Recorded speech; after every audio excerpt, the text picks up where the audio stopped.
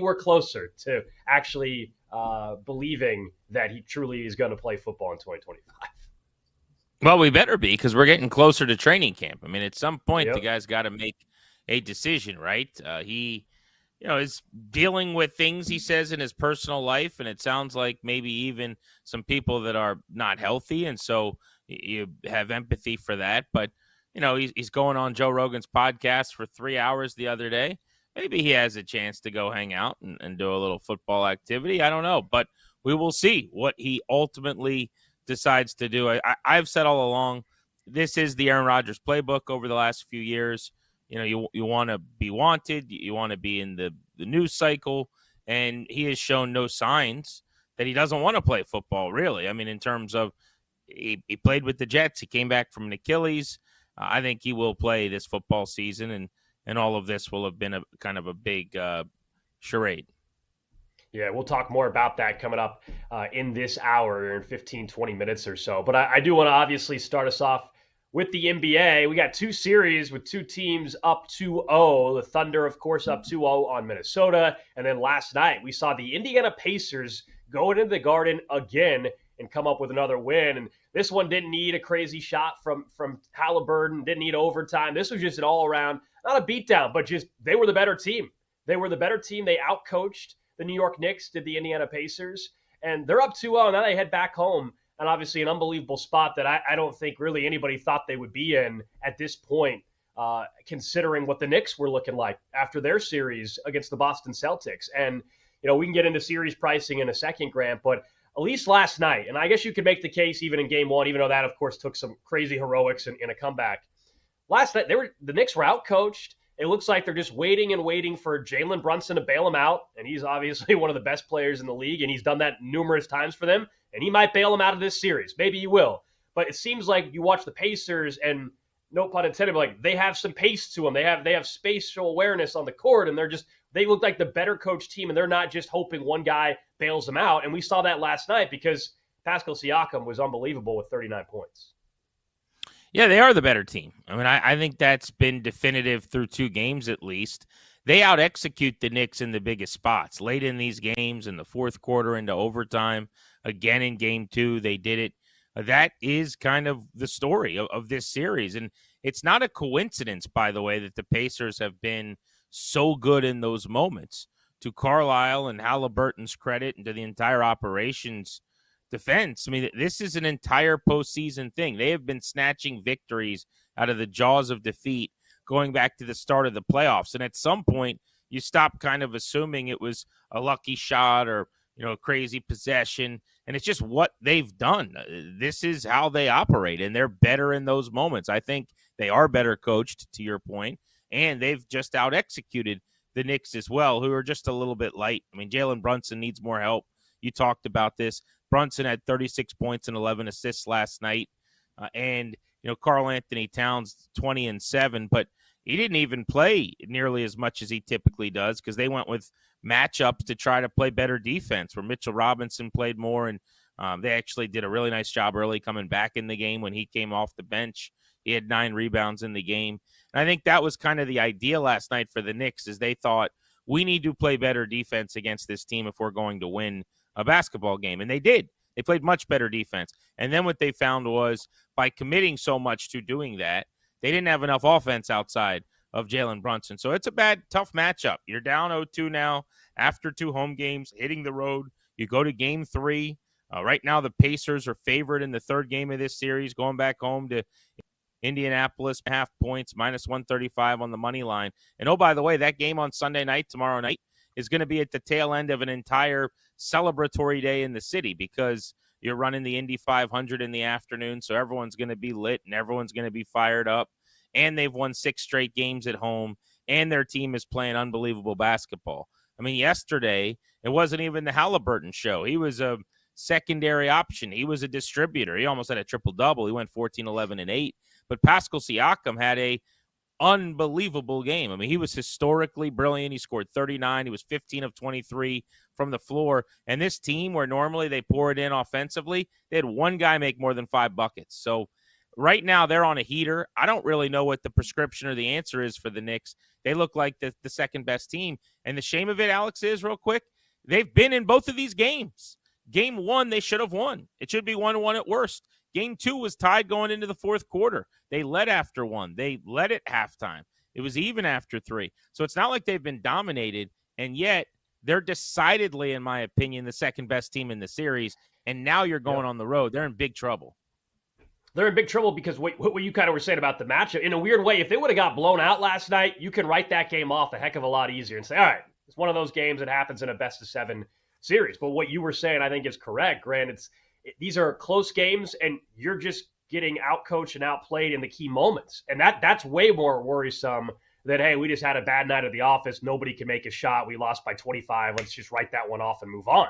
That's the danger here for the New York Knicks. And series pricing, Knicks plus 400 now. Obviously, they're down 2-0, a must-win spot coming up in a couple nights for Game 3 in Indiana. And then the Pacers are minus 550. If you're looking at series results and overall how far this goes, I remember last Saturday we were talking about it. Neither one of us thought, I think we both might have picked the Knicks to win the series, but neither one of us thought the Knicks were winning in 4 or 5, thinking this is going 6 or 7. And look, it still might go 6. I think that's where everything flips right back to the Knicks. This is the thing for the Pacers. You don't have to sweep the Knicks, but to me, you got to get this done in 5. Because I do think, given what we just said, how close these games are, if it gets to 6, then that's where all of a sudden it gets a little dangerous again, I think, for the Pacers. Right now, not that the foot is off the gas, but they definitely are the team that's not playing with any pressure. The Knicks now are wondering, can we, as much as we talk about the Garden and how great the atmosphere is, and it certainly is, they're 3-5, the Knicks are in this postseason. So I look at the Pacers to win in 5, it's plus 350. That's actually really intriguing to me. And this one, I don't know how you feel about the overall series result. Well, I like that bet for sure. I like that value a ton. And the reason is, as you said, the longer it goes, the odds are going to get worse. And so I have less interest. But I think what we've seen so far looks more like a series that would trend 6 if these first 2 games were in Indianapolis. The fact that you're now shifting on the road, and yes, the Knicks have played well on the road in the playoffs, I think does give you a chance to have a 5-game series, because it is very hard for me to imagine the Knicks take both in Indiana. I think the best case scenario, and they're probably telling themselves, we got to split and then we got work to do on the back end, right? You come back down 3-1 because the damage has already been done. Now you're in salvage mode a little bit for these next 2. You're not going there to take 2 realistically. If you take game 3 on tomorrow night on Sunday, now you can get greedy. I mean, obviously you're not going, well, this one we won't win, we'll split. Sure. But, the idea going there is you got to get one of these. But I think you're onto something. The 5-game series works because the way I view it a lot of times in these series is the Knicks already lost one of the games they should have won. Like that game 1, that's a 1-0 series. Now it's 1-1. And instead it's 0-2. So that means the 6-game series became 5 because that was a Knicks win that they lost. And that's kind of how I make sense of it in my mind. Right now, if you're looking at overall finals championship odds, looking at our screen here on BetMGM, you've got the NBA Finals winner, the Thunder, understandably up 2-0 in their series in complete control over the Wolves, minus 325. Not surprisingly, you've got the Pacers as the distant second option at 4-1, and then the Knicks, who actually have a better shot, you would think, to come back in their series down 0-2 than the Wolves, who haven't really shown the ability to play with the Thunder over the last 7 quarters. 18-1 for the Knicks, 20-1 for the Wolves. The only thing I would even consider playing there, goes without saying, is the Pacers, right? Because you're not making a bet on the Thunder. You need to touch series pricing at this point if you're going to do that. And the Indiana Pacers, nope. Nobody thought they'd be here. I mean, how many times over have we said, oh, that's a pretty good team, but they're not going to win that series? Even going into this series, I think both of us kind of favored the Knicks minimally with all the momentum they had. So, why not slap a couple bucks down on 4-1 right now? Yeah, I'm kind of with you there. By the way, Thunder Timberwolves, of course, later on tonight, that game on ABC. It's back in Minnesota, and the Timberwolves are 2.5-point home dogs to the Thunder, total sitting at 217.5 over at BetMGM. That series to me is absolutely done. Like, you and I both are looking at the mismatch on the Knicks side of things and say, hey, the Pacers obviously are in a great position here, but this flat out, from a true firepower standpoint, it just doesn't seem like the Timberwolves have it. And the Thunder, they got to complete the task. They got to win the series. They got to potentially obviously win the finals for this to be the case. They look like a team and an organization, given the young talent. They now have the MVP winner in SGA on their roster. They still have a ton of draft picks. If there was any of those four, you were just laying out the odds to win the title this year. If there's any of those four that you could tell me I could bet on that have a chance to go on a, I don't know, let's say a dynastic run, but let's say to win more than one over the next 5 years, the Thunder are easily the only choice, right? You agree with me on that? I mean, they look at that roster, look at the amount of draft capital that they have, either to go continue to build young, or maybe that organization says, hey, we got SGA, let's just go all in, baby, like we've seen some of these other teams that had young players that are obviously stars, and give up some of that draft capital. And I'm not saying Giannis necessarily, but is there a chance to just go all in, kind of the way the Warriors did after winning a title, and they got Kevin Durant? They're the only franchise to me out of the four we're talking about here that is in a spot to do something like that. Oh, it's not even close. I mean, I don't even think that's a debate. The only thing you could say if you're looking for a secondary option would be maybe, the Pacers, because you could make the case that Halliburton's really coming into his own as a superstar, and that you work the rest out around him, and you can kind of, keep the secondary options coming and going. But, he was on the Olympic team. It was a very small part of it, but Team USA, like, this is a guy that is legitimately coming into his own. Now, SGA just won the MVP award, obviously, but my point is the Thunder you're already setting aside. If you wanted to tell me the Pacers are going to be a mainstay at the top of the conference because Halliburton keeps elevating his game, maybe I could hear that argument. But yeah, and this is known. I mean, we've said this for years with the Thunder. The way they piece this together with 8 million draft picks and, homegrowing this thing and internalizing the rebuild, I thought it was brilliant. You've seen executives from that front office leave and take over other teams. Will Dawkins is now running the Wizards. It's because everyone's looking at how they operated and they're going, we want some of that. Give me a piece of that. So, yeah, I definitely think that is the case. Isn't it interesting, though? I'll ask you this question because I think this is pretty obvious, but maybe you can tell me if I'm wrong. The Knicks go down 0-2 at home and hit the road. The Wolves go down 0-2 on the road and now come back home, and yet both of us would rather be the Knicks, right? Yeah, and I just think it's about opponent. I mean, and it makes sense, right? The Knicks have been in both of these games in the fourth quarter. They're shooting shots to tie or win the game at the end of games. And the Wolves, despite jumping all over the Thunder, I mean, I thought you had to win game one because Oklahoma City had just played 7, quick turnaround. You've been waiting. You pounce on them early, slow start, and then they come back and they roll you as the game goes along. Game 2, it felt like you were just distantly the second-place team in that one. But I mean, I guess it's not a surprise based on how the 4 games have been played, but that's pretty rare that you would say the team coming home down 0-2 is in a way worse spot than the team hitting the road in the same situation. Yeah, and it's all about the Thunder. Yeah, I'm with you, man. It's all about what the Thunder are, and we're talking about them being a potential team that's going to be in this game and potentially the finals for multiple years and things like that. That they just look flat out like a way better team. And yeah, the T-Wolves haven't been competitive. Yeah, they've had some strong first quarters, as you said in game 1. First quarter and a half, the Timberwolves looked great. Thought maybe they were actually going to take one there in OKC, and of course that was not the case. And this series it would be the one where I would take a flyer on even a sweep. I don't think the Knicks Pacers series is hitting in 4, but I think, I know the T-Wolves are underdogs at home, so it's not really that crazy. The series pricing for that game, and that series, I should say, for the Thunder to sweep, it's plus 185. You're just not getting a great number, but I think that's where everybody's at right now. It just looks like this thing could actually be a sweep. If you think somehow the T-Wolves get one, it's plus 180. So, I mean, I'd rather just take a flyer on a sweep, and if the Thunder get it done in game 3, this thing's over. They are the best team in the field, at this point, pretty definitively. And the question is, do you think after they advance and move on, Indiana, it looks like, or the Knicks could give them any run? And obviously right now, odds makers don't see it. And that's why it's minus 325. They feel like, this is a coronation here, and we just got to play out some basketball games until SGA is holding the trophy. All right, coming up next here on Countdown 2, Grant and I are going to head to the NFL. We'll talk more about Aaron Rodgers' cryptic message, plus the Rookie of the Year odds heading into the rest of this offseason. Is this all about Cam Ward? Who could it be? That's coming up right here on the BetMGM Network.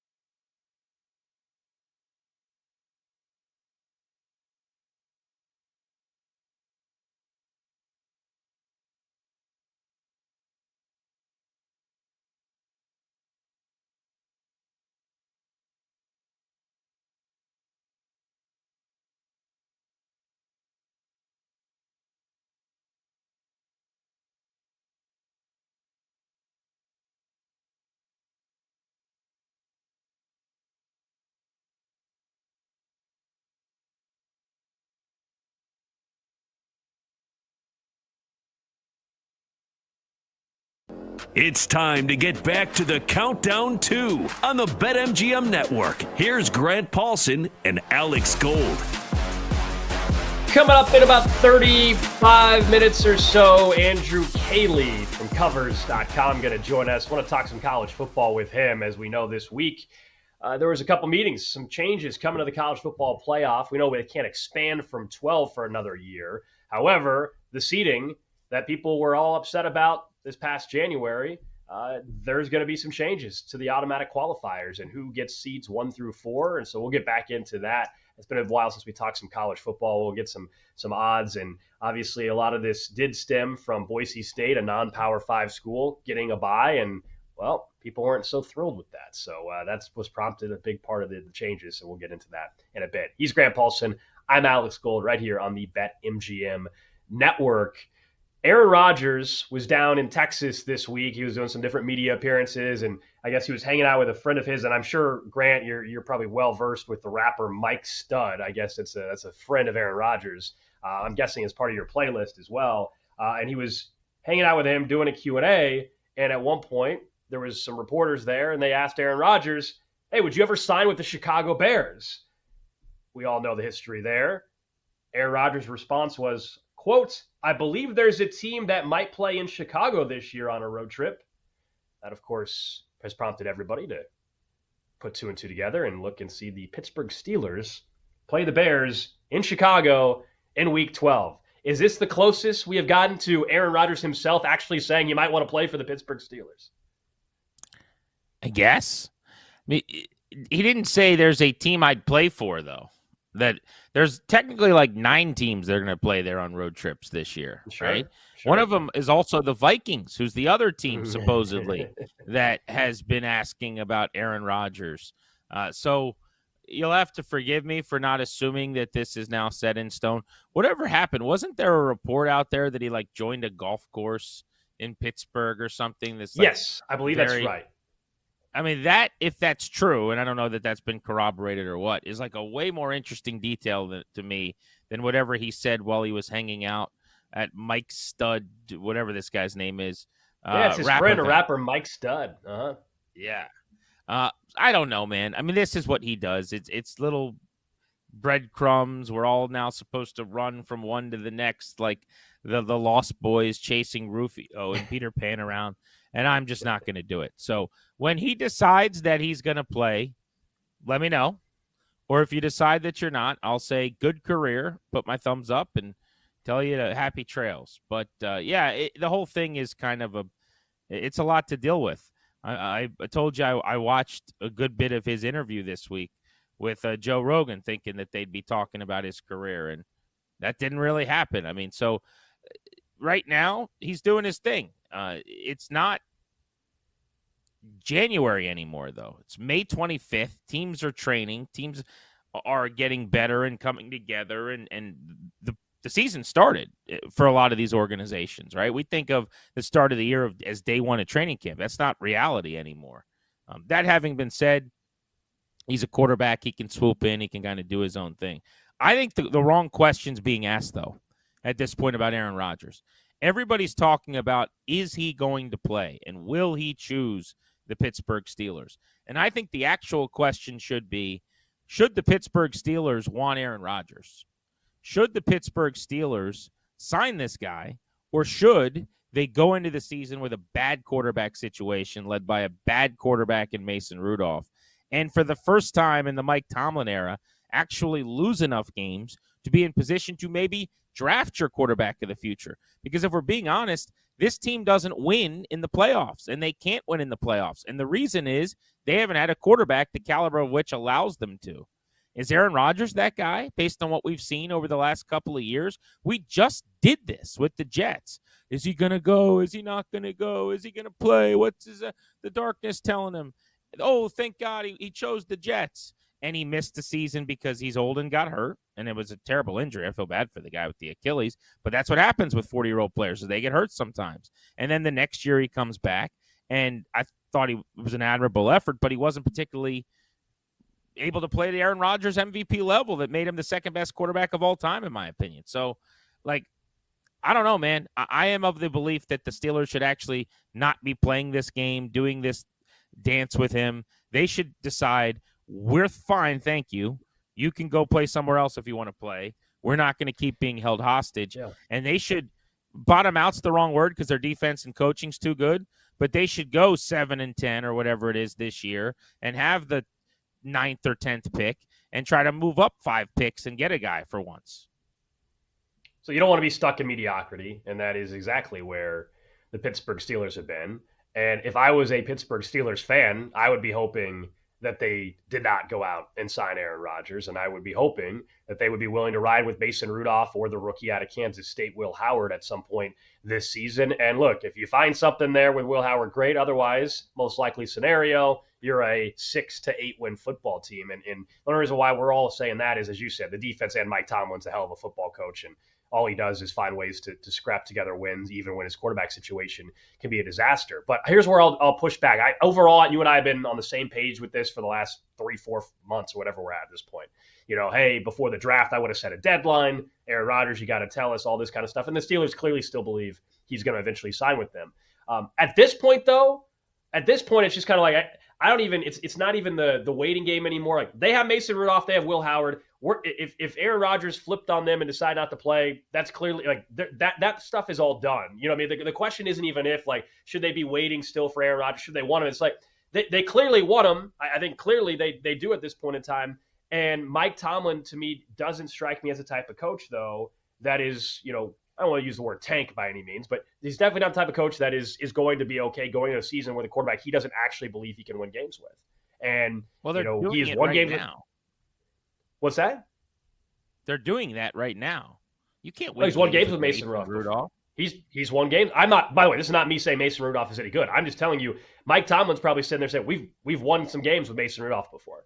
Sure. They obviously won Aaron Rodgers. They obviously won Aaron Rodgers. I mean, I don't think there's any debate there. Like, you agree with that, right? Clearly, the Pittsburgh Steelers want Mason Rudolph or want Aaron Rodgers to be their starting quarterback. But my point is they shouldn't, right? I'm not suggesting they don't. I agree with you. Wrong. I just but, I going agree back with to you Mason that Rudolph, they shouldn't. Teams have won games with a lot of guys. I mean, Washington won a game with Josh Johnson. Like, that doesn't mean you should start him for a whole season. Mason Rudolph won a couple of games at the end of a year a few years ago when they benched Kenny Pickett, and he's been there in perpetuity with an elite defense and a good coaching staff. So yeah, you could win games, but that doesn't mean if he's your starter all year, you're not going 6-11 or 7-10. That you can't win in this league with Mason Rudolph as your starter. Period. You can't do that. So, and if they went 10-7, I guess they'd claim victory and say, we did it. Well, no, you didn't, because you're not winning anything meaningful. But I would bet anything that you're not winning, you're not going over 500 with Mason Rudolph. So they're actually about to do it. Yeah, like, here's the thing. So what you're saying, with they have Aaron Rodgers on their team as well, they're a team that makes the playoffs, and that's it. Like, I don't think Aaron Rodgers also doesn't make them. This is where I agree with you. He also doesn't make them a true contender. So it's you can win. You can have Rudolph and Howard, and you win 7 or 8 games with Aaron Rodgers. No, we're in agreement. I think overall, Aaron Rodgers is going to get you to 10 or 11 wins. Aaron Rodgers might get you to 10 wins, and maybe you win in the first round for the first time since 2016. By the way, and if you do that, awesome. But you're not getting to a conference championship or a Super Bowl unless he's way better than he was last year with the Jets. And I don't know why a year older with an off season where football wasn't your focus at all. You would think that Aaron Rodgers could be that guy. So, yeah, I mean, my point is not that I don't think they want Aaron Rodgers. They obviously do. I'm saying we're asking the wrong question. Should they want him? And the answer to that, in my opinion, is no. Like, going into this season with those quarterbacks and their quarterback room is unserious. So it's odd to me that they are in the mode where they're trying to win and they're going to do the rhetoric of you play to win the game and we got to go win a Super Bowl. You can't. You have punted on that with the quarterback room that you've built and the situation you put yourself in. So I'm saying go with the lesser of the two options. You've already screwed it up at quarterback. You had a whole offseason to get a better option. You didn't. And so now the whole, like, they haven't had a losing record in 17 years or whatever. Who cares? Like, that I guess that's a nice feather in your cap. It's irrelevant. They have not won a playoff game since 2016 when they got eliminated by the Patriots after beating the Dolphins and the Chiefs. And they lost in the conference title game. Since then, they've lost to Jacksonville, Cleveland, Kansas City, Buffalo, and Baltimore in a bunch of one-and-dones. Like it is time for them to find the quarterback of the future, because having a great coach, which they do, is obviously not the answer. You got to have a really good coach with a great quarterback, and they can't get one going 10 wins every single year. No, I don't know if you thought I have the other side of this. I don't. We've been talking about this for 3 months. I'm with you. I'm just saying at this point in time, like we've answered that question. We both feel that way about this organization, and clearly that's just not the path that they're going on. So we can have the conversation in week 2 and say they shouldn't have had Aaron Rodgers when they're 1-1 or 0-2 or whatever it is. Like I'm with you on the decision making process. I totally am with you. I just think at this point in time, it's like that almost that conversation. Once they didn't draft someone fairly high in the draft, they've made that decision, and it's kind of like, we can obviously continue to say we wouldn't have made that spot, but there's not even much more of a conversation to be had on should they have gone down this path. I mean, everybody's been discussing this for months. Yeah, I wouldn't have brought back Aaron Rodgers. Not if I was the Steelers. I wouldn't have brought Aaron Rodgers in if I was the Minnesota Vikings either. Same thing applies there, and they got a ton of weapons. Yeah. I'm totally cool with the Vikings going with JJ McCarthy as well. The reason it's relevant, in my opinion, is they haven't signed him yet. So until they do, they still have a choice to make, right? Every day is another opportunity to go, wait a second, do we want to do this? And so when they sign him, you're acting like he's under contract already. I understand that they have made it pretty clear they're waiting on Aaron Rodgers, but he's not on their team yet, and I'm saying this is a mistake. And we do this with teams all the time. Like, because they think something, we don't just go, well, that's what they think, let's not talk about it. No. The point is we're evaluating their decision-making, and their decision-making on this is bad. Yeah, and we have, yeah, for sure. No, I'm with you, man. I'm with you. I'm totally with you on that, Riz. All right, let's take a look at the Rookie of the Year odds. Obviously, the co-favorite, I should say, at this point in time is first overall pick, Cam Ward, Tennessee, plus 250. Ashton Jeanty, the running back there with the Raiders at plus 250. You got Travis Hunter, 6-1. You got Tet McMillan, 13-1, and a running back there for the Chargers, Amarian Hampton, sitting at 14-1. I still, what I'm going to be fascinated about this offensive and defensive Rookie of the Year market is how much does Travis Hunter being a two-way player swing this? Because they should be separate. One is he an offensive Rookie of the Year or is he a defensive Rookie of the Year? But I feel like people are going to mesh the two together, Grant, and we're going to have people looking at his offensive numbers and saying, we got to understand he's also being asked to play defense. So actually what he's doing offensively is even more impressive.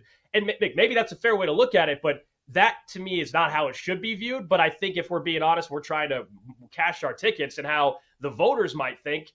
I think, Hunter, you get a leg up here because I do think it'll be hard for people to separate that fact of the entire situation. Yeah, it's a good point. So my question was kind of, does Hunter's presence make it impossible to use past voting as the precedent for like how this is going to go? And what I mean by that is, so with these awards, I always look at like history to say, is there positions that can't really win it? And like for running back, nobody's won this award since 2018 Saquon Barkley. The year before that, it was Kamara. We had a little run there from 13 to 18 where in all but 2 seasons, 4 out of 6, it was running backs. It was Eddie Lacy, Todd Gurley, Alvin Kamara, Saquon Barkley, with OBJ and Dak kind of sandwiched in between. And so my logic was it's really, really hard for a running back to win it. It's going to be a wide receiver or it's going to be a quarterback. But to your point, we've got this new thing now that hasn't happened before. And are people even going to be able to help themselves? If Travis Hunter is Shohei season, right? If it's like he's got 4 picks as a corner, I'm making this up and, assuming he plays enough to do that, but also goes out and catches 70 balls for 1,000 yards or whatever, I would think it's a slam dunk, isn't it? I mean, at that point, like he has to be the Rookie of the Year. But the problem is we differentiate offensive and defensive. So you're only supposed to take into account what he does on offense for this award, right? Yeah. That's it. Can people differentiate? Can they do that? I mean, is he just like, is it possible to even, it's the equivalent of the MVP award, I guess, for Shohei. Sorry, the Cy Young award. Like, it's just pitching excellence. The fact that he hits 50 home runs shouldn't matter anyway. do people also, when they're thinking about that, separate that and go, but I got to give him a little extra credit because he is hitting constantly? I think they probably do. So if that's the case, I think you got to assume Travis Hunter, even though he's not listed as the favorite, like might be. I don't know what to do about this market. I would say in a normal season, I would take Ashton Genty to be the first running back to win it in 8 years.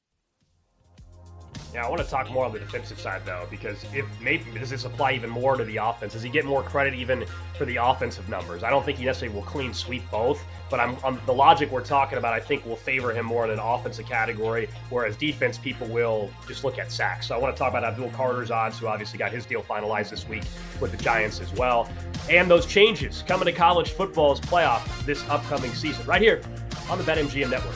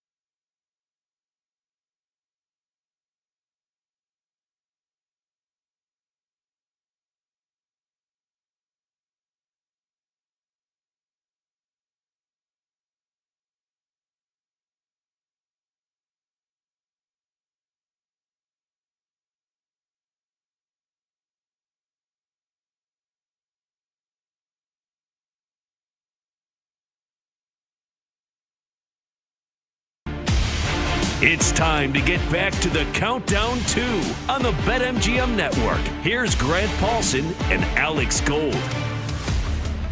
Coming up in 20 minutes, Andrew Cayley, Covers.com, going to join us. We'll talk some college football futures. Also, we'll see if he's got some plays this weekend. And thinking of college football, it was a significant week with some changes that are going to be coming to the college football playoff. We know this past year when we saw playoff rankings come out, the final ones, and the qualifiers based on conference champs, they were guaranteed, not home games, but they were guaranteed buys. And one of those teams this year that got people talking was when Boise State ended up getting a bye before they would eventually lose to Penn State.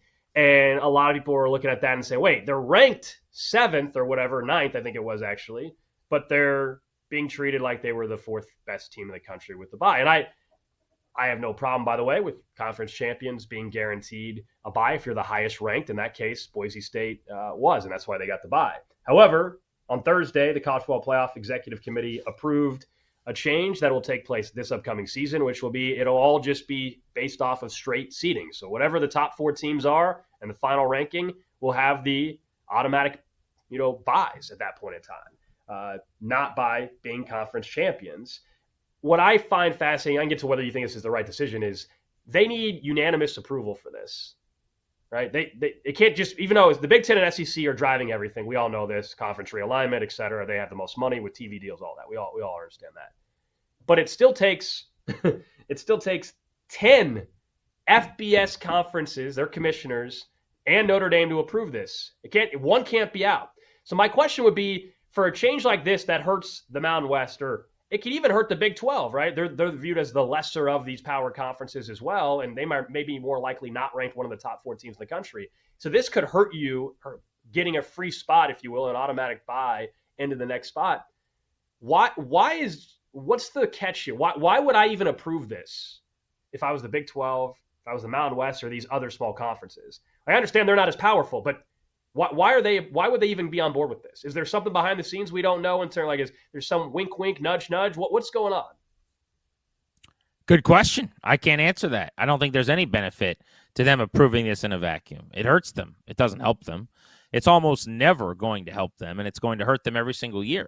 So, I mean, the idea of that's a surprise to me that it has to be unanimous and it would go through. If you told me that it needs NFL owners meeting style 3/4 or something like that, and then you drag the Mountain West and a couple of these conferences kicking and screaming with you, into this better philosophy, as far as I'm concerned, that would make a lot of sense. But yeah, I can't answer that because I think they voted against their own interests in this case. Yeah, no, I just find it to be fascinating. Now, the change, it sounds like you like this, though. Like, in general, you like the idea of just keep it straight seeding. You're not a fan of what they were doing last year? I do. I think I'm in the minority. I also wanted the NFL to change playoff seeding so that it's by way of record. Really? We got to talk about a division champion. Okay. Yeah, a division champion. It's because I saw it here with Washington. They hosted a playoff game in a terrible year when the NFC East was dreadful. They went 7-10 in the pandemic year in 2020 without fans. And in fact, only got to 7 wins because in week 17, the Eagles correctly tried to lose on purpose because they understood the assignment and their better run at the time. And they basically were beating Washington on accident. And they're like, well, wait a second, we can't do this. So they literally benched Jalen Hurts in that game and put in Nate Sudfeld. And Washington came back and beat them in a primetime game in the final weekend of the season. And then Washington, against the third-string quarterback at the time, got this win, got to 7-10, and made the playoffs and hosted Tom Brady's Tampa Bay Bucks the following week. Now, the Bucks won and ended up winning the Super Bowl that year. But my point is, that day I decided this is the dumbest thing I've ever seen. So we can get back to the NFL part in a second. But I think conference play has to matter for sure, and I think it does. Division play has to matter in the NFL, and I think it does. You get yourself a guaranteed playoff spot by winning your division. That's enough for me. The seeding, last year I didn't like it. I thought that the wrong teams were rewarded with easier roads. It's kind of quirky, right? There's also this hunger to give everyone like a seat at the table in terms of evening things out with the conferences, but it's not even. Boise State's schedule is not the same as an SEC team's or a Big Ten team's schedule in conference. So, no, I played more difficult teams. I had a better record or what have you in this case. Yeah, I should absolutely have an easier path and a better road in the playoffs. I'm a believer in regular season mattering. And I think the argument oftentimes is flawed when people go, well, you're watering down the regular season. No, I'm not. I'm making it matter more. You just went through a rigorous regular season in your conference. I'm making it matter more. So, yeah, I'm all for, making each game in the regular season matter the most possible.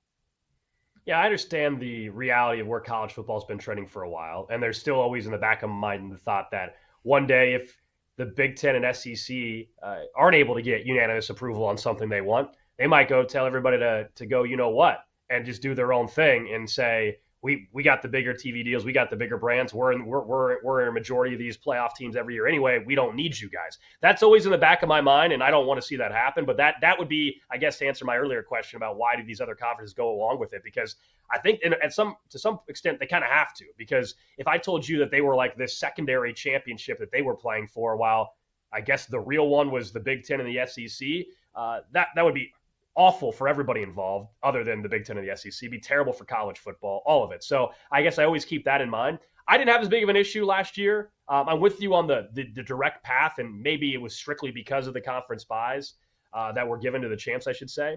But I think this was just hey, if last year, I don't think it's so much that Oregon had a tough road or something. I think where the Big Ten and the SEC don't like it is they did not like seeing Boise State in that spot.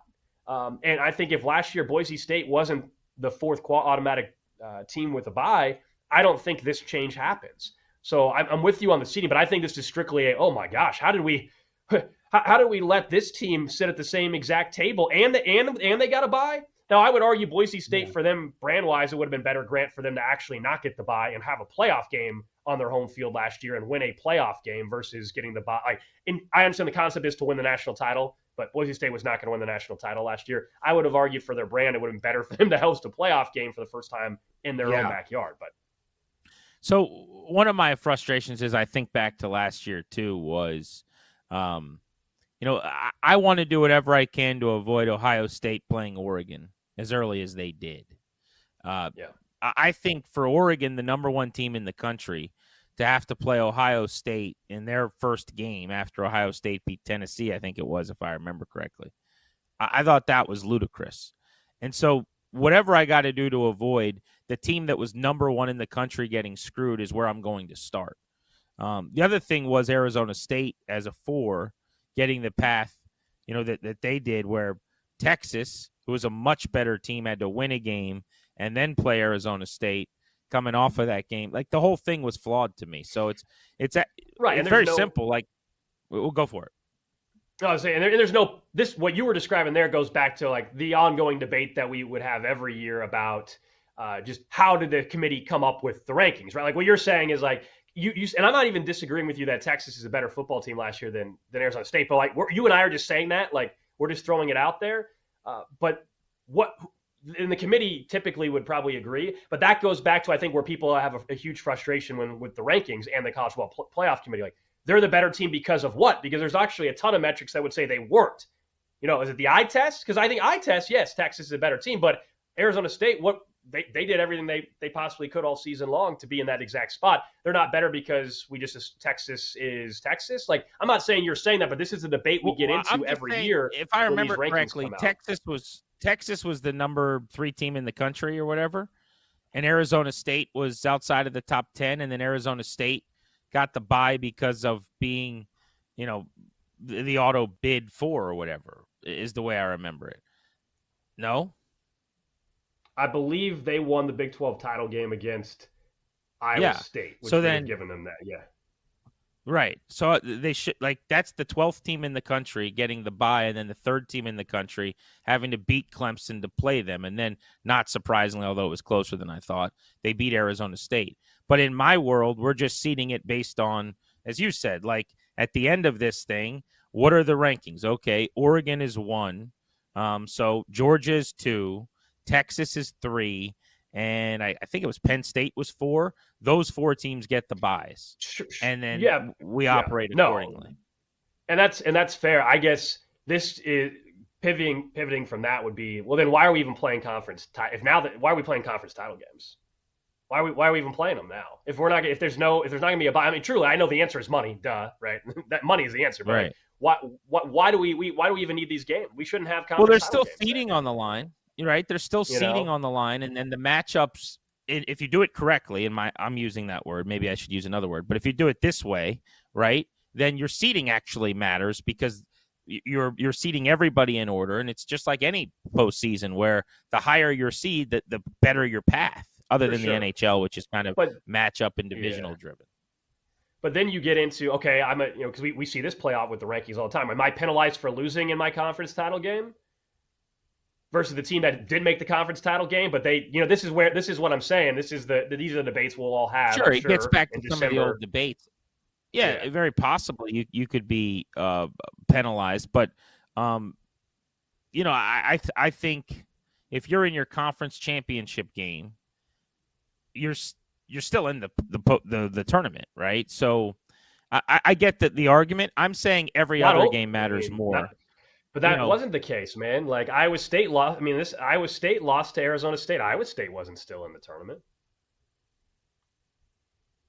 you're saying on the back end of the 12. I'm just saying if we're going to say like, getting to the conference, why does it matter getting to a conference title game? I'm saying Iowa Well, State you could that still do lost. auto bids for sure, but the seeding is all I'm talking about. Yeah, I'm just saying where I have an issue is the overall seeding with a team that didn't play in their conference title game. They're getting rewarded because they didn't pick up an extra loss in said conference title game. That's my only thing. But we can talk about Right. this more with Andrew Cayley too. I think in just a bit. I want to get his perspective. I think it's fascinating though. We know also we're just 2026. They're going to expand this thing. So which 14 Yeah, is we'll be such a weird having number. more Just move. debates then. Just get it to 16. Can we just skip 14 and go to 16 and just cut it off there, please? I think 14 is a very weird number to have the college football playoff. But anyway, we can discuss some future odds in college football with Andrew Cayley from Covers.com. And then I do want to get back into what you were alluding to with the NFL. They had a couple interesting votes this week, including a decision not to ban the tush push. That's coming up right here on Countdown 2.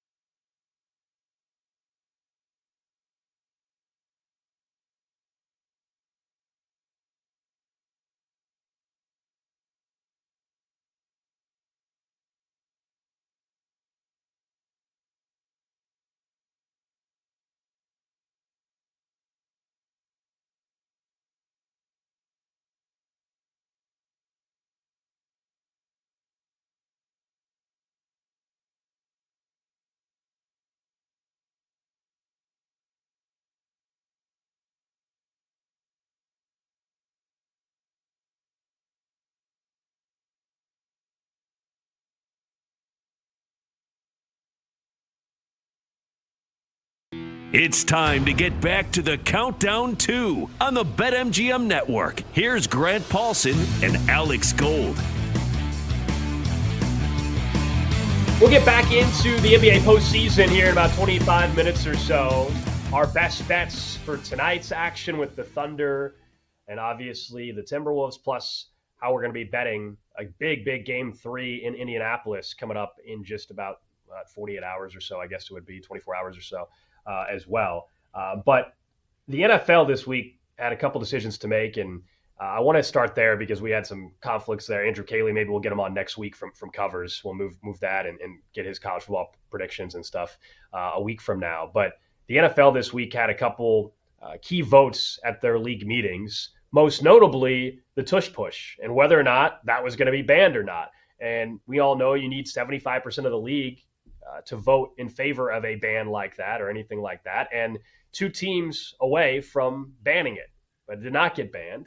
And the Eagles brought in Jason Kelsey to speak to owners and explain why, it is a safe play. He was saying, hey, I would come back and play again if I could run it 60 times or whatever in a game. I would do it, trying to make their case. And admittedly, I think we all know at this point, anybody claiming the safety element, we really don't know the answer yet. We don't have the data fully yet, surprisingly enough, to claim here right this second that no, it's 100%, it's a safe play or it's not a safe play. And I think that will be next March if they have that data. This will get up for vote again. I don't know if you disagree with me. Like right now, it's not banned, and there's a lot of people that are happy it's not banned. There's also a lot of people that aren't happy. This is a very divisive conversation, it sounds like, that league executives had with owners as well. The league wants the tush push banned. Roger Goodell does not want the tush push to be a thing anymore. And the Eagles are obviously very upset that the owners, that the league is pushing that towards the owners. I think this only stopped the inevitable, Grant. Like I think the tush push will still get banned in the next 2 to 3 years. Yeah, I think it'll be next offseason. I mean, a major progress was made, if you want to call it that, this offseason. Yeah. Just think about the fact that there were 16 teams that voted for it to be banned when they tabled it 6 weeks ago or whatever that was, 2 months ago at the first meetings. It was 16-16. And then you fast forward to this week, and it was 22 teams that voted to ban it. They needed 24. So as you said, it was too shy. But, I mean, 6 more teams kind of crossed the line, so to speak. So the momentum is certainly there. I think another year of the dialogue, another year of it being a controversy and whatever else comes with it will give you the ability to find another couple of teams. So this is not something I'm nearly as adamant about as a lot of people in my market, in D.C. A lot of the folks within the divisional opponent cities of the Eagles hate this play and have for a while. I originally was pro keeping the tush push. And my logic on that over the last couple of years was I thought the reaction was that you're having a hard time stopping this play, so I want it gone. And that's not a precedent that I want to set, and it's not something I agree with. In baseball, as an example, I didn't like getting rid of the shift.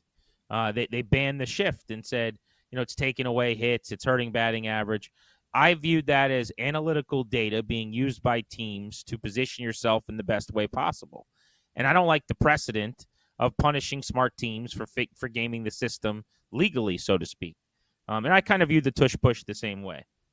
I have come around slowly on the idea, though, and now would vote against it. I would ban it, so to speak.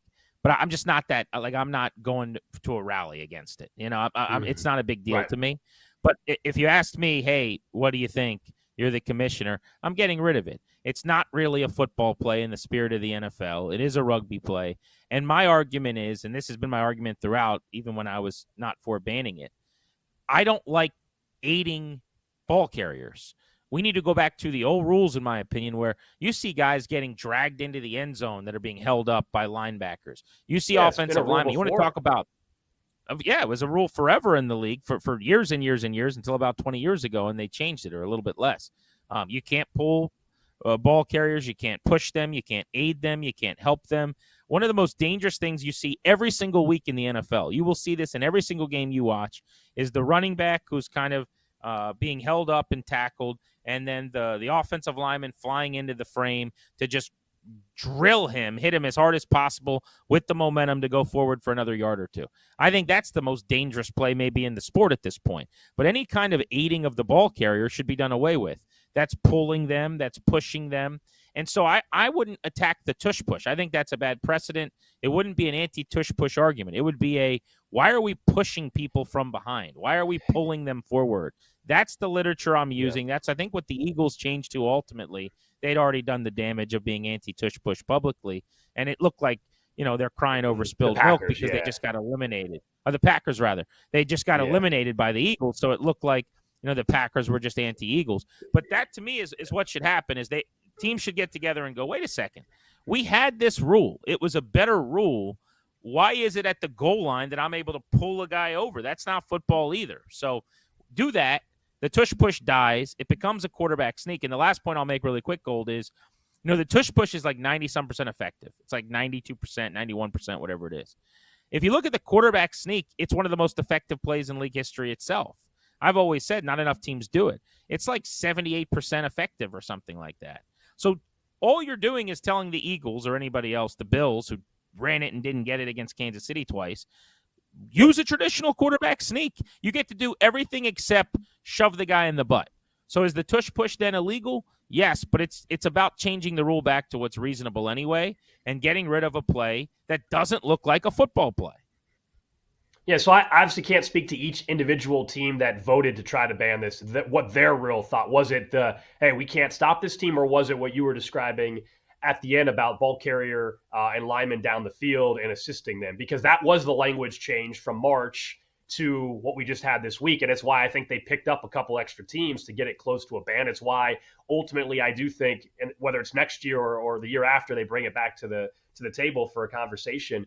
I think it will eventually be banned, and that was to make it seem like, hey, it's not just a target that we're going after, as in the Eagles, on the tush push. And look, they do it better than anybody else, but there's no debate there, right? They got a quarterback that probably has the strongest lower half of any quarterback in football. Oh, and then now you couple with Saquon, who's got tree trunks for legs. So they're great at it. It wasn't just a Jason Kelsey thing. They did it with Cam Jurgens, their new center, or their fairly new center, obviously. So that was not the thought for me either. It's funny, you and I hadn't talked about this before, and I was wondering where you would be at because you're in the same division there, team you cover with the Eagles. But yeah, it's not like, oh my gosh, like how could they not ban it kind of thing. I'm not banging the drum for it, but also like, yeah, I think it should be banned. And my thing is, and I know this could be a slippery slope, it's not a football play, yes, but it also is a boring freaking play to watch when I just know, oh, it's 4th and 2 or it's 3rd and 2. So I'm going to see 2 straight tush pushes, or it's 1st and goal from the 3 and they're going to do a tush push. Like, it's just a boring football play. Like, and I know people are like, well, there's a lot of boring plays. I mean, what are you going to tell me? The QB kneel? Well, the game's about to be over. Yeah, nobody's doing that just for the heck of it, in the middle of the game. I just do a QB sneak, and I bet you the Eagles are still very good at it. But I'll tell you this, the fact that the Eagles brought in Jason Kelsey to speak about it, that tells me that there has to at least be some strong worry, and there was, that it was going to not pass or stay alive, I should say, just a couple days ago. Like that, it is. They know how competitive of an advantage it gives them. Like I say advantage because they're good at it, not advantage because they're breaking some rule. Just they're very good at it. And as you pointed out, the Buffalo Bills, if they would have just done QB sneaks with Josh Allen against Kansas City, might be having a completely different conversation about who was in the Super Bowl. I mean, truly, we might have, but they were insistent on doing the tush push, and they failed at doing it. They're not as good at it as the Eagles were. So I think it's going to get banned. I'll say this, the rest of the meeting, this got all the headlines. The playoff reseeding was far more interesting, and I was far more passionate about that proposal, which had, for those that don't know, the Detroit Lions, with a push from the NFL, had a proposal to get rid of the automatic home game, basically, for a division winner. And I was very much against that. It sounds like you were fine with it. I am a believer in division titles mattering, not just because, yeah, you clinch a playoff berth, but you probably can at least relate to this part in DC where a franchise that, doesn't go to the playoffs every single year. And I know it seems rich coming from me in Kansas City now, but it was not always this way where they were winning 9 straight titles. I can promise you that. It was a big freaking deal to have a home playoff game, man. It was finally, oh man, I got to win this AFC West title to get that home playoff game. And as a season ticket holder, you're fired up for that. I think that is a huge. We don't need divisions then at that point. I'd rather just go to an NBA model to a certain extent. If we're going to say that you don't get a home playoff game anymore, because every 5 to 10 years we have a team that wins 13 or 14. That's a wild card team. So I understand what happened last year with Minnesota, that it sucked being a 14-win team and having to go on the road in the playoff weekend. And I'm not even arguing that there weren't division winners. They were better then. But winning your division and the way the schedule is set up, we need to change the whole scheduling if we're going to go to this playoff reseeding model. So I'd be for tweaking the scheduling. I'm not for getting rid of divisions. I think divisions matter. I think they should matter. It's the rivalries are important. For sure. So I'm not willing to do anything in that way. But if you want to talk about scheduling a little differently and having more common opponents within the conference, or however you want to go about that, then I like that. I could be interested in that possibly. I don't know that you have to tweak a whole lot. I mean, I would be fine with just leaving everything as it is and implementing this. But I'll say this. The argument you just made I had not considered is a very, very good one, which is without the division championship getting you a playoff home game, and I'm in D.C., and they only played at home prior to this past year. They didn't even have a home playoff game this year, even though they won a dozen games for the first time since 91. But I think there's only been maybe 4 home games at in the stadium's history that opened in 1997 for the playoffs. 99, 2000. I don't need to go through them all, but there's been 4. So the point of the dude's story is, I think that's a really compelling argument, and it's something I'll think about. But what I said was on the show this week, I don't want ever again an 11-win team going to a 7-win team. I think that's crap. I think it's nonsense. So what I would actually propose is that if you're not 500 as a division champion, you don't get to host a playoff game. And I think I like that. Would actually, it doesn't happen very often, so that's fair. It's rare, but it happens more than it's every few years it happens. It's the Ron Rivera corollary, where Ron in Carolina had a 7-win division champion that hosted a game in the South. He had one here in D.C. If you are a losing football team, and it's complicated on how you would do this because, the end of the year, you're scheduling things, but, there's division championships that are won in week 18, and you still got to have the game the next week. But if you're not if you don't have a winning record, and you are playing a team with a better record, which you always will be because the wild card team presumably would have a winning record, then you have to travel. And if people would agree to that, then I'd be perfectly fine. Because I'm not in the business of necessarily saying division shouldn't matter. I think if you go 10-7 and the other team's like 11-6, then you could probably just look at the schedule and go, well, they played a harder schedule anyway. Like there's semantics to it. So I'm not so adamant about changing the rule. What I hate and what I cannot abide and what I don't think should ever happen is when a 7-win team, and it will happen again in the next couple of years probably, of this crap division gets to host a 10 or 11-win team. And I just don't think that should ever happen. Yeah, now I will say I'm nitpicking here. I think when we get to, is it a percentage thing, aesthetic thing? Like, because we have 17 games. We're probably going to have 18 games here pretty soon. So I don't think it'll ever be a 7-win team. I think we're going to be honestly talking about 9-win when teams. They expand the schedule, sure. Yeah, I think even now, though, I understand we've had it happen. I think even now it's probably a 9-win team that gets in, wins their division, and we're not happy about it. I'm okay. I can get on board with you on the division winner is not a 500 football team. They don't get a home playoff game. I can get on board with that because I also think that's only happening like twice every 8 years or something like that. I don't have the exact numbers in front of me, but it's not every other year. I know that. It's more like every 4 years. Looking at it right now, this list isn't right because it doesn't list the one from 2020. But it's got 2010, 2011, 2014, Seattle, Denver, Carolina. So it happened 3 times in a 4-season span then, I think, as of when this was done. I could think of the 2020 Redskins.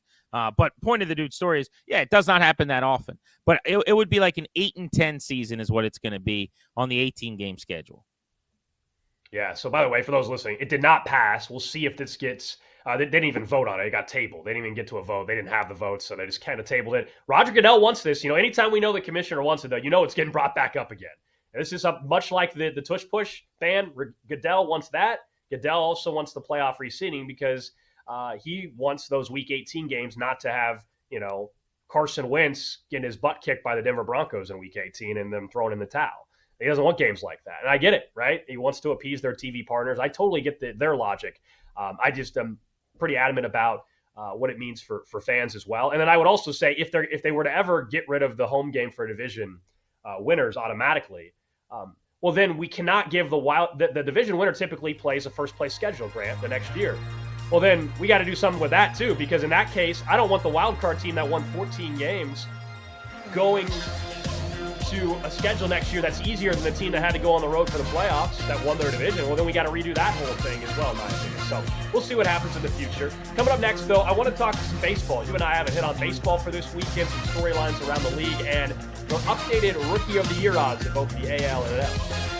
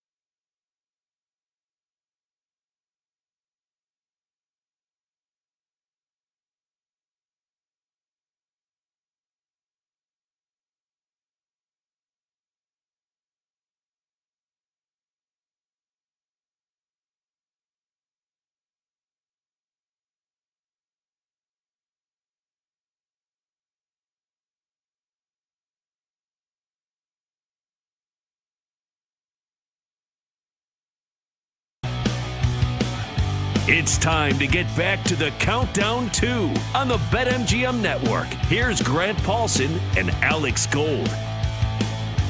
Don't forget you can watch the show as well on Twitch.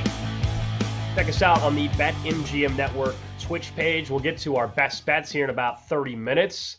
Got an MLB bet for you today. I went early last week with the first Saturday game with that Yankees-Mets series. And I think we had the under 8.5 in that game. We'll see if we can't make it a couple weeks in a row here. I'm going to go with the first game of the day, talking about Baltimore and Boston again for my best bet. I can tell you that's the direction I'm heading. And thinking of Major League Baseball, we're into Memorial Day weekend. You can start to take, I think, a firmer look at Rookie of the Year on both the AL and the NL side. One league, though, is a clearer picture than the other, I would say. One is far more open. There's some possibilities still to look a little bit further down the odds board. I want to start with the AL, though, because that market, at least right now, seems to now have at least a firm favorite, and that is, of course, the very talented Jacob Wilson with I was about to say Oakland Athletics, the A's, the Athletics, the future Vegas A's, whatever we're calling them these days. He's minus 160. Jason Dominguez, of course, the Yankees plus 450. Then there's the massive drop-off there to 11-1, where you have Will Warren, Christian Campbell, the Red Sox, Nick Kurtz also of the A's as well. I'm not saying like, hey, Jacob Wilson's the guy that's clearly going to run away with this. But right now, we at least have a guy that's the firm leader in the clubhouse, if you will, with Jacob Wilson and what he's been able to do on the American League side. He, at this point in time, number-wise, has led all qualified rookies in the AL with OPS, second in batting average in 337, tops among AL rookies in hits. He's got 60 runs, 25, 10 doubles, RBI 26, and tied for the lead among rookies with 5 homers. So he's the definitive favorite, right now. But is he a guy that you're comfortable just go ahead and saying, hey, this is the best number I'm going to get him at?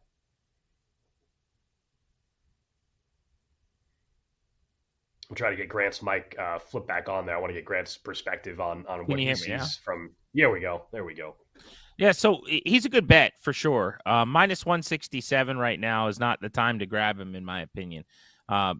There's too many other good options, especially at really good value. Like, this thing's wide open. I mean, it really, frankly, is. Jacob Wilson's had a wonderful season, and he's going to continue to hit.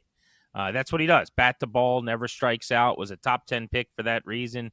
He's hitting 335 with an 840 ops. But one of the knocks on him in the minor leagues and as a prospect before the draft was, that he's not going to be a big-time slug guy. He's not going to be a damage guy. And they're benefiting, I think, a little bit as an organization, and he is probably offensively from, their home ballpark right now. But it's 10 doubles, it's 5 homers.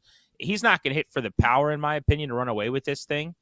I love the player. He does not strike out. He's got 11 Ks all year. He's got 10 walks, about even, and he's going to hit for average. He's the kind of guy that I think there's not enough of in the big leagues. But I think when you look at the odds right now, that there's actually a lot of value below him on the board. Jason Dominguez, because he plays for the Yankees and that market and gets that kind of attention, if he were to get on a heater, he's got big-time power. He could win this thing if he were to put up 20 home runs, let's say, or something like that, and get to play regularly. He's actually been an above-average big league player so far offensively. His ops plus is 117 right now, 17%, above average. The guy that I really liked coming into the year and would still consider interesting is Christian Campbell of the Red Sox at 12-1. Now, he is ice cold here of late. If you look at his splits, it's been the tale of a couple of seasons. April was unbelievable. May, the adjustments have been made. He's really struggling. His ops has dipped under 700. His ops plus is now at 93, meaning a hair below average. But he got off to such a great start that he's actually got some decent counting stats. He's got 5 home runs and 15 batted in. I still think he could turn his season around. So I'm still in the mode where I would be jumping on the non-Jacob Wilson names, even though he's the clear favorite. Because I think this thing is very far from being decided, and there's just not a whole lot of value in betting something almost wine 70. It's not quite a toss-up, but I'd say the chances of him winning it are lesser than the numbers would indicate. Yeah, the weird thing with this market in particular is, we had this convo with Paul Skeens last year, and like how, did he get up too late, right? Like when you look at betting this, I think it's interesting. When's that cutoff where you're like, all right, there's some guys you look at the odds board at BetMGM. We know are top prospects in multiple organizations that are going to get called up this year. But is it June 1st? Is it July 15th? Is it August 1? Like there is a actual cutoff to be eligible for the award, but I'm even talking about just from a betting standpoint. Is if you're not called up in June, is that too late? Has too much Definitely. damage been done by others? And so that's where further down the board you start getting to some of these other names.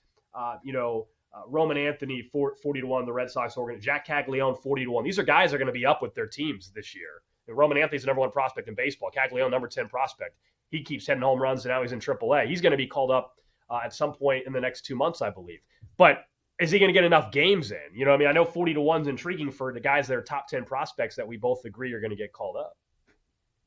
Yeah, I could see. I think it's easier for a pitcher, weirdly enough, when you get called up, in the end of May into June, than it is for a hitter because of the ebbs and the flows, and it's really hard to stay hot as a hitter, whereas a pitcher could become, somewhat dominant and become a major story. We saw it with Skeens. The guy, interestingly enough, that I'm kind of thinking about here is Bubba Chandler with the Pittsburgh Pirates, same organization, who's made 9 starts this year at AAA and has a 2.1 ERA and 56 strikeouts in 37 innings and throws 100 miles an hour. Like, he's an intriguing name if we found out in the next week or two he's making his debut to get on a real heater in the National League. But, having said that, Roman Anthony would be the one guy I would think about. If Jack Caglione was up in the next couple of weeks, he's certainly going to hit for huge power. He's in that conversation. Anthony impacts games in more ways. Like, he's going to shine defensively. He's a base runner who can swipe bags. He had 21 last year, 37 the last 2 years in the minors. He's also going to hit for a higher average than Caglione will.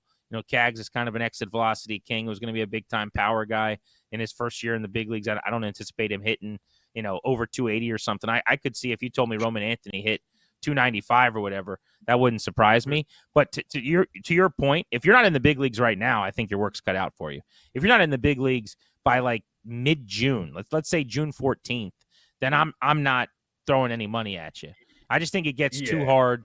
You're talking about missing out on, over a third of the season. Like, there's going to be guys with 125 more at bats than you, and it's just hard to catch up. Yeah, that's why I'm not interested in putting money on Anthony or Cags, as much as those both are very exciting players. Are going to be names we talk about, I think, for a while. But I'm kind of with you, knowing the timeline. I can tell you, at least on Caglione, he's not getting called up in 2 weeks. So I know it's past that. He just got called up to AAA. He's played what are we at now? 4 games in AAA, I think it is. So I think at the earliest it's the end of June. And I think that's too late. Well, something else to think about too with these teams, and like if you're trying to bet this, right? Because you're literally trying to guess as to when these guys are coming up. If you're putting something 40-1 on Anthony, is sometimes teams like there's basically two mile markers in prospect call-ups now. There is trying to avoid the arbitration clock of like losing a year of service where these guys could get called up and they're still not going to play enough that they accrue a season toward free agency. And that is basically now. Like, you could, if that's what you've been waiting for, you could call guys up last week, this week, and pretty much you're going to be fine there. The next one, though, and we've started to see this, is that teams will wait even a little bit longer into the season. These are normally non-contending teams, in fairness. But this is just, over the last couple of years, this is new, to make sure that guys don't accrue enough service time to lose rookie eligibility. And you'd say, well, why does that matter? That's weird. And the Nationals did this with Dylan Cruz last year. Now, he just got hurt and got off to a little bit of a slow start with average, or else he'd be squarely in the NL Roy mix still, probably. He's one of the leaders in most counting stats.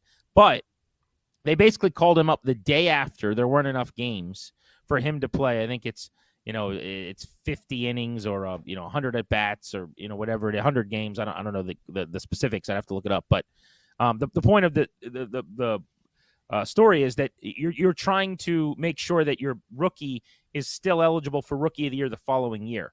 You go, well, why does that matter? And it matters because now you get an extra draft pick.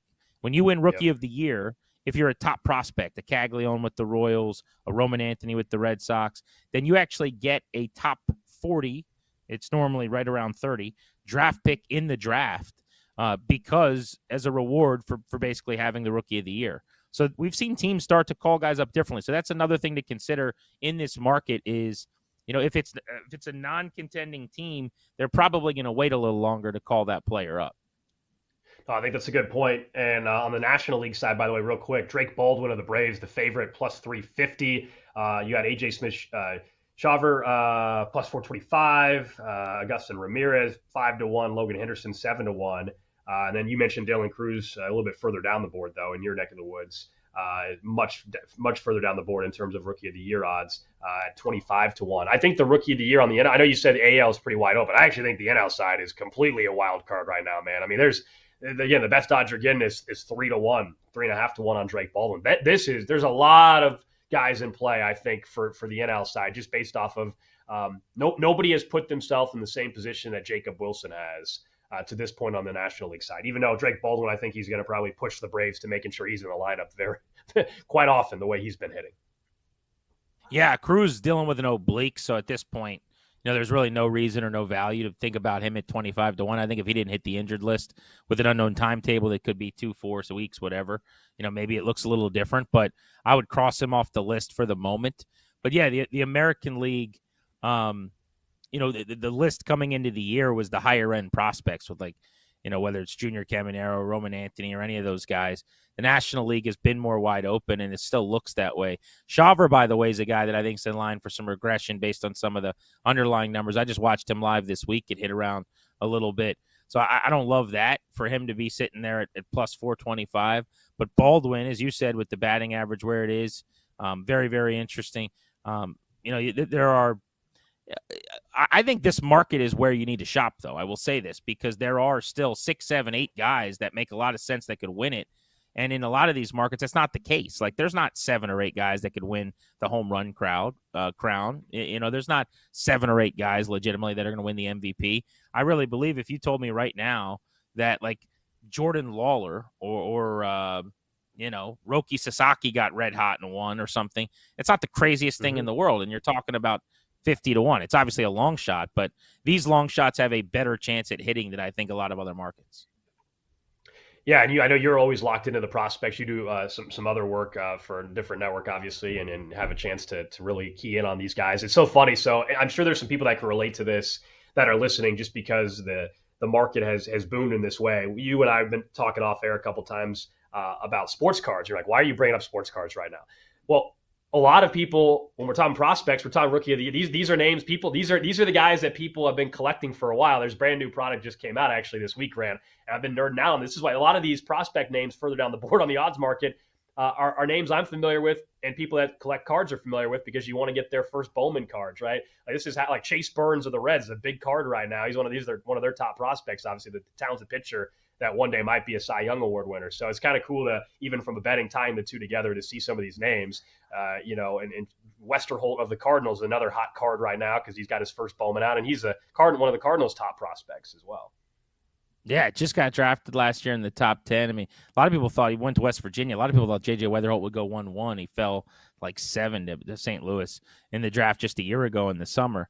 You mentioned Bowman. My buddy yesterday was saying he bought a Topps Now card for like somebody's first game or something. Okay. So yeah, 2 questions on that. Number one, is that what I perceive it to be, which is like they make a card for every occurrence and then you can actually just go buy that card for like this player's debut? And then number 2, you just said Bowman. Yeah. Is Bowman and Topps just 2 different brands that make cards, or is one better than the other? Or like, how does that work? So the Topps Now is what it sounds like. It's more of an instant thing, right? Like there was it could be even some celebrity threw out a first pitch and they throw out there's a Topps Now card for that. Like they made a Topps Now card for the Pope. Okay. Like it's stuff like that. It's like a current event type of thing. I don't dabble in that market as much, personally. I just, what is the point? Value like keepsakes, kind of like to just to have it? Like if you're not value in it, right? They're not worth a lot if you're able to buy them. The Topps Now ones can be because you can still get like 1-of-1. Like literally, there's somebody who's going to get a 1-of-1 Pope card. Like that'll end up being some money. All right, that'll end up being some monay. Now, if you just have the random Pope one, that's of it. Well, there will be one that is numbered 1-of-1, right? That's like a refractor or something like that. Not to we're getting too nerdy, obviously now, but like then to answer your question about Bowman, that's like the prospect product, right? So. It's made by Topps, but Bowman, you can pull a card, any of the guys we just mentioned, a Jake Wilson, right? A Jake Wilson rookie card There's autographed Jacob Wilson cards. There's 1 out of 25. There's 101s. Like these are the cards you basically it's viewed as a little bit of an investment. Now, if you're just a fan of that player, you just collect that specific player for your own personal collection. That's one thing. But I've got some rookie cards. I got the top prospect for the Rocky, or one of the top prospect, not Dollander, but was it Condon? I think it is. So I've got a couple of his rookies. Hopefully he blows up at some point. So yeah, man. Anyway, that's my nerd conversation of the day here on the show. Up next, though, let's talk some NBA, shall we? At some point. Yeah. Let's talk some NBA. How are we betting both the Eastern Conference and Western Conference Finals, both series, as a team up 2-0? We'll get to that next.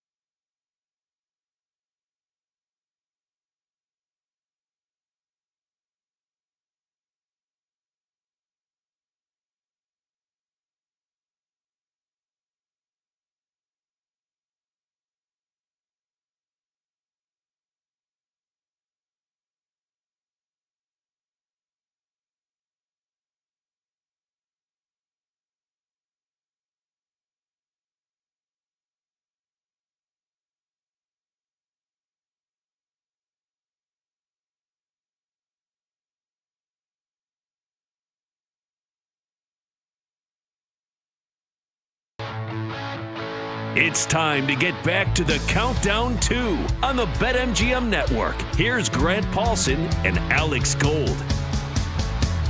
During the break, I'm gonna get Grant into the hobby at some point. All right, I'm gonna get Grant into buying some baseball cards at some point. You're more of a, you would agree, you're way more of a baseball nerd than me. I feel like you would be all about the prospect cards and stuff, man. I feel this is right up your alley.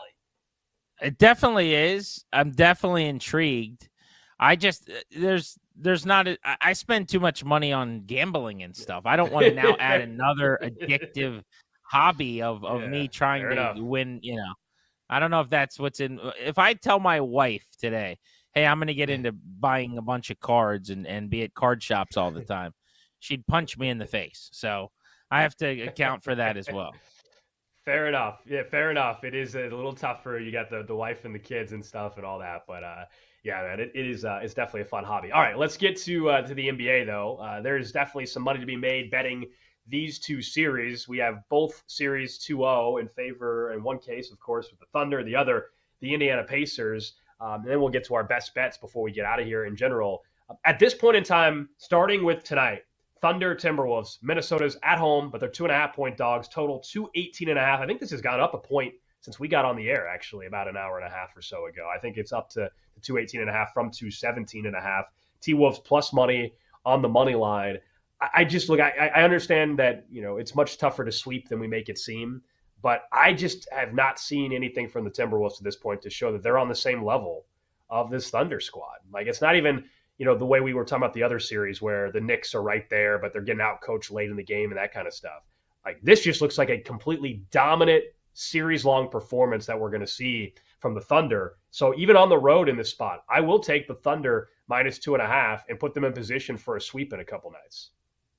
I hate to agree and co-sign almost everything you said, but this is a verbal retweet here. Yeah, there has been no reason for me watching this thing to feel like the Timberwolves are in a place where they're about to swing this series back in the other direction. I mean, what SGA's done, pouring in upper 30s here on average in these two games, and then even the supporting cast has been outstanding. I mean, what you're getting out of Chet, Holmgren, I think they're playing their best basketball at the best time of the year. I like them to win the game covering 2.5 tonight. I like, if you'd rather, I could go, take them on the money line and then maybe play a parlay with like an SGA point total over 30 and maybe Chet over 20, something like that, and get better odds. But I think the Thunder win. I think they roll. And frankly, right now I am looking at betting a series sweep before Game 3 today, even here with back-to-back games coming up in Minneapolis. Yeah, plus 180, I think, is what I saw there for series pricing. That's a right. Sweep is what you're looking at right now for the Thunder to do that. Some of the most bet tickets at BetMGM currently for the Thunder and T-Wolves, the most popular one is Julius Randle under 31.5 points, rebounds, assists. That's minus 125. SGA to score the first field goal plus 625. Again, that's a dart throw right out of the gate, but it's very, very popular in terms of ticket size at SGA. Look, you're just going to get on the board first right there, first bucket, 6-1 right out of the gate. Julius Randle under 18.5 points is minus 120. And then one that is interesting, we were just talking about obviously how the series has gone. Anthony Edwards under 28.5 points, minus 140. I think it's gotten to a point where it's a little too much juice for me to dabble in that market. Is he going to at home go out the way, frankly, the way we're talking about both agreeing that the Thunder are going to win tonight, but is he going to go out with a performance that we view as subpar and not have a 30-plus point game, or in this case, a 28-plus point game? I don't know if I like that under, actually, for Anthony Edwards in this spot, especially at minus 140. No, I definitely don't. And at minus 140, I'm not touching that at all. Feels like also the time of the series. You're getting back home. It's now or never time. Where you're going to get his best shot. So, yeah, I would think he's in the low 30s in this game. In Game 2, he had 32 in the 118-103 loss. In Game 1, he had 18 points in that 114-88 loss.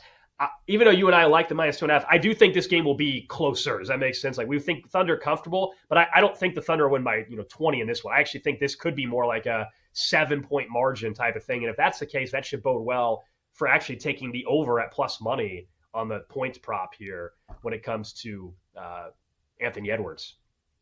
Yeah, I do too, but it shouldn't be a blowout. I mean, look, Minnesota, if you remember, in game one actually jumped on them in Oklahoma City and kind of had them where they wanted them a handful of, 15, 18 minutes into that game. Now, Oklahoma City rallied, and game two was a complete dominant effort. But I do think getting back to your building with your energy, your people, it's why it gets really hard to sweep. It's going to be a much closer game. I just don't have them as being able to win the game. And so I think it's probably like maybe a 10-point game. It's 5-7 points late, and it ends up with some free throws being around 10. But I'm comfortably on a -2.5 cover, and I'll probably outline this thing. I might go like -4.5, -5.5 as well, just to kind of be in that range with a bet as well. Because I don't think it's going to be, a final shot kind of game. Yeah, I think we're kind of on the same page in how we view that one. Then, of course, tomorrow on TNT, Knicks Pacers series shifts back over to Indianapolis, though. And I know we talk about the Garden and that environment. I think the environment there in Indy is going to be absolutely insane with their team coming up 2-0. And even the most diehard Pacers fan, I don't think thought they would be in a spot to potentially go up 3-0 and see it happen on their home court in a game three. The Knicks are 2.5-point dogs in this one, total sitting at 223.5. Pacers -135 on the money line, Knicks +110. This is a little different feel than the other series, as we've kind of laid it out a few times, that the Knicks have been right there. One was an unbelievable shot to go to overtime, as we know, from Halliburton, just an all-time moment. He thought he hit the game winner. And then, of course, last night, and which the Knicks were right there, and you could argue they maybe still should have won yesterday. But in crucial moments, they've been outcoached. They're waiting, I think, at times for Jalen Brunson to bail them out, and he's done that plenty of times. But that has not worked out in this series. I mean, heck, in game one, I think Brunson had 43 points in that overtime loss. So Jalen Brunson's shown up. It's just it's awfully tough when you're asking one guy to kind of bail you out. And in this spot, though, I don't think we're seeing a sweep in this series. So the question is this going to be a gentleman's sweep? And it's a position where the Knicks get it to 2-1, and then this thing does end up going back to New York? Or do you think we're going to see this be a 3-0, and then all of a sudden we're talking about a potential sweep in a couple nights? So I don't think this is a sweep series. We talked about this early on. The Knicks have played too competitively. They haven't executed down the stretch. They've been outcoached a little bit late in these games. But if you look at game one, they collapsed. Very well could have and should have won that game. Game two, they led after one minimally. They led at halftime minimally. And then after three quarters, the game was tied. It's been really competitive, and I don't think the Pacers are definitively better. I think the Thunder, if they played 10 games with the Wolves, based on what I've seen, would win like 7 of those.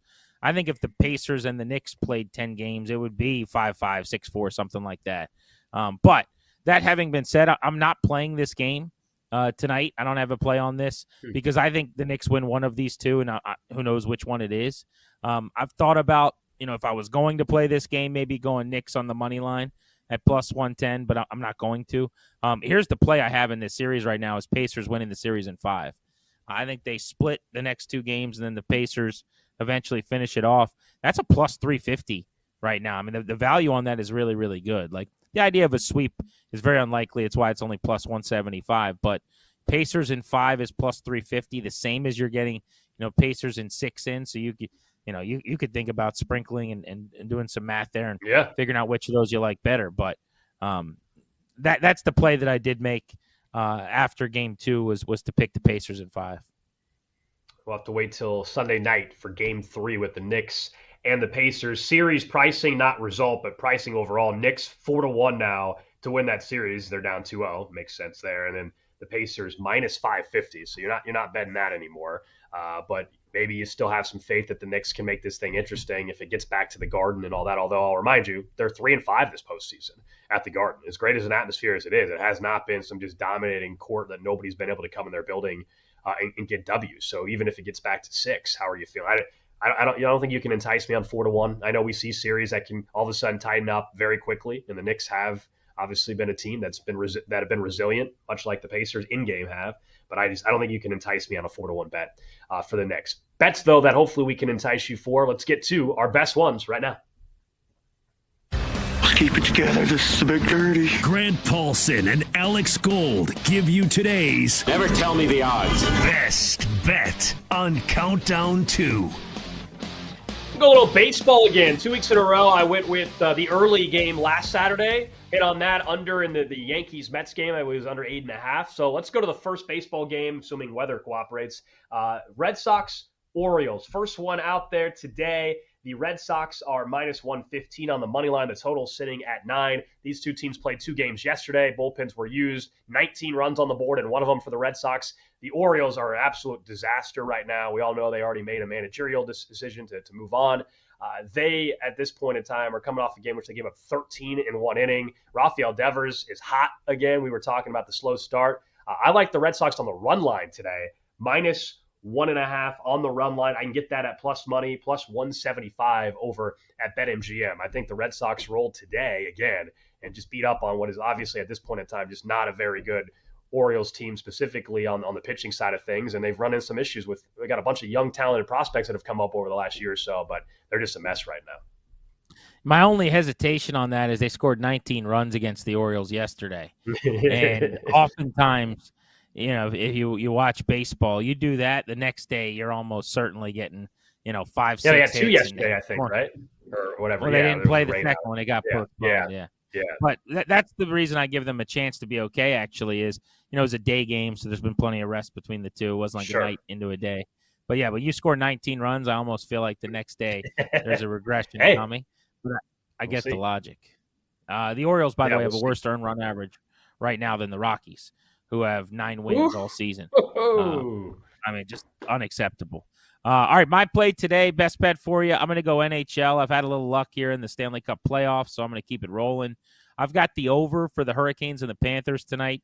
Florida leads this series 2-0 Eastern Conference Final. They've been dominating Carolina. They've scored 10 goals in the 2 games. In fact, it's a 10-2 margin right now for Florida over Carolina. Over 5.5. Canes throw the kitchen sink at them. Panthers the better team. I think 6 combined goals get scored tonight.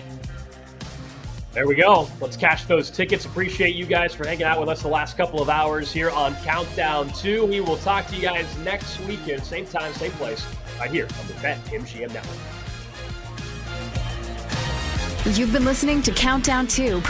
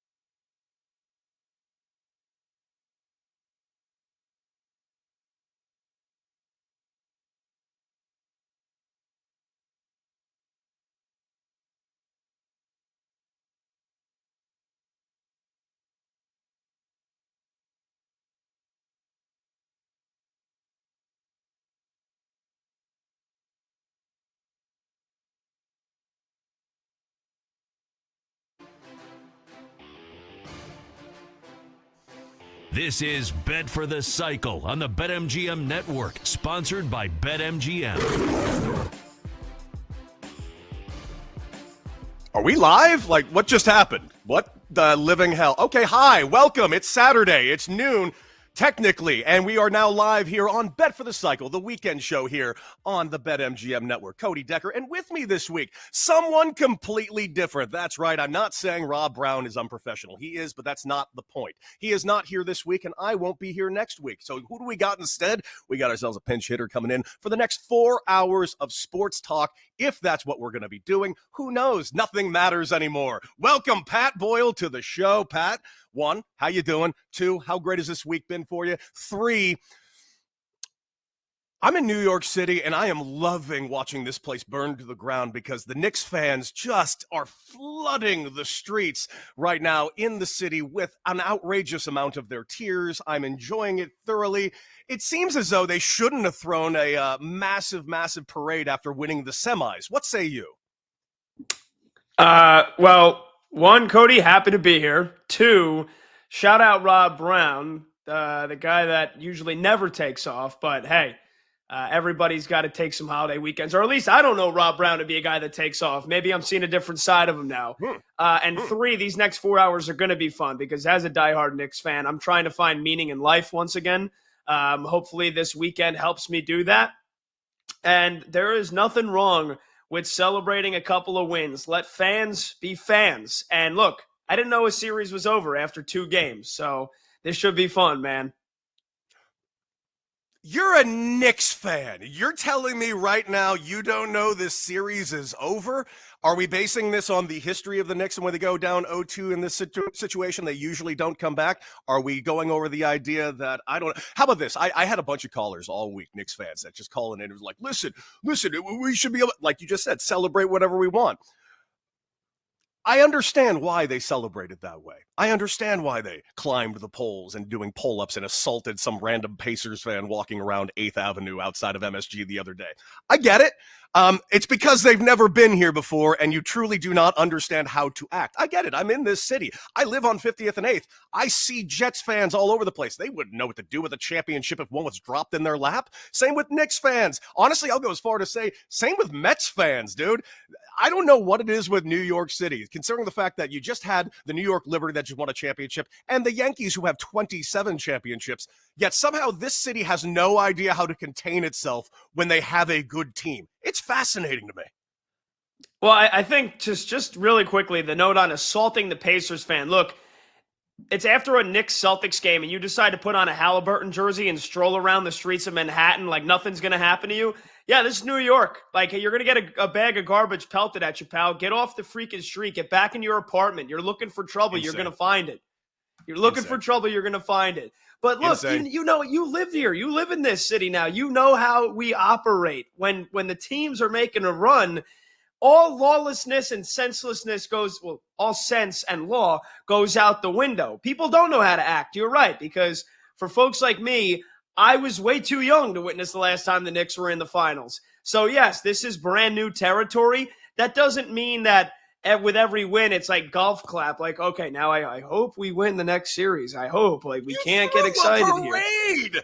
After the semis, you still had 2 more full rounds to go. And mind you, they might come back and win this series. I don't think they're going to. I did have Pacers in 6. That being said, it's not out of the realm. I hope this goes 7. There's a couple of reasons I want this to go 7, Pat. 1, very simply why I want this to go 7. It's because, frankly, the finals are starting at a finite set date. No flex, nothing. So if we have this done in 4 or 5, we're waiting over a week for the finals to start.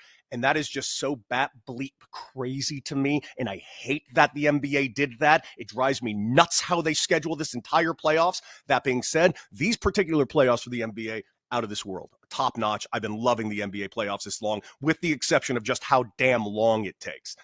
I hope this goes 7. And I could care less. I don't have a dog in this race. I don't care which one of these 2 teams win. But I do love watching New York Knicks fans really struggle. It is really fun for me to watch this entire thing because the amount of delusional confidence that I have seen in the last 5 days that has come crashing down has been really enjoyable for me. Again, no dog in this race. I just love seeing people in pain. It's easy when you don't have a dog in the race, right? Because then you say, hey, whatever happens, who cares? I'm crash a out. fan. I didn't cry. I don't know what's with these Knicks fans. I get it. I lived a charmed life because my team is constantly in the finals, and we just somehow backdoored our way into a future at 10 years with Luka. But too bad. I'm an elite living sports fan. It's not my problem. You guys chose to root for the Knicks. Yeah, exactly. Yeah, you're right. I didn't choose to grow up in Central New Jersey. I didn't choose to grow up to be a New York sports fan. The New Jersey Nets existed your entire life, bro. So what? Who cares? That the Knicks are, you're a Lakers fan. You know that the Knicks are a staple just like the Lakers are a staple. And with my dad's being a Knicks fan, I already double crossed him on not wanting to be a Yankee fan for most of my teenage life. I was like, you know what, Dad, sure. Give me the Knicks. Give me everything that comes with the New York Knicks. And at the time, being a young guy in the early 2000s, I was like, yeah, there's plenty of more championship appearances to come and plenty of more success. And then sure enough, basically 2 decades of irrelevancy. But just to bring it back to the current day right here, there is a long way to go. It does seem like we are staring at the top of Mount Everest when you drop both games at home, but they have been so bad at home for the last couple of years and most of this postseason. So going on the road, this isn't your typical, the road team won 2 games in the series and now it looks like it's over.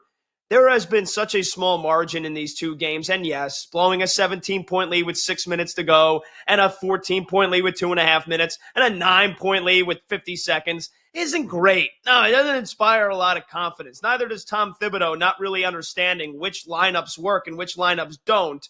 But this series ain't over. You know it's not over. And that's why you and all the other New York haters are getting your kicks and your laughs in now, because you fully understand that this could be 3-2 Pacers Game 6, and the Knicks have a chance to then force a Game 7 and send it back to the Garden. Just like they did when Reggie Miller did the choke sign. Time. Did you just say lineup? What lineup were they? The Knicks have 7 total players that he is able to even use at this point. It's the most undeep team ever. It's not because they're not talented. Listen, game 1, the bench was incredible for the Knicks. It really was. It was actually the standout. It's what we thought the Pacers were going to do.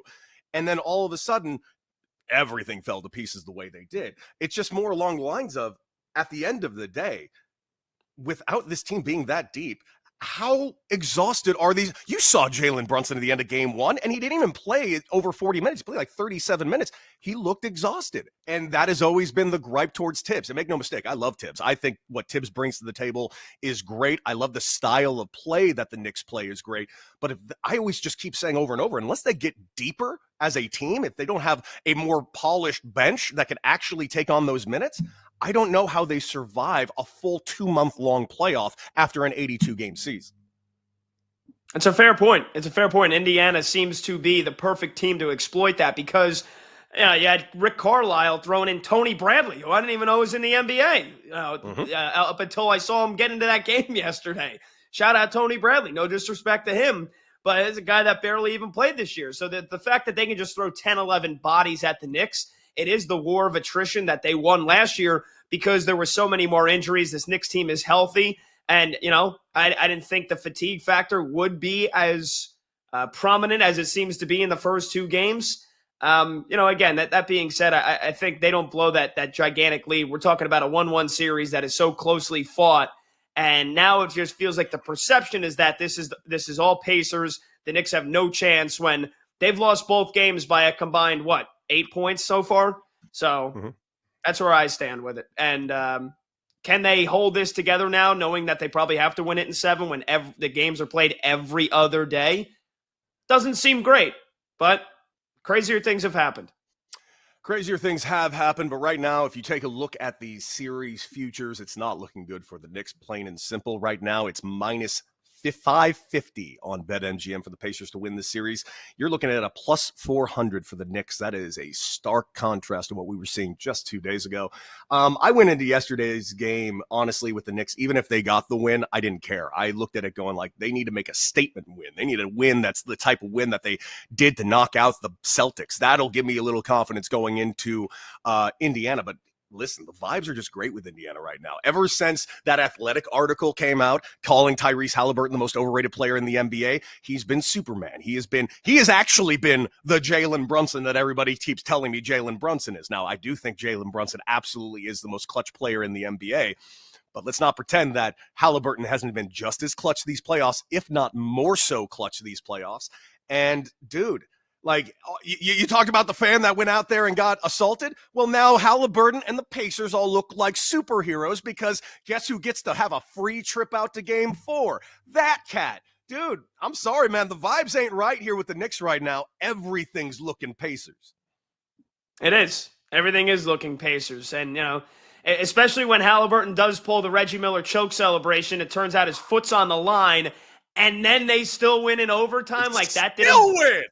That didn't blow up in his face. You're right. Everything is coming up Indy right now, and I'm punching air. I got the Arthur fist right now underneath the desk, and I'm trying to find a way to have a sense of hope for the Knicks. And again, like I said, we've seen teams lose the first 2 games at home and then turn right back around and do it. But you're right. It does feel like Indy's got everything clicking right now. Every move Rick Carlisle makes seems like it turns into gold. I mean, he's winning every challenge that he makes, especially those 2 that he pulled off in the fourth quarter in Game 1, that they don't come back. The Knicks don't collapse if they don't win both of those challenges.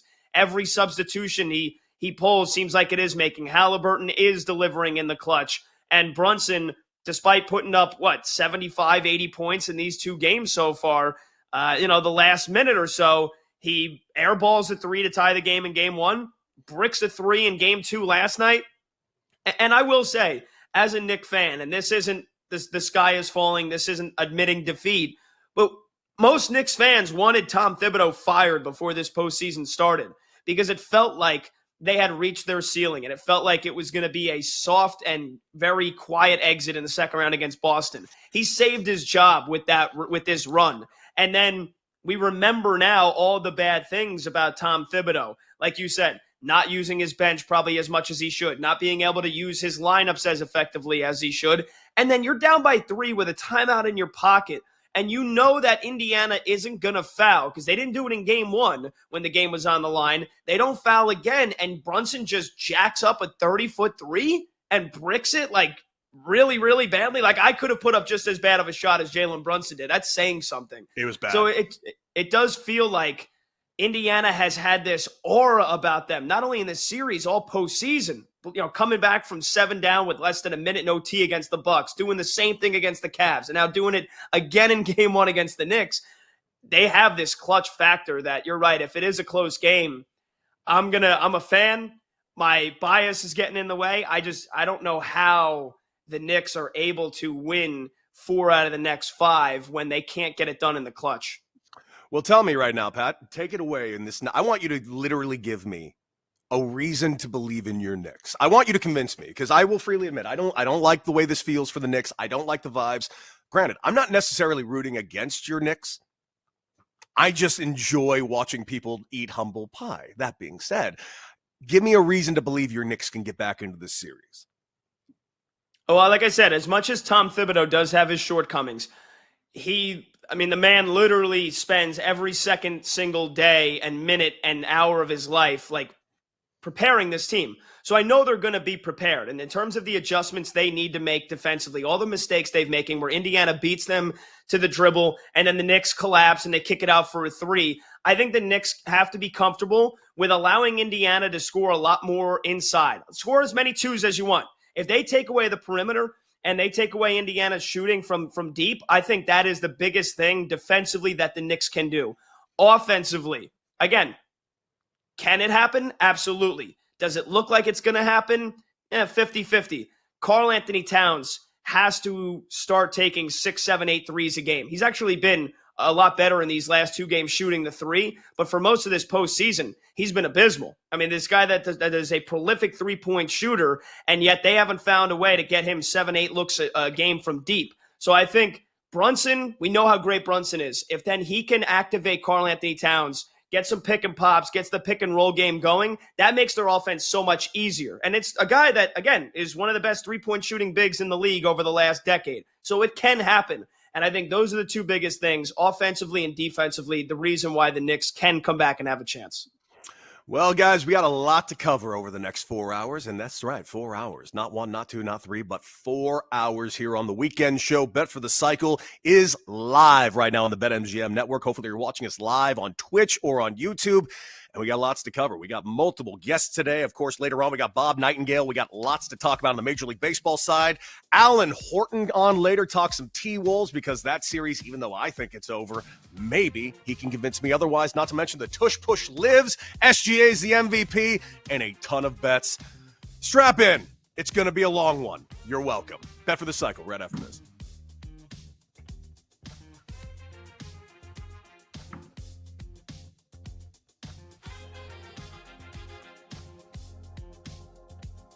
Bet for the Cycle will be right back on the BetMGM network, sponsored by BetMGM.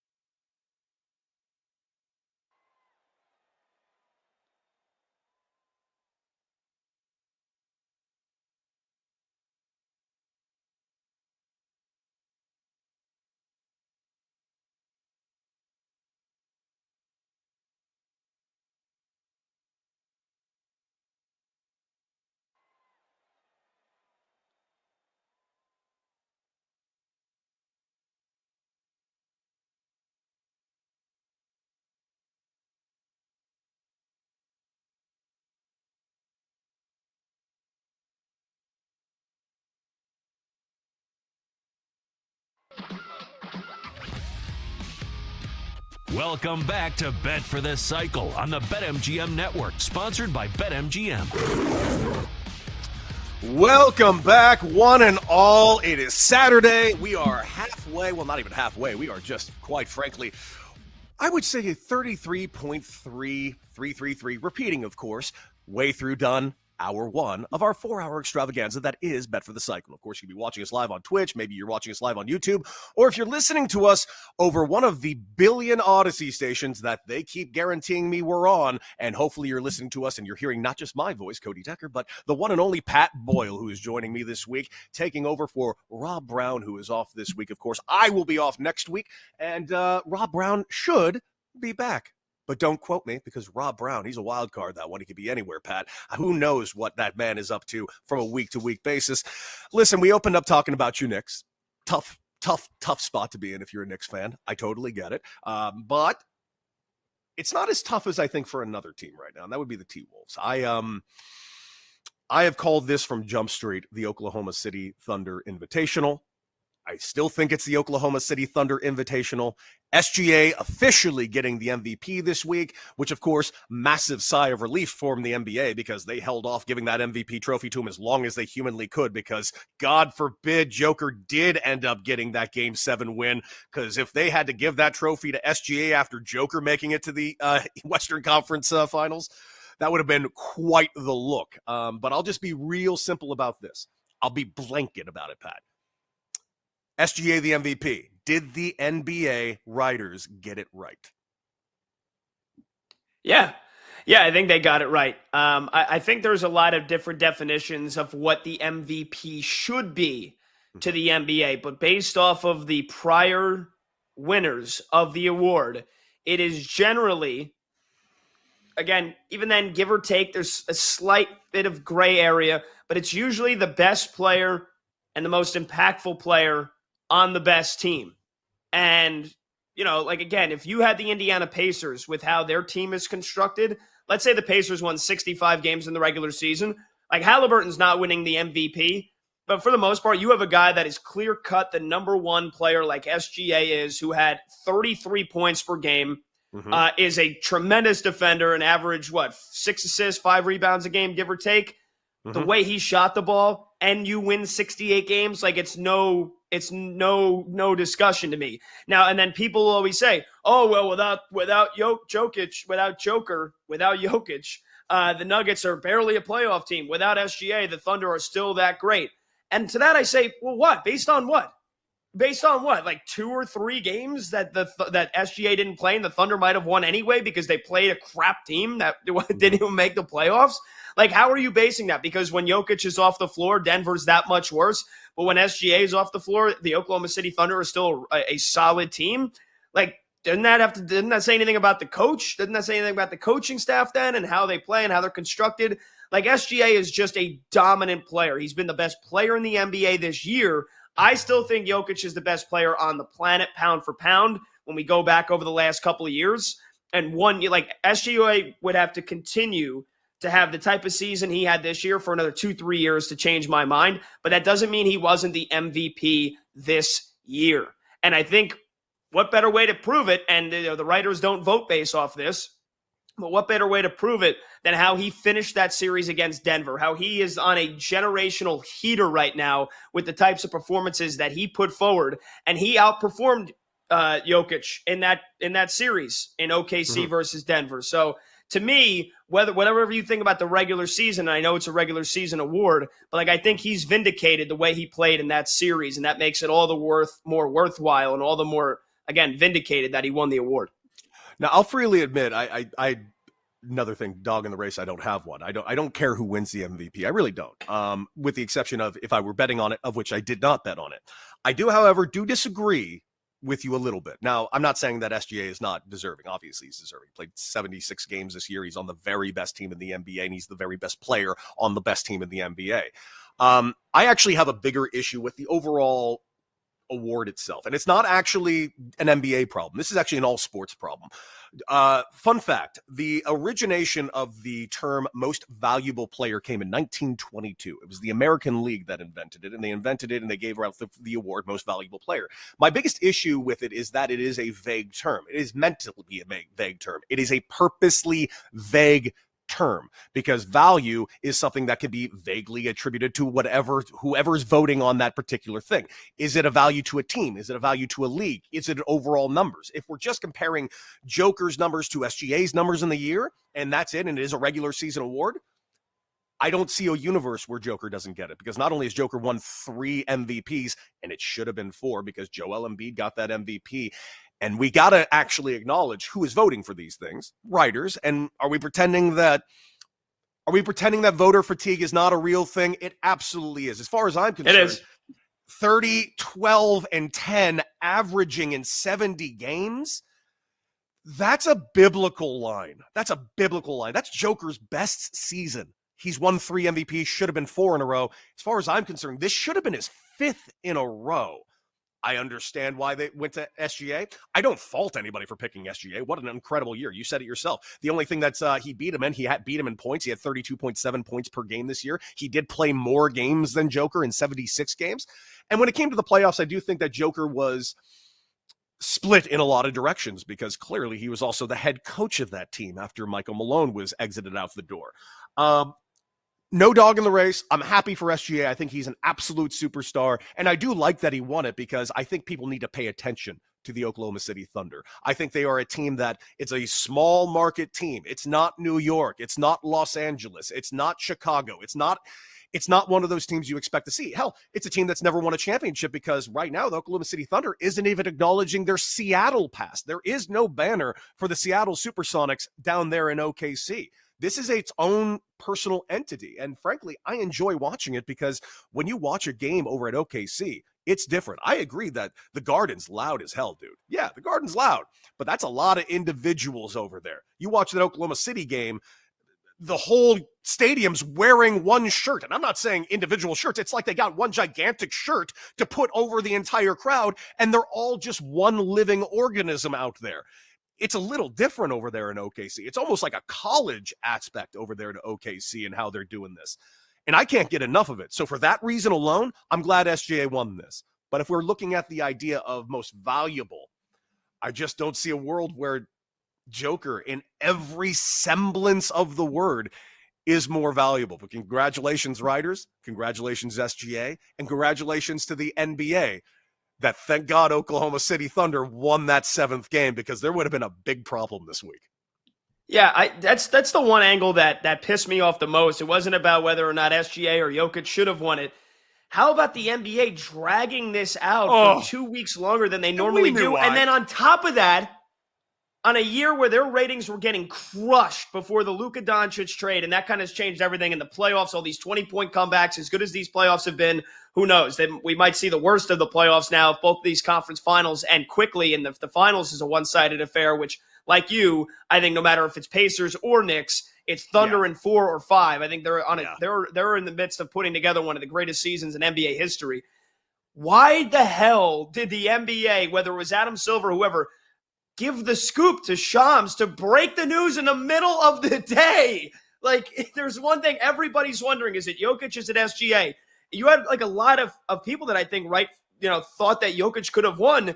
That was supposed to be TNT's big pregame coverage before that Knicks game that night, and then we get the news at 3:50 p.m. Eastern. How does that happen? It happens because they didn't want it to be a thing, because I think, come on, man, you know the numbers, you see the numbers, I just gave them to you.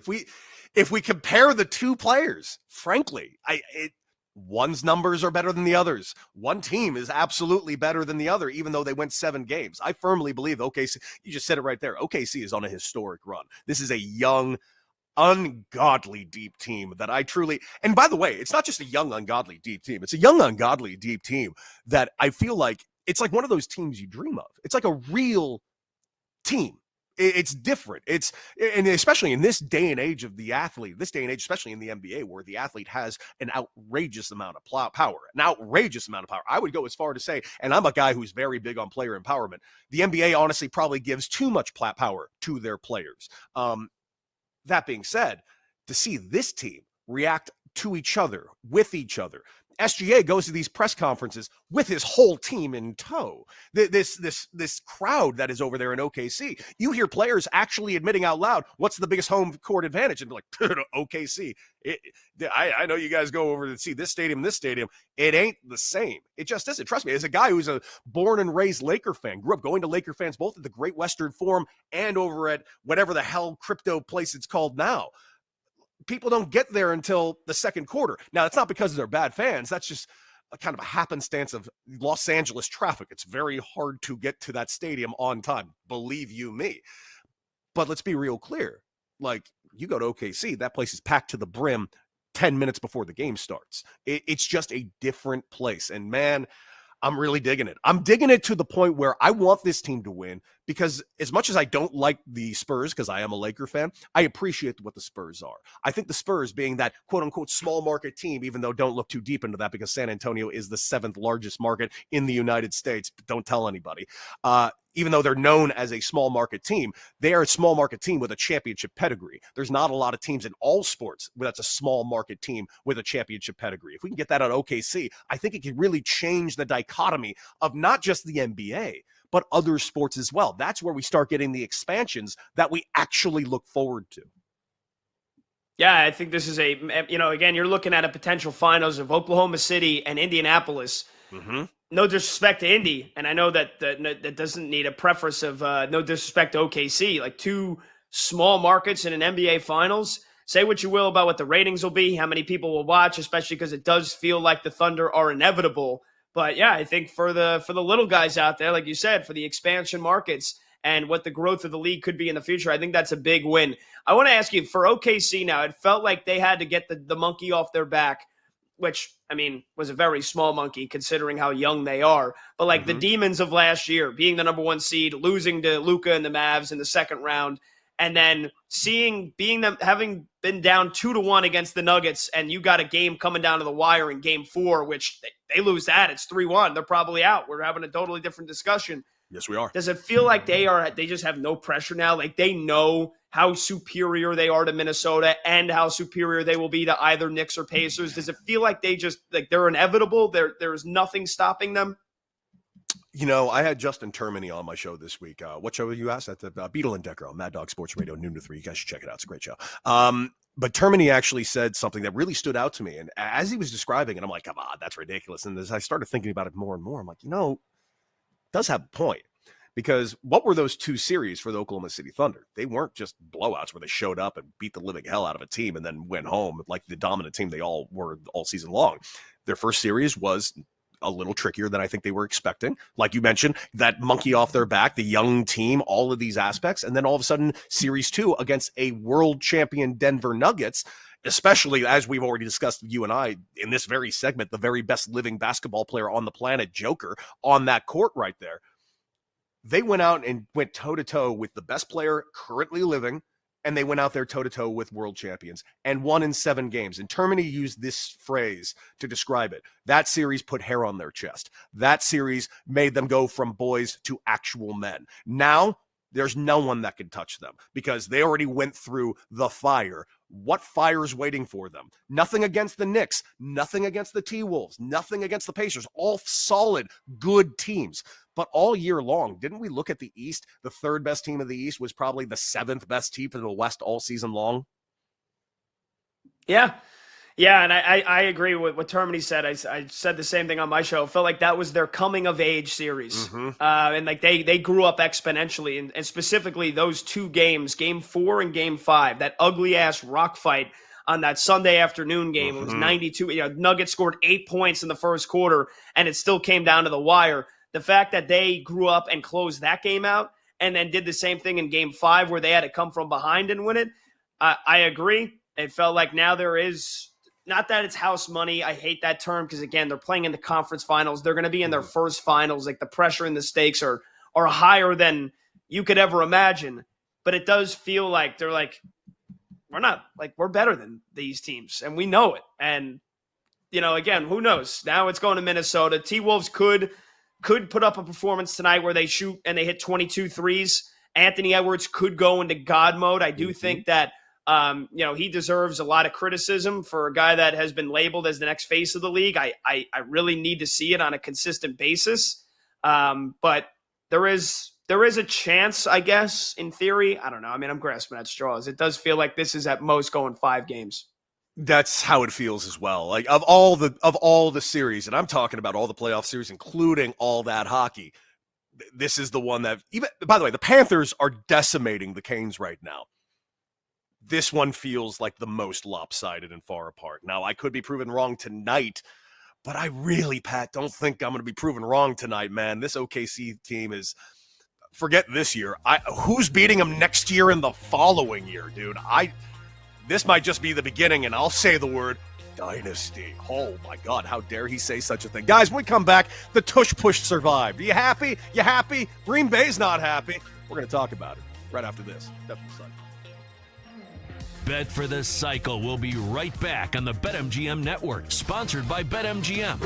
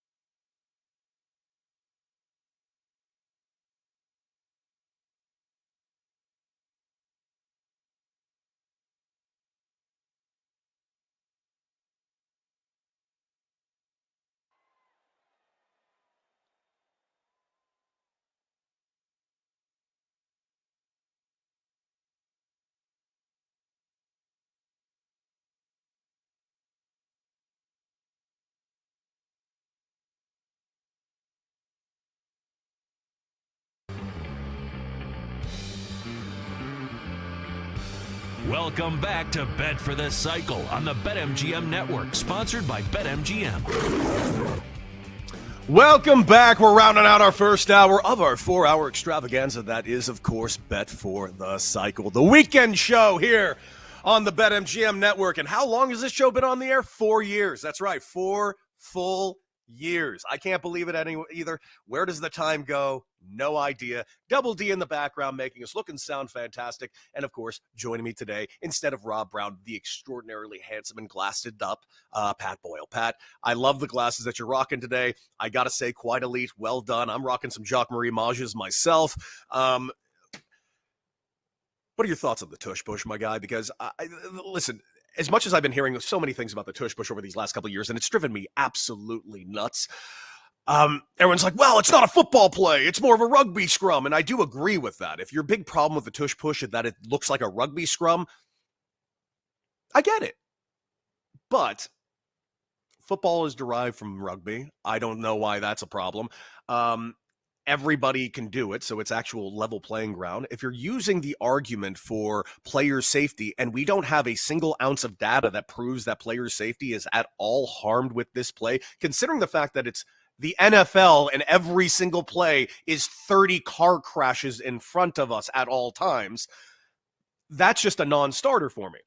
If your argument is that it's not a football play and that it's boring to watch, I'm willing to listen to that. That part I am actually willing to listen about, because as stupid as that is, that I'm willing to listen to that portion, at the end of the day, football is an entertainment product. And if you're having a play out on the field that is simply not an entertaining product that you think is harming the game, I'm willing to have that conversation.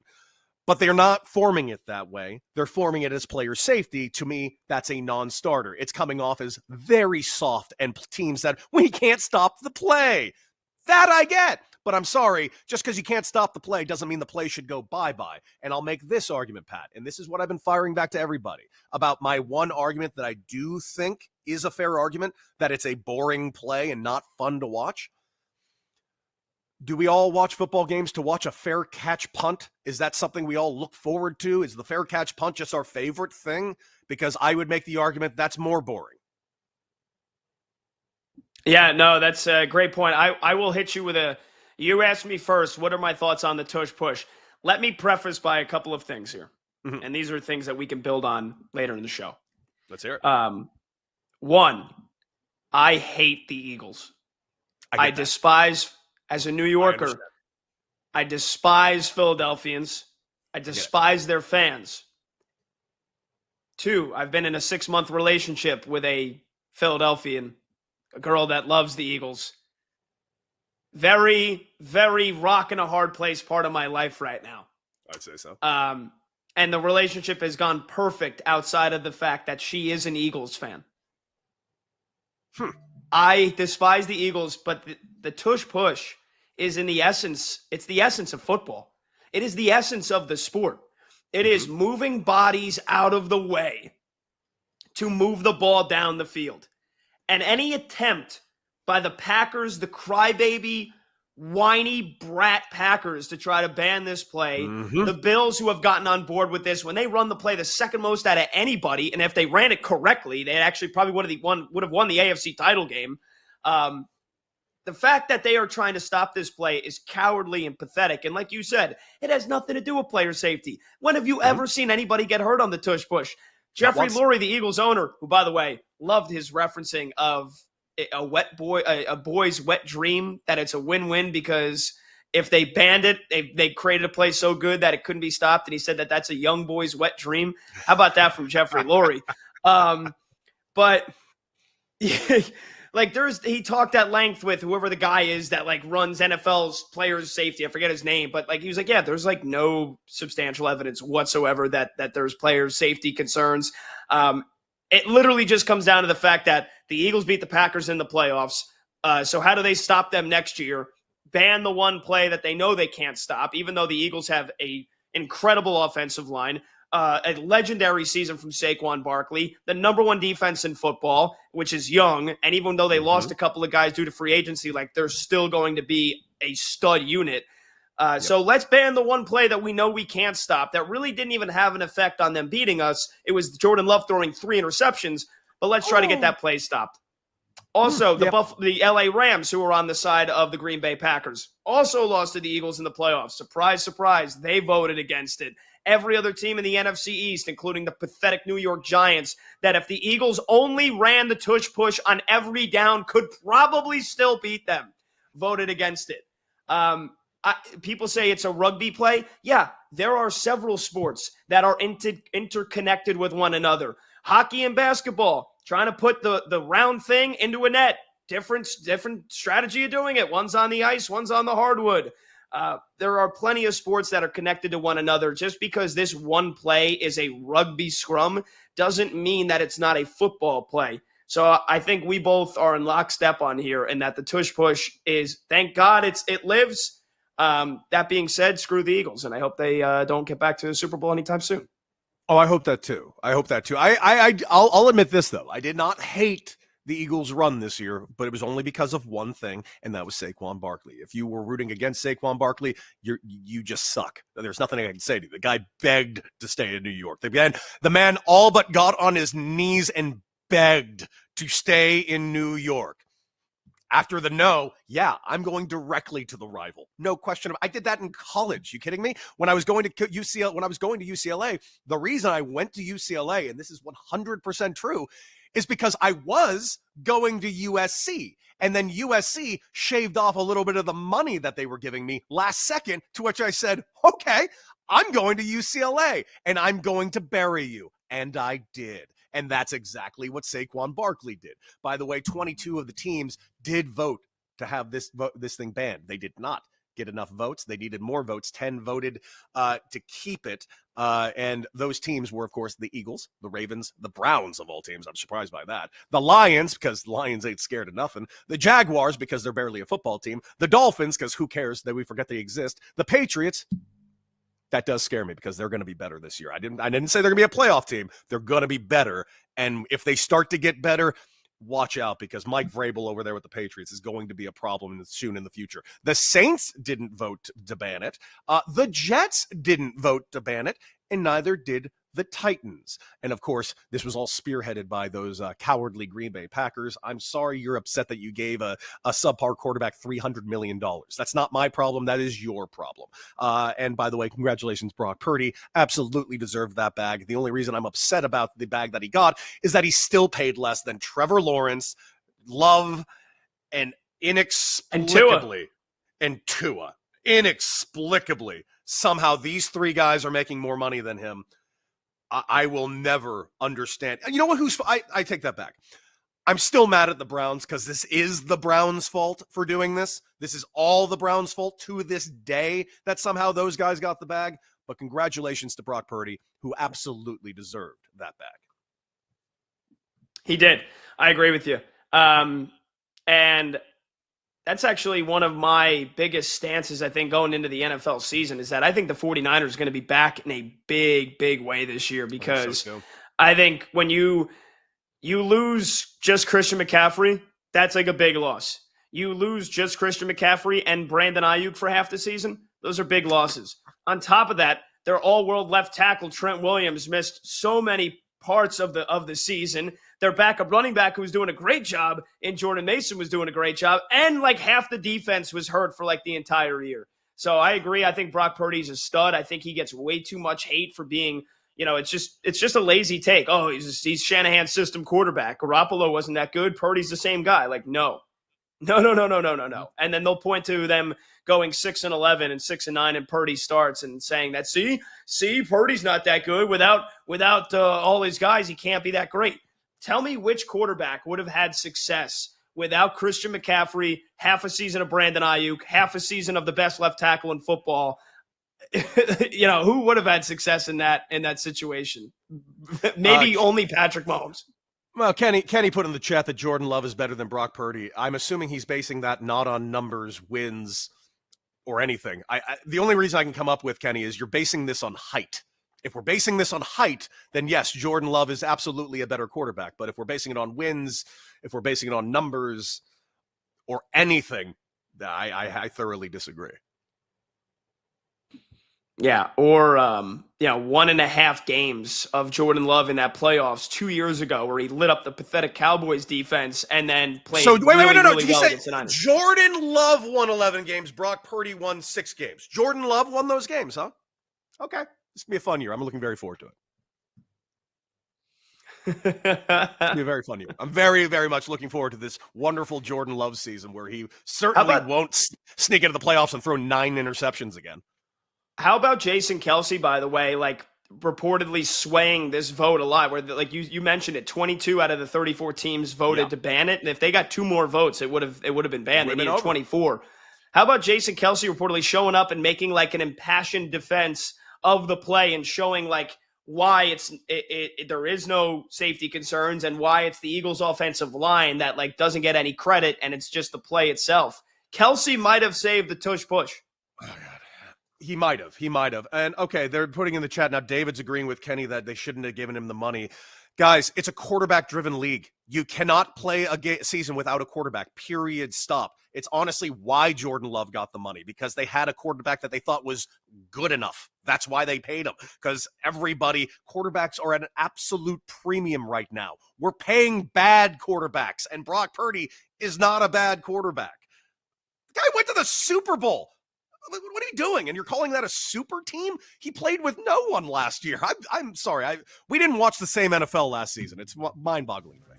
He went to the NFC title game after playing 6 games in his rookie season where he was the last draft pick in the league, and then it was like, oh, is that a fluky run? No, how about we go to the Super Bowl the next year? Like a super team. I mean, outside of, people love to use the example of Trent Dilfer.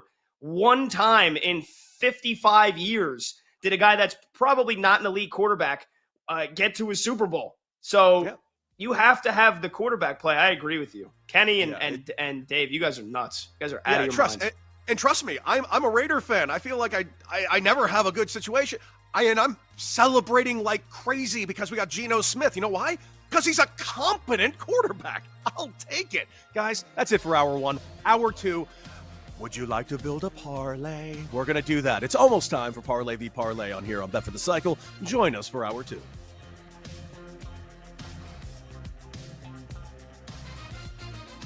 Bet for the Cycle will be right back on the BetMGM Network, sponsored by BetMGM.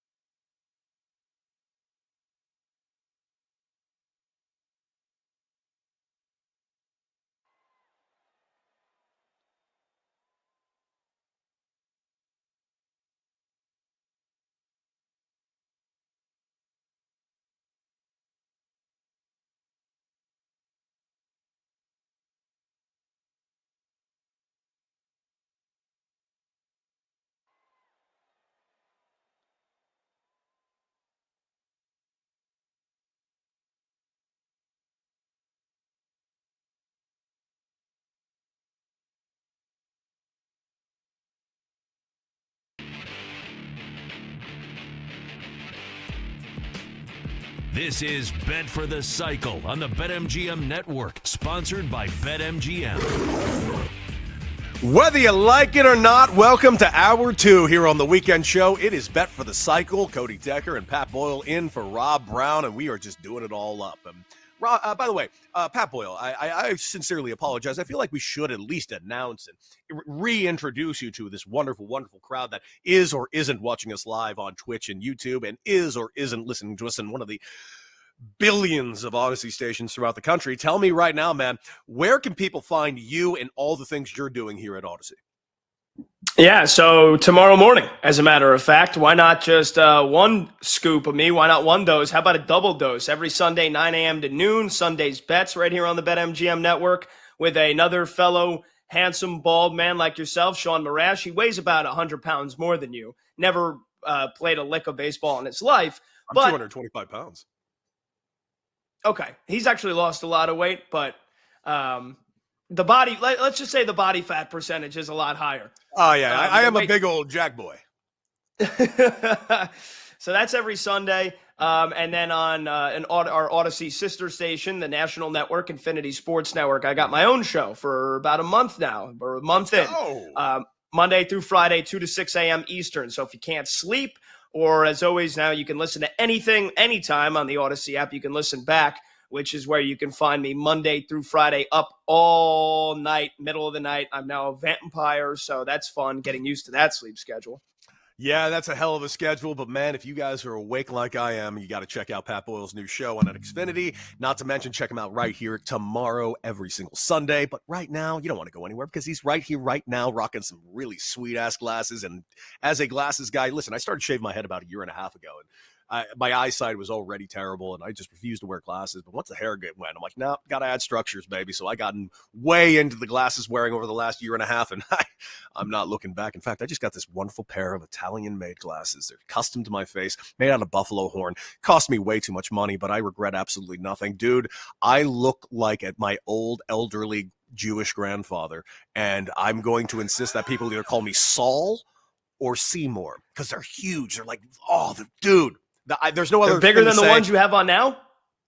Dude, these are Jacques-Marie Mages. These are fantastic glasses. These are outrageously great glasses, and you bet your ass that they are bigger than these. These are not even remotely big, my guy. Trust me, I'll go and maybe every segment I'll just throw in a new pair of glasses, and we'll just do a lovely little game of guess the pair. But we got to build a parlay, bro, and we got ourselves a great game to do it with because as much as I've lauded the National League West as the best division in baseball, and I do believe it is, the second best, if not right there toe-to-toe with it being the best, which I did not see happening, is the American League Central. Right now, the Detroit Tigers, 33 wins, most wins in the American League. Right now, the Cleveland Guardians, which is a team that only subtracts every year, yet somehow gets better. I don't know how they do it, but somehow this team consistently does their thing. 27-22 this season.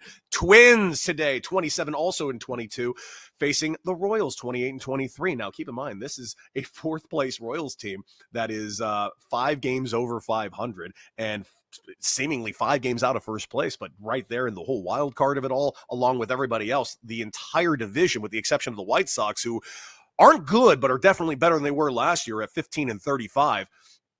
Everybody in this division is in this race, not unlike the National League West. But we got a game between the Kansas City Royals and the Minnesota Twins. It is in Minnesota. You got Michael Wacha on the mound.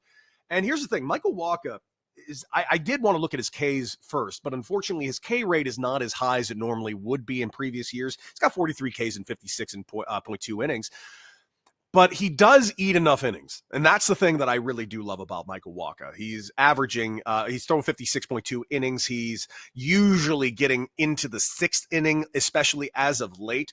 His last outing, only 5 complete, but before that, 6.1, 7 innings, 6.1, 6.0. I'm looking at right now, right out the gate, the wind is blowing in 4.5 miles per hour. You got Michael Wacha on the mound. Who else would you want up there as your starting pitcher? So, frankly, I see an over of 17.5 outs for Michael Wacha today at minus 130, and I don't hate that at all.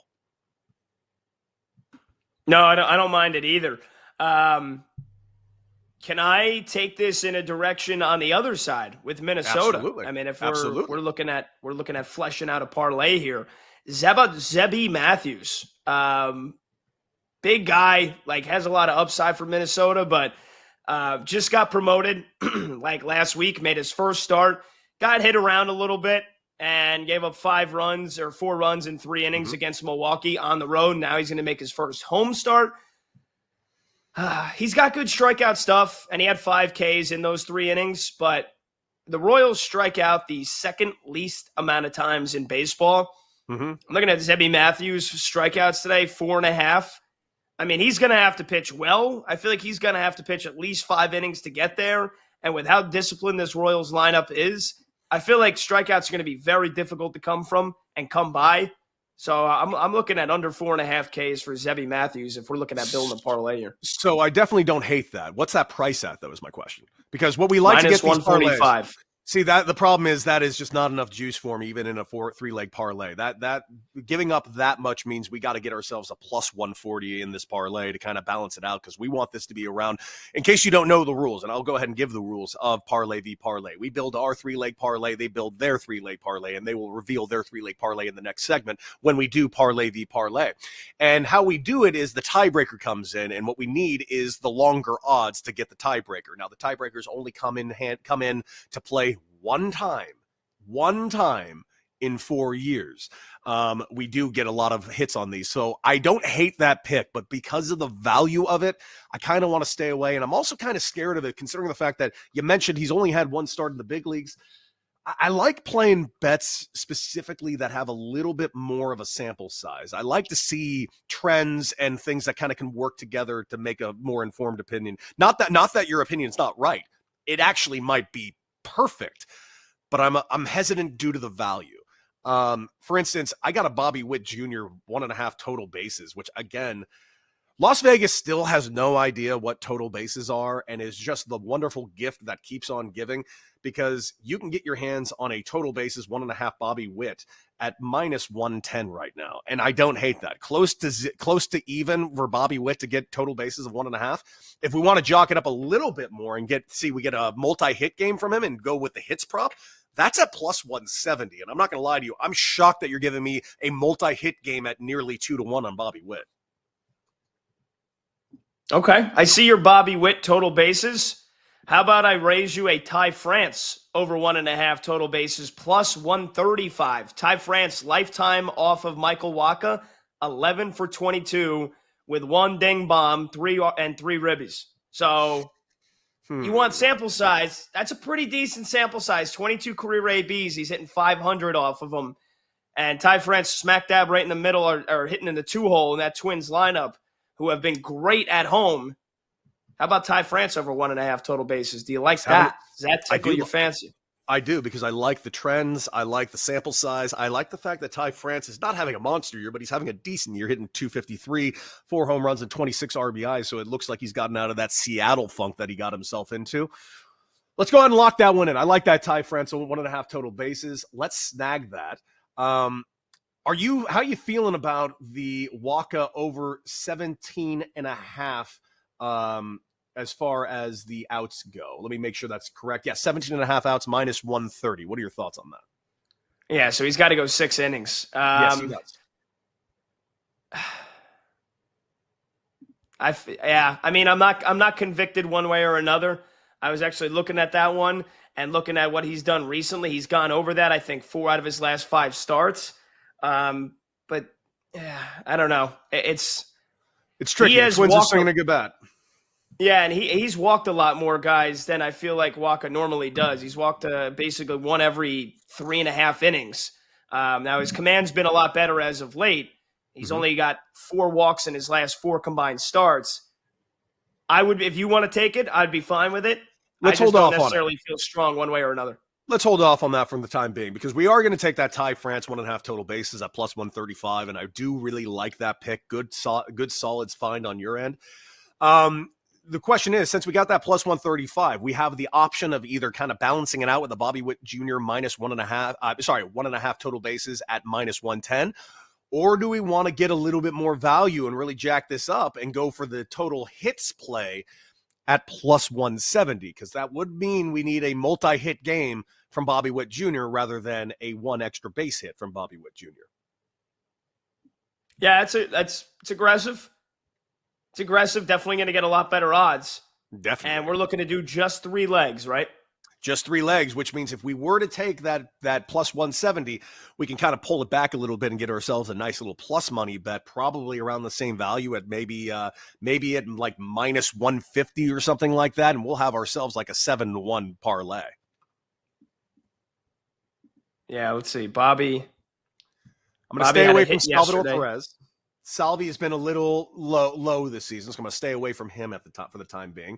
Taking a look at just all the numbers that are currently in front of us, as you mentioned, not a whole lot of numbers against Zebby Matthews because not a lot of time in the big leagues. So I don't have a ton of trends out to play in this. Michael Massey, actually, maybe we want to play a Michael Massey prop today because in 6 at-bats against Zebby Matthews, he's got 5 hits, including a home run.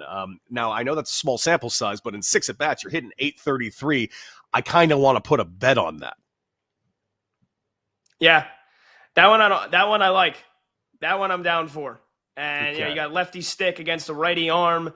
And Massey also has 5 hits in his last 2 games. So a little mini heater here. Went 3 for 5 at the Giants on Wednesday. And then in yesterday's game, he went 2 for 4. So he's swinging a little bit of a nice little hot stick here, and he's got the history against Zebby Matthews to back it up. Why don't we get frisky with a little Michael Massey? Okay, so I want a Michael Massey prop. So here's the question I'm going to ask you, and this is what we're going to go with here. We could get our hands on Michael Massey total hits, which currently his total hits is listed at 1. So over a half a hit is at minus 185. Or we can take him at total bases. Dude, we got to take him at total bases, and this is why we have to take him at total bases. His total bases is also at just a half a base. But you're telling me at a half a base, it's almost the exact same value. So, frankly, let's take the hit just so we can get a little more value. No matter what, it's the same bet because they're both at a half a base. We might as well take the hit bet prop because, again, the exact same prop at a different price, only we're getting 5 better. So let's go ahead and take Michael Massey, just 1 hit at minus 185. Let's get our hands on Bobby Witt Jr. over 1.5 hits at plus 170. And let's grab our hands on this Ty France, 1.5 total bases at plus 135. Those are our 3, in my opinion. What do you think? I like it. I think we fleshed this out. I think we've got the trends on our side. We've got the history. We've got the matchup advantage on our side. And hopefully we get some good amount of runs. And hopefully Massey gets at least 4 ABs, if not 5, because every time these 2 teams have played, they go under the total every single time. So how about we need some offense, baby? We need some offense here. We need Zebby Matthews to go out and get his tits lit up. Yes, we do. So we got Michael Massey. 1 hit today, minus 185. We got ourselves Bobby Witt Jr., 1.5 total hits today, plus 170. And of course, last but not least, Ty France, over 1.5 total bases at plus 135. If I were to guess, and we got to Price is Right this, you got to get this as close as we can say without going over. I'm going to say that's plus 850, Bob. Is that what it is, or are you guessing? I don't know. I'm guessing. What are you going to guess on the Showcase Showdown? I'm going to say, the plus 170 Bobby Witt definitely is cranking that puppy up. I'll say plus 760. Plus 760, plus 850, Double D, take that down. And when we get back from our next break, we will find out just who was closest to the pin without going over. And of course, it is about that time. We just did it. We built you a live parlay on the air, both Pat and myself. And when we come back, we're going to hear what the production staff has in order for us. I don't think they're going to beat us, and when it comes down to our actual line, because I do think that we're going to have the longer odds. But then again, I've seen them You're laughing like that's a good thing. Okay, great. They somehow made ridiculous bets again. I can't wait to see the 5 home run props are decided to put together because that's what they like to do. And of course, we have to discuss All Bobby Witt all the time, buddy.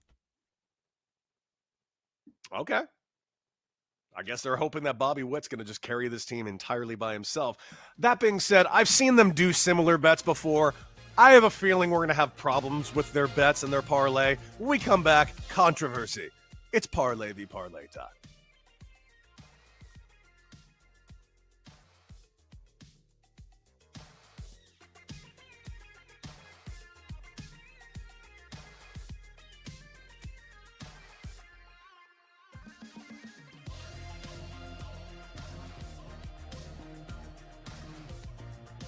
Bet for the Cycle will be right back on the BetMGM Network, sponsored by BetMGM.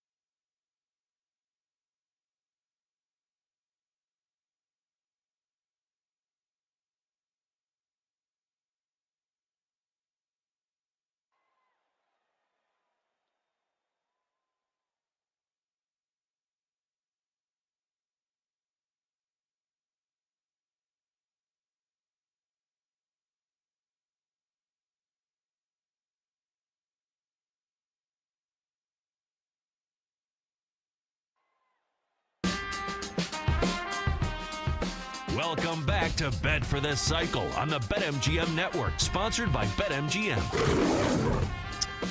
Welcome back, one and all. Ladies and gentlemen, boys and girls, children of all ages. We just did it. We built you a parlay. We felt good about our parlay. And, of course, to remind you what our three-leg parlay is, let me just give that to you real quick. Ty France over 1.5 total bases at plus 135. And then after that, we decided to go with some hit props. And normally, I'm a total bases guy myself, but it was really surprising considering the fact that we have seen that Michael Massey has got one hell of a track record against Zebby Matthews. It's only 6 at-bats, so a small sample size, but 5 hits in that amount of time, 1 double, and a home run. That's an incredible 833 mark that he is hitting off of Zebby in that 6 at-bat margin. So obviously we jumped all over that. But imagine my surprise, again, and I've told you guys this from Jump Street for the last couple of years, Vegas doesn't understand what total bases are. And I love that because we can take advantage of that. Because if it's total bases and hits are both listed at the exact same number of 1, yet one has a shorter price than the other, then I'm taking the shorter price because it's the same bet and I can get more money.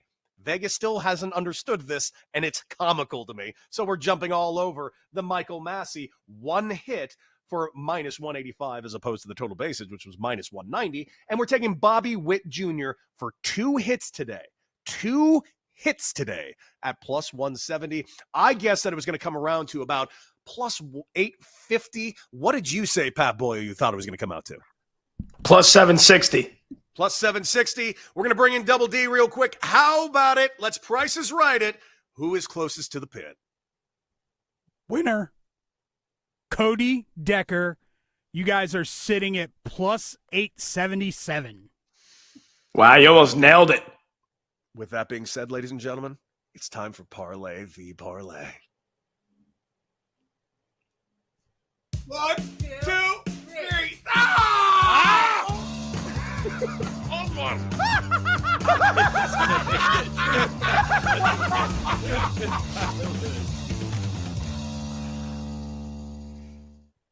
This is not a professional show. Double D, go ahead.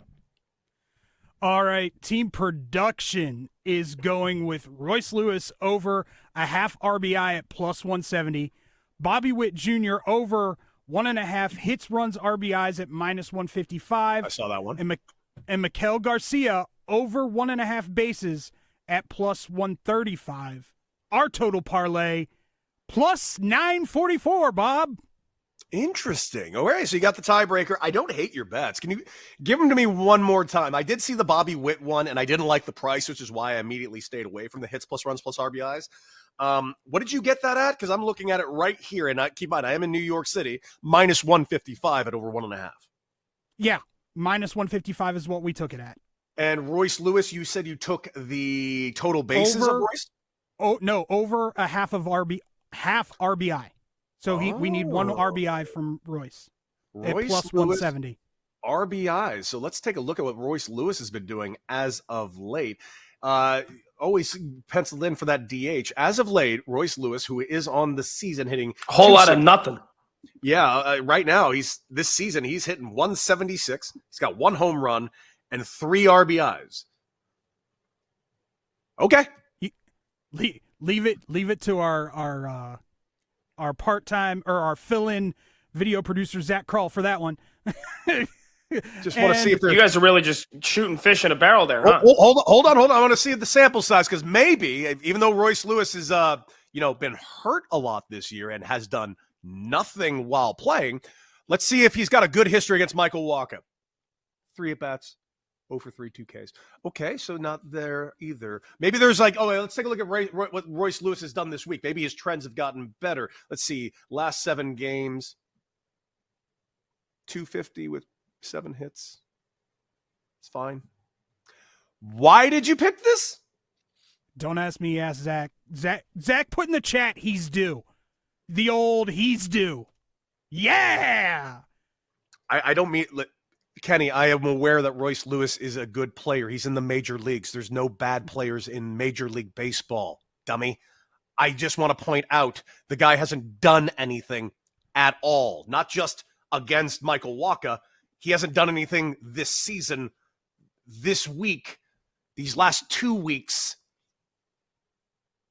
this is literally just a blind bet. I appreciate the blind bet considering the fact that we are betting against each other. But last I checked, we are doing the 999 challenge. Those of you that don't know what the 999 challenge is, it means you have to go to a baseball stadium of your choosing. It could be a major league game or a minor league game, but you have to do the 999 challenge, which means 9 innings, 9 hot dogs, 9 beers, and you have to do it all within those innings. Does that sound like a problem? Yes, because ever since the pitch clock was implemented in Major League Baseball, this challenge is significantly more difficult now because you don't got 4 hours to do it. You got 2 hours and 55 minutes to do it. That's painful.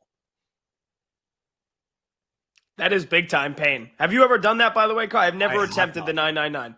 I have not, and I'll tell you why. Because this is a non-popular opinion, and I am aware this is a not popular opinion.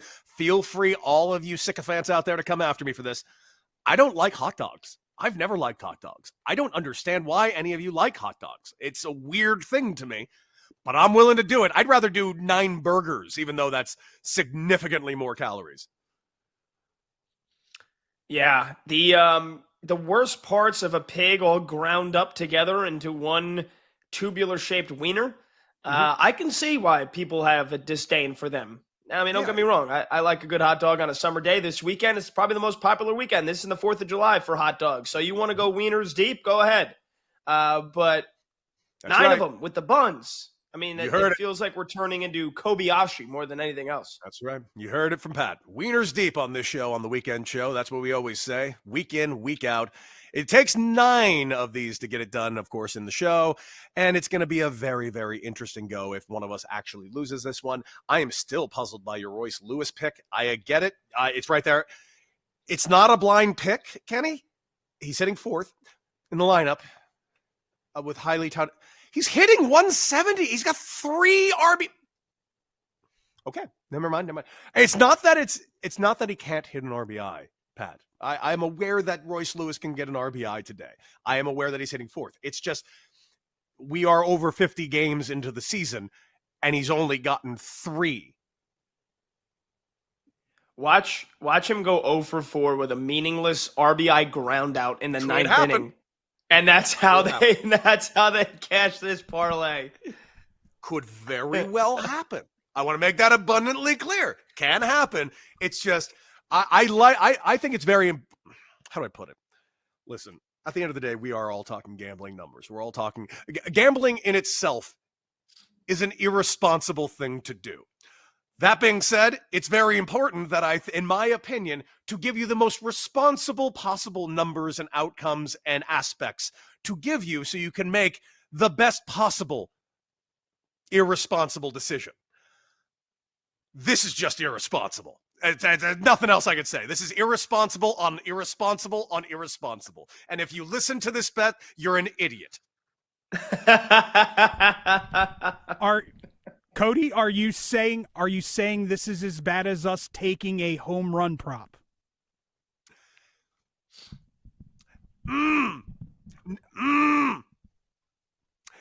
He has 3 RBIs this season.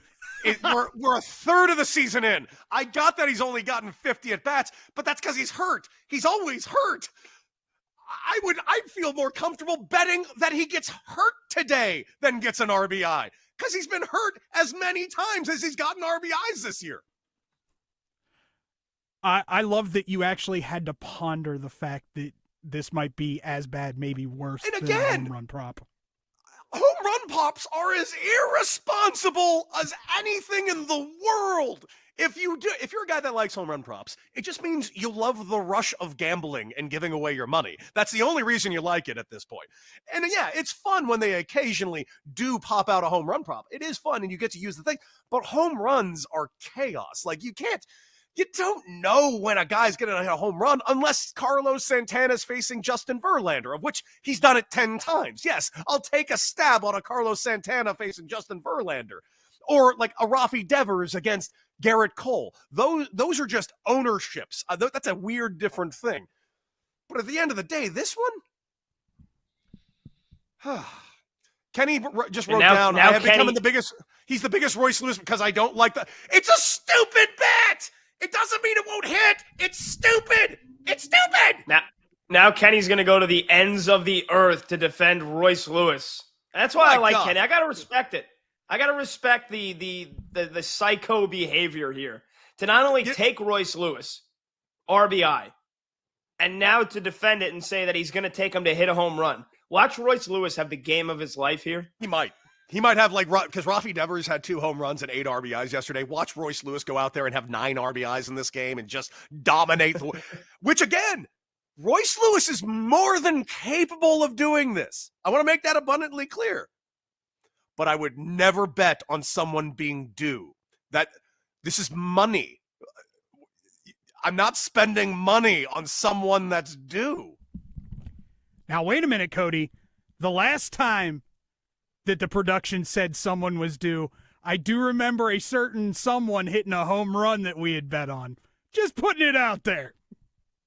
I'm surrounded by idiots, Pat. I'm surrounded by absolute idiots on this channel and show. I don't know what to do with myself.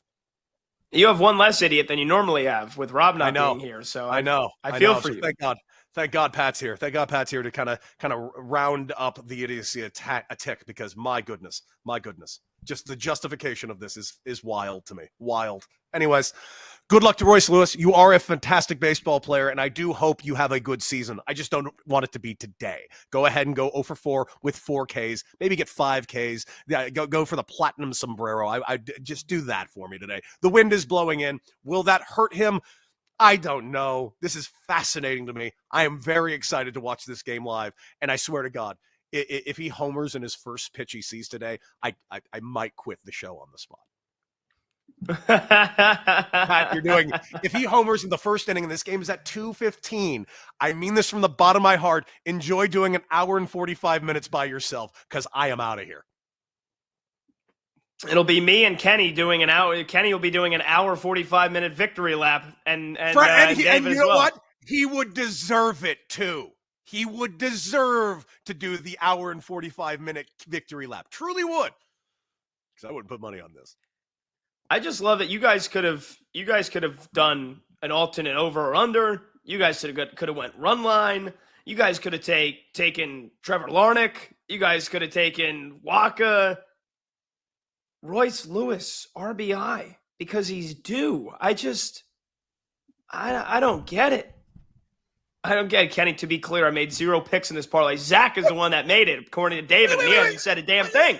Kenny, why are you defending this so damn hard? And it's not even your bet. You know this is bad.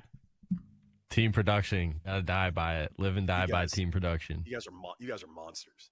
See, that's why you guys need somebody. You guys need a dissenter among the group. You guys have like sheep thinking right now. Oh yeah, Royce Lewis, RB. No, Kenny, you got to be the guy that steps up and says, no, this is a stupid leg. We're doing something else. Not one of you in that room woke up and said, I'm an adult. I'm putting my foot down. Not one of you? Listen, if we're team production and we go all in on home run props, who cares about an RBI prop? It could be a sac fly for all I care. He could still go over with a sac fly and get an RBI. Thank you. I know how baseball works. I appreciate you explaining to me what an RBI is.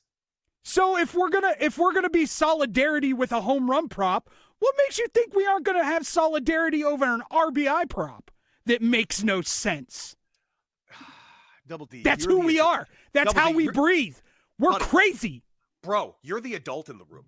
You drive a Dodge Stratus. You are that guy in that room. You need to let people know with your foot down, guys, I do not want to eat 9 hot dogs and drink 9 beers in an hour and 45 minutes. What are you? Because here's the thing, Double D, I know you guys are all with each other now, but when punishment comes around, who's the one that's always wearing it, Double D? It's always you, bro. You mean like figuratively or literally on my shoulder? All of the above. Figuratively, literally, actually, all of the above, bro. I'm not afraid, though. I enjoy doing some of these. Some of these I haven't enjoyed, but some I have. I literally have your autograph on my shoulder. It's amazing. Oh no, I agree. I don't think that's amazing. But don't you owe us like Malort still more, probably more Vegemite? Like the fact that this show hasn't killed you is a damn miracle, bro. Hey, going out on my shield is the way you gotta go. And for a big guy, the 999 challenge sounds like a good time to me. Let's go hot dogs. Let's go hot dogs, boys. Let's go hot dogs, boys. Absolute missile. I love Double D going down on the sword. Alan Horton's next. Talk about somebody going down on the sword. T-Wolves definitely going down on the sword after this.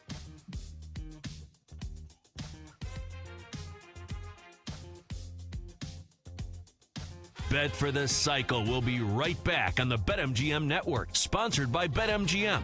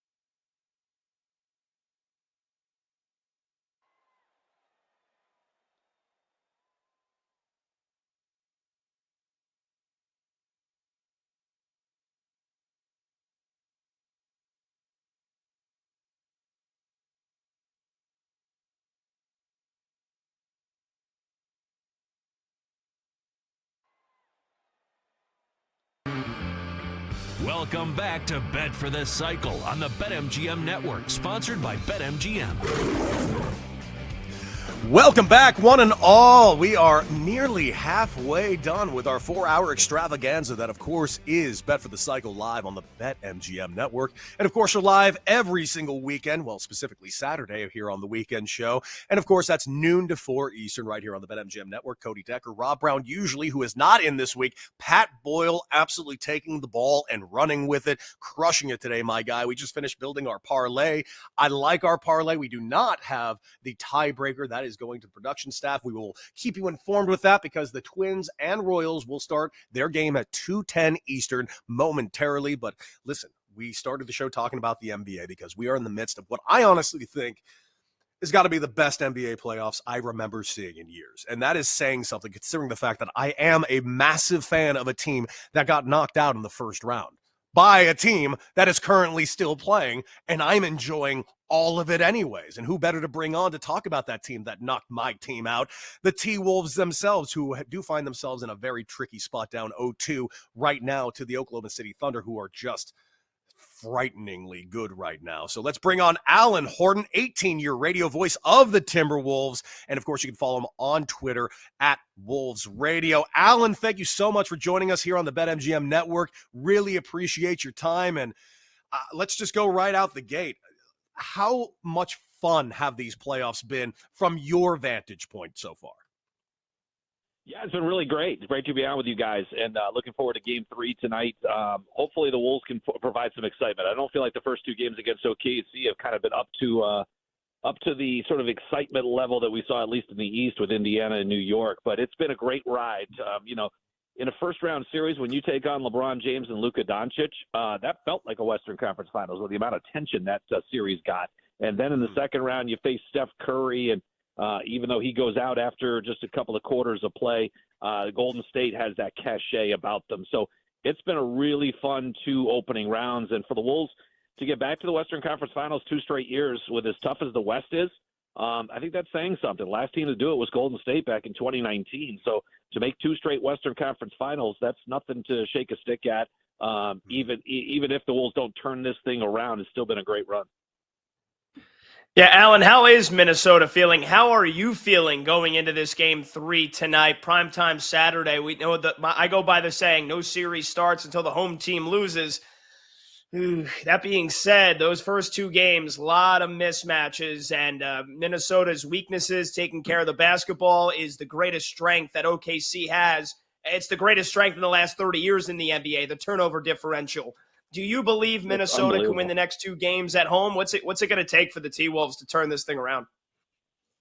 I do think they can win the next 2 games at home, and that is the recipe if you're coming back from 0-2. The last 8 teams to do it down 0-2 lost those first 2 games on the road and then recovered at home.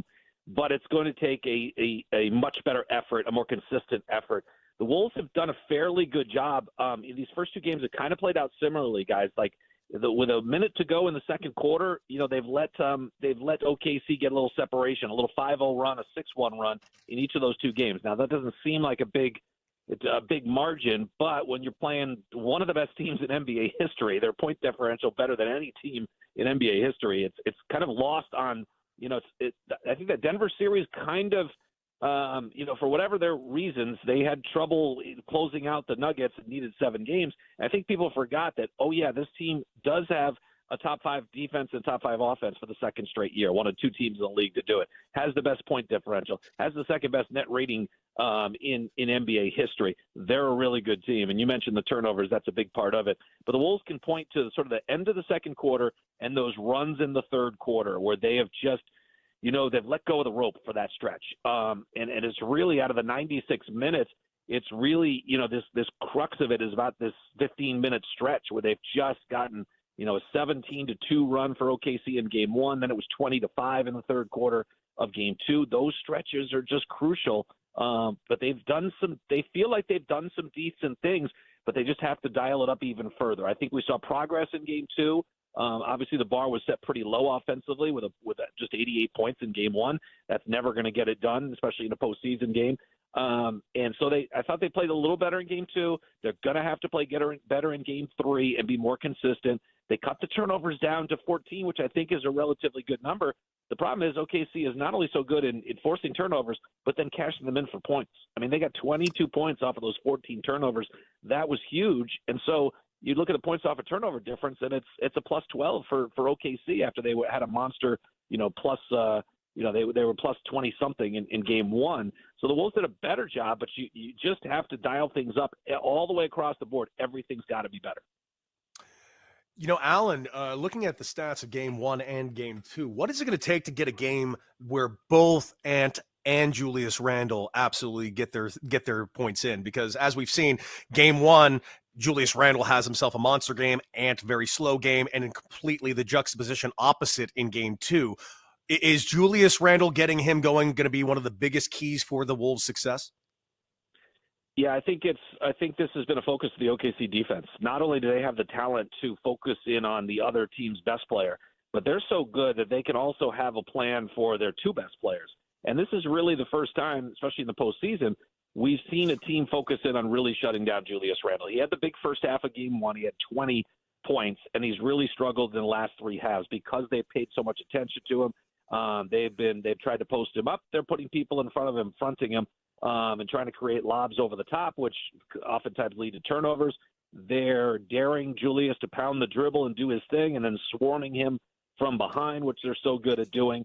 And they're talented enough to have the focus of, we're going to shut off Ant and Julius Randle. Most teams, almost every team can't do that, which is what's made the offense for the Wolves work really well, is that it's difficult to shut off two guys at a time. And Ant, while he got it going in game two, it was all on the interior. He was 1 of 9 on his three-point shooting, and his threes had been falling of late. So you're right in the sense that, both of those things haven't clicked. And even for Ant, it hasn't been a balance between his inside game and his outside game.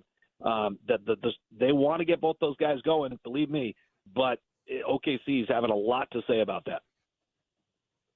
Alan Horton, voice of the Timberwolves, T-Wolves radio for the last 18 years, with us here on Bet for the Cycle for a couple more minutes. Alan, I'm surprised at how small Oklahoma City has played them. Kaysen Wallace, Alex Caruso guarding above their weight class and doing a tremendous job doing so. Again, their blitzes, their traps, they're throwing a different defensive look at Anthony Edwards, at Julius Randle every possession. What can Minnesota do to counter that? And again, is it as simple as Minnesota's just got to hit their threes? Naz Reid, who has been brutal shooting the three ball this series, DiVincenzo even shot a little bit better, was a nightmare, minus 27 in the box score last game. Is it as simple as the role players for Minnesota has to step up? Because Ant-Man had a tremendous game too, where he only took one shot in the paint in game one. And I think he was heavily criticized for that. And then last game, he goes, no. I'm the 23-year-old that's 6'5", built like a truck. I'm getting to the rim. Scored 32, had a great game. You still lost by 15. And I know that, Cody just said, is it as important that Ant and Julius both have a good game? Or do you think it's more so the role players, the three-point shooters, Naz Reid and Devo, have to step up? Because I love what Nickeil Alexander-Walker did last game, but it just feels like it's two guys that are only really playing great. Jaden McDaniels also was tremendous offensively last game too, but I don't know. Do you agree it needs to be a full A-plus team effort? Otherwise, they're not winning the game? Yeah, a couple of things. I think that's what's made the Timberwolves a dangerous team the last 2 years. They've been a deep team. They feel like they have 8 starters, and that's what Chris Finch has basically rode here in the postseason. And yeah, he'll vary up some lineups and stuff like that. But that's what has made Minnesota dangerous is that, you can get a big night from Naz Reid. You can get a big night from Dante or Nickeil and Jaden McDaniels, and Mike Conley gets you 2 or 3 or 4 threes, and Rudy can do his thing inside. You've got different options, and on different nights, 2 or 3 or 4 of those guys will all hit. The problem is in this series that those guys haven't routinely hit, not enough of them at least. So, yes, you need more balance. Guys need to knock down shots, play with more comfort. And I think to handle some of the OKC pressure, you've got to be very deliberate in what you're doing. You've got to be sure about where you're going with the ball. You've got to be direct with it. And you've got to play quick. You've got to move faster, move the ball faster than the defense can move. And if that means going inside to go out, side to side, you've got to be sure about what you're doing and do it decisively. The Wolves did get 30 wide open three-point attempts in game one. That number was down. They got 18 in game two. but they haven't hit any of those shots. They went 8 of 30 in game one. They go 6 of 18 in game two. That kind of mirrors their three-point shooting in this series, where they're just 29% in the over the two games. They've been right around that mark in each of them. And that's been the frustrating thing, because the Wolves have been a really good three-point shooting team, volume and efficiency during the regular season. It hasn't played out like that in the postseason. Going back to game one against the Lakers, when they hit 21 out of 42, the last 11 games, they're shooting 32%. They just have not had that consistency from beyond the arc, and they're just going to have to. They're going to have, if OKC is going to dominate some of the other categories of this game, you have to be able to make up for some of that at the highest value differential you can get, the three-point line. And the Wolves have got to be – that's got to be an area where they win and win handily to kind of make up if you're going to have some turnovers. You're going to have deficits in the fast break points, second chance points, points off of turnovers, things like that. Alan, what does this team need to do specifically to stifle OKC on defense in the second half? Because the third quarters have been very, very egregious, specifically 32 points in game one, 35 points in game two, not to mention in game one in the fourth quarter, they put up 38 points. What is this second half going to be looking like tonight for the Timberwolves at home? Yeah, it's been a real problem in these first two games. The third quarter specifically have just been dominated by OKC with those two big runs that they put together. They're obviously a top five offense too, but the Wolves have they were number one in defense last year. They were top 10 this year. They're still a good defense, and to allow OKC to shoot 50%, even though they're getting some transition opportunities, those are always high percentage plays, and those points off of turnovers. The Wolves they've got to be better defensively. You can't allow an opponent to shoot 50% and expect you win the game. And OKC is so adept at finding space on the floor. So much of today's NBA is about let's get threes and get shots at the rim. Well, sometimes those are cut off, and OKC thrives on getting those shots in between. I mean, Shea is basically a 50% shooter on shots outside of the rim, but inside the three-point line. Jalen Williams is also another very good mid-range shooter. When those guys are hunting those shots, it does change the way you play defense. Like that's normally you'd be happy forcing that shot from most teams in this league and most players in this league, but you can't do that with OKC because they hit them at such a high rate, and that opens things up. So I think that's been a real something that the Wolves have to solve, is how to defend those shots without throwing your defense completely out of whack. Alan Horner, can't thank you enough for joining us. Good luck tonight and the rest of the series. All the inside, my man. Thank you. Appreciate you guys. Take care. Take care, guys. That's it for Hour 2. Hour 3 next. Bet for the Cycle will be right back on the BetMGM Network, sponsored by BetMGM.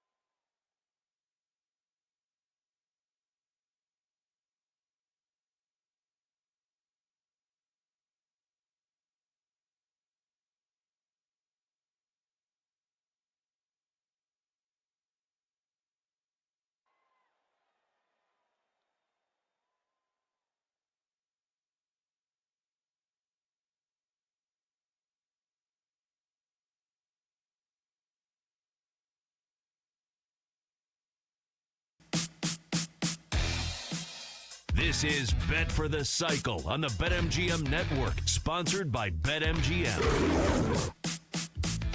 Welcome back. We've done it. We've reached the point of no return, which means we are in hour 3 of our 4-hour extravaganza. That is, of course, Bet for the Cycle on the BetMGM Network. Cody Decker, Pat Boyle in for Rob Brown this week.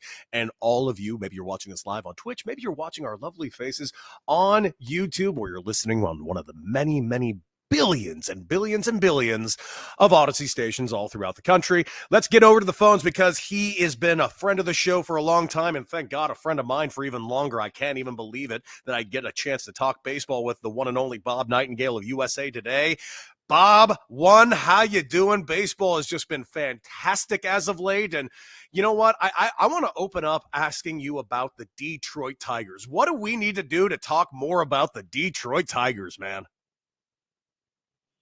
Yeah, I mean, they got to remind you of those great teams about a decade ago. You know, I was in Detroit when they swept the ALCS in 2006, then did again in 2011. But when they swept, they had such a long layoff, and they just stunk in the World Series. You know, and now here they are. Now here they are back again, and I think this team is as good as any team in baseball. Been fun to watch. Bob, Tigers are playing great. I want to ask you about a team that we expected to be great this year and a player that we expected to be great, and he is having a very uncharacteristic season so far. What do you make of all the Juan Soto hullabaloo here over the last couple of weeks? He's been in a slump, goes back to Yankee Stadium, gets booed, tips his cap, then proceeds to have a very poor weekend where it looks like he got called out twice for not hustling. His manager, Carlos Mendoza, said he was going to talk to him about it. Then after it happened again at Fenway Park, what do you make of what's going on with Juan Soto right now? And do you think that this is just a slump, or do you think that there is something deeper going on with the ex-Yankee turned Met, where you got a lot of Yankees brass right now saying that he's not happy in that Mets locker room? What are your thoughts on it? Yeah, I'm not sure how happy or unhappy he is, but I know when he was on Phoenix, he was kind of a loner. Winning the last bus and wasn't really interacting with his teammates much. I don't really buy the adjustment. I mean, the reason I say that is because he played in New York last year. It's not like your Devin Williams going from Milwaukee to New York. I know it happens when guys switch teams in city, but he was in the same city and everything else. So I don't know why the slow start. It certainly can happen. Maybe he's putting pressure on himself because of the contract. Maybe that's it. Heard so much about that you better live up to it. You're making twice as much as Aaron Judge. Let's put up Aaron Judge numbers, and he's not doing it. But I'm not stunned by it or that surprised, just because remember now, just a couple of years ago, he was with the San Diego Padres. In his only full season with the Padres, didn't even make the playoffs. And, he was okay there, but, he had some run-ins there with a few of the players, wasn't getting along with the manager, Bob Melvin. So, we saw it happening before, so we shouldn't be shocked it's happening again. Yeah, Bob, we're sitting here in a world where we've had multiple manager firings already. You've seen it happen in Baltimore, Pittsburgh, and of course, Colorado. And these are arguably three of the lesser teams in Major League Baseball. And I feel like they're also the three teams that have gotten the most noise put around them, especially as of late, finally, because these are three teams that just seemingly refuse to spend any money on anybody. When are we going to get to the point where Major League Baseball maybe needs to eventually step in and do something about these three particular franchises? Because it doesn't seem like they're getting better anytime soon. No, I mean, that's where I think it's going to come up in the next CBA. It's like, okay, if you want restrictions on the luxury tax or salary cap, what have you, you got to have some kind of salary floor here. The Pirates made over $40 million last year. They should put that money back into the team. The Rockies have spent some money over the years, just the wrong places. I mean, obviously, Chris Bryant contract has been a semi-disaster for him. So, this stuff has happened. But you're right. And these teams, I mean, the Rockies draw well. They're drawing about 30,000 a game. It's a I know. Blast to be there. It's a great atmosphere. And Pittsburgh's nicest ballpark in America. Gorgeous place. There's no reason why they should be struggling. But yeah, it's a shame it's happening. And you're right. I mean, they're still light years away. I mean, the Rockies, you don't see them being competitive anytime in the near future. In Pittsburgh, even though you're in the softest division in baseball, they're not close to where they were, back when they're in the wild card in mid 2015, 16. Mm-hmm. Bob Nightingale of USA Today with us here on Bet for the Cycle. Speaking of the Pittsburgh Pirates, they fired Derek Shelton a couple of weekends ago, and then the last bit of news they just made, GM Ben Cherington asked if they are considering trading Paul Skeens, all-world pitcher, one of the brightest and biggest stars in all of baseball, only in his second year in the big leagues. Do you think the Pittsburgh – we can assume the Pittsburgh Pirates are not going to pay Paul Skeens because his contract is probably going to be upwards of around $250, $300 million, if not more. And that's just something that the Pirates probably will not do. So it's a matter of when, not if, right, that they trade Paul Skeens. Do you see that happening maybe as early as this year, or do you think that they hold on to him for one more season? I don't see it happening. I really don't. I'm not sure it happens as long as he's under control for the next 5 years. Remember, now he's not making any money. He's making this franchise a ton of money. Talking about generational talent. I think they can burn down the stadium if they trade Paul Skeens. You just can't do that. Too big, means too much to that franchise. Probably the top 2-3 pitchers in all of baseball. Very marketable guy. Great guy with a military background and everything else. So I can't see him trading him. I really can't. And he's not making money. I don't know what you would get for him, but whatever you get, you're getting prospects. And as we find out, these prospects you just don't know. People jump on the Mets now for, hey, do you really trade Pete Crow or Armstrong for 6 weeks of Javi Baez?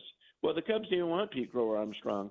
They wanted another pitcher instead, and the Mets refused to give him up. So you just don't know. If they trade Paul Skeens, you don't know what you're going to get back in return. I don't see them even considering trading Paul Skeens until maybe second, third year of arbitration eligibility. Bob, I got to ask you about the American League West. It's an interesting division in that I firmly believe someone has to win it. And I've been on this particular show for the last 4 years kind of talking up the Seattle Mariners. And I've lost a lot of money on the Seattle Mariners these last couple of years because their pitching staff has just been so great, yet their offense can never figure it out. But here they are currently 3.5 games up in the American League West in the division that someone needs to win. Is this the year that the Mariners can pull down the American League West, or are we going to watch this team kind of fall to pieces offensively like we have the last 3 years? There's no reason they shouldn't be able to win the division. I mean, the offense now is ranked third or fourth in the American League. Yeah. And, the runs scored, home runs, and the different offense. But I'm with you. The last 2 years, I want to say maybe 2 years ago, I even picked them to win the World Series. And, they've been a bitter disappointment over the years. The funny thing is, same division now, and now it's the Texas Rangers have kind of squished identities. Rangers are pitching their mind, and now they can't hit. Bob, I want to pivot back to a bigger storyline here. Or not that the ALS is not a big storyline, but just one that I think is one that deserves a lot of national attention and a great series this weekend down in Atlanta. How about Ronald Acuna comes back off the injured list, and the first pitch he sees, he smashes at 467 feet. We made a lot of the Atlanta Braves super slow start where they started 0-7. And after just 2 or 3 games, it was, all right, it's just a slow start. Then they went 0-7, and they have slowly but surely crept their way back towards 500. At one point, they were even above 500. Now they're 2 games below, but with Ronald Acuna's return to Atlanta, You think the Braves still have what it takes to be a championship contender in the National League? I do. I think the big thing is going to be, what happens when Jurickson Profar comes back. Is he the Profar, that did wonders, made the All-Star team last year for the Padres, or was he just a product of PEDs and he won't be the same guy? And that's the guy they threw $42 million at. That was their big expenditure. So they need him to bounce back. There's no reason why they can't jump back in the playoff race for sure. Still a very good team. Chris Hill now is back, pitched lights out again. So I think the other guys will come up, like Albies and stuff will start hitting better. Riley already is. So no, I think they'll be a factor in September for sure. Bob, this National League West, I mean, up and down, with the exception, of course, of the Rockies. You got the Diamondbacks, who are only one game over 500, even though I personally believe this team is a playoff team, and I don't think they've even come close to hitting their stride yet. But at the end of the day, almost the complete opposite of what I said about the American League West, the National League West. Yeah, somebody's got to win it. It's likely going to be the Dodgers, but are we going to get another 3 teams out of this division, or are we likely only going to get 1 or 2 other teams out of this division? Yeah, I keep waiting for the Giants to fade. I just think they're kind of playing over their head. We'll Same. see about them. But I certainly believe in the other 3. I'm with you. I think the Diamondbacks do make the playoffs. Gallen will start pitching better. Brandon Foss been consistent. Corbin Burns lights out the last 3 starts. And a great lineup. I mean, 1 through 9, I'll match that lineup against anybody. I mean, they can do a whole lot of things. So I feel like the 3 teams that come out of it. And it's so strange to see the Dodgers having these pitching problems just like last year. It's like, just put in – but it's been over $750 million last 2 years of pitching, and the only 2 guys that are healthy is Yamamoto and one of the relievers. It's amazing the injuries these guys have been taking on. Bob Nightingale, USA Today, Major League Baseball columnist, also the president of the Baseball Writers Association of America, here with us for another 2 minutes or so on Bet for the Cycle. Bob, how about that game last night between the Dodgers and the Mets? One of the wackiest games I've ever seen, and I started watching it the 8th inning, and then it proceeded to go 13. We had some rules that I didn't even know existed. You had rain delays, you had Tanner Scott meltdown, and then the Dodgers win it in 13 innings. That's not even the biggest thing of this weekend. It was supposed to be today. Now it's pushed back to tomorrow. Shohei Ohtani is going to pitch the live hitters, live batting practice Sunday afternoon.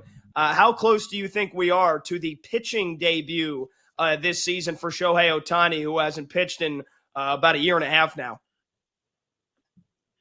I think it's still after the All-Star break, maybe even early August. I just think they're slow playing him on purpose. I think if they really need him with some other team, even pitching all season. He was close at the end of spring training. They're just taking their sweet time with him, saying, you know what, we don't want to have the same situation as last year, only have 3 healthy starters, go into to the playoffs and almost cost them in the first round against the Padres. So I think they're just being so cautious. If they really, really need him right now, then do it. I think they consider this first 2-game schedule almost like a dress rehearsal until the playoffs start, and that's when they'll use him. It's almost like they're saving all these bullets for October. Bob, last question from me. We're right up against it really quick. I know we're a little bit of a ways away from the trade deadline, but as you currently look at it right now, I mean, there's a lot of teams that are very much in it and only a couple that we know for a fact are not going to be in it. Who do you think are going to be the actual sellers? And of those sellers, who do they even have to sell? Yeah, I mean, obviously the top guy will be Sandy Alcantara from Miami. They need him to pitch better so they can get a decent amount for him. Everybody in the world is looking for bullpen help.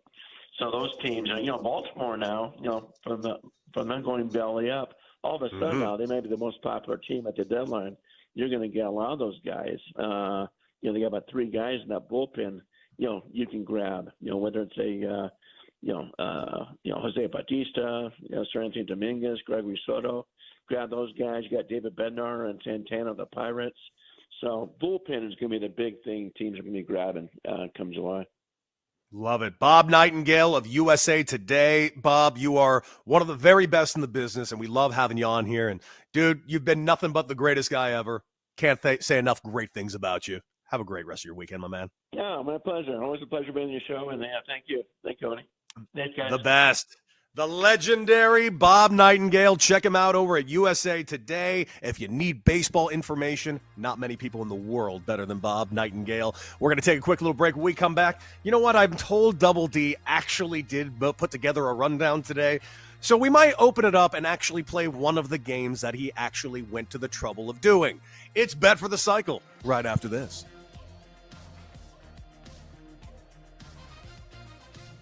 Bet for the Cycle will be right back on the BetMGM Network, sponsored by BetMGM.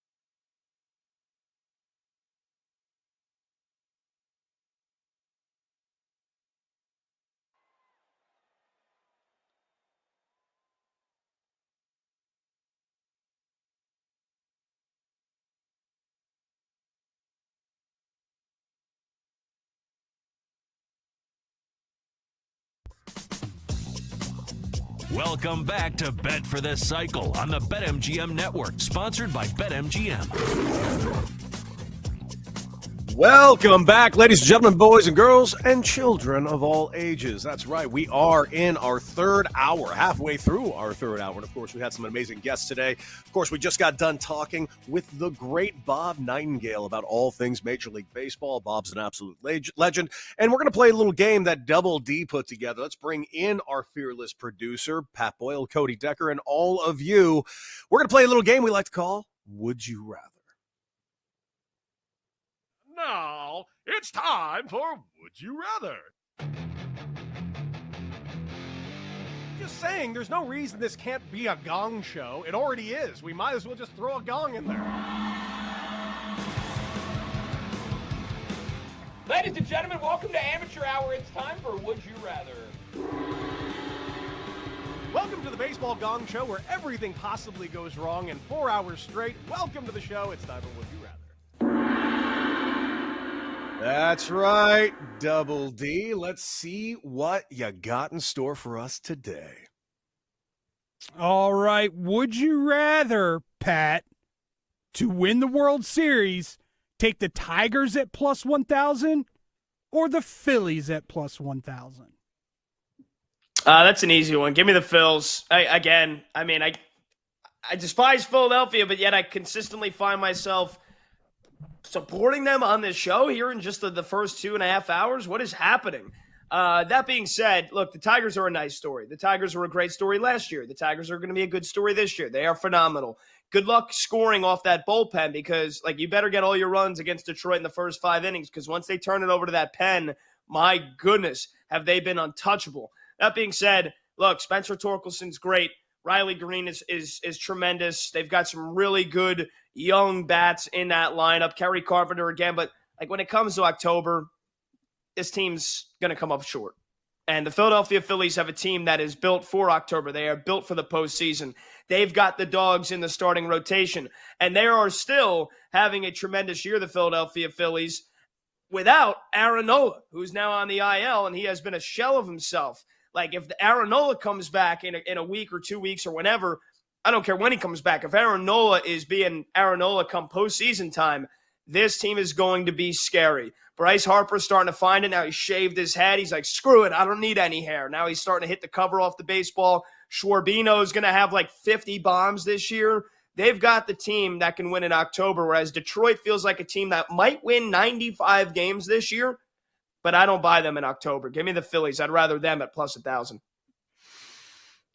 I have the exact opposite take as Patrick does because, frankly, this team is already without Aaron Nola. And by the way, Alvarado's out 80 games, and he will not be with this team in October. Period. Stop due to the rules. Frankly, I like this pitching staff over in Detroit so much. You mentioned the bullpen, yeah, but we're going to ignore that their pitching staff also has Casey Mize and Tarek Skubal, who is by far the best pitcher in the American League. I honestly think I agree with you that the Detroit Tigers were a nice story last year. They're not a nice story anymore. They're the story now in the American League. And frankly, the American League is wide open, where the Phillies, they got to go compete in the National League playoffs. And frankly, to me, the Phillies have just become the Buffalo Bills of the Major League Baseball. Period. Stop. They can't get over the hump because of their entire thing being based on the long ball, because all it takes is just 3 down games offensively in October, and once again, we lose the Phillies early off and in the playoffs again. They're not better than the Dodgers. I'm not positive they're better than the Mets. They're not better than the Padres. I don't think they're better than the Diamondbacks, where the Detroit Tigers, I firmly believe, are the best team in the American League. I would not be shocked if we see the Tigers get to the World Series. The problem is, whoever they run into the World Series, they're going to get their asses kicked because the National League is that much better. All right. Moving on to the next one. Cody Decker, would you rather take Corbin Carroll at plus 1,200 or Pecros Armstrong to win the NL MVP at plus 1,200? The answer is neither of these, and I wouldn't waste my money or time because Shohei Ohtani will win this award again because he just will. That being said, if I have to pick one of the two, I'm going to go with the devil I know a little bit more, and that would be Corbin Carroll. A little bit more of a sample size in his career. PCA is fantastic, and he's off to an incredible start this year. But I'm not ready on May 24th, having not seen enough of P. Crow Armstrong yet in full seasons in the major league, to give him an MVP nod, where I've seen Corbin Carroll do this for a couple of years. That being said, P. Crow Armstrong very well might be that dude, and I hope he is, and Chicago needs him to be that dude, because, frankly, they're not signing back Kyle Tucker. Who are we kidding? They're not going to do it. Your best shot right now is to sign PCA right now, but he won't do it. Yeah, I agree. I mean, Cody escaping the game. Would you rather? I tend to agree that it's going to be Shohei, but out of those two, I'm going with PCA, which, I mean, again, we talked to Bob Nightingale 15 minutes ago. And remember, they traded him for basically half a year of Javi Baez, who was then basically saying F you to the fans, the Mets fans, and now PCA is turning into an absolute five-tool stud with an OPS over 900. He's already got 14 swipes and 14 bombs.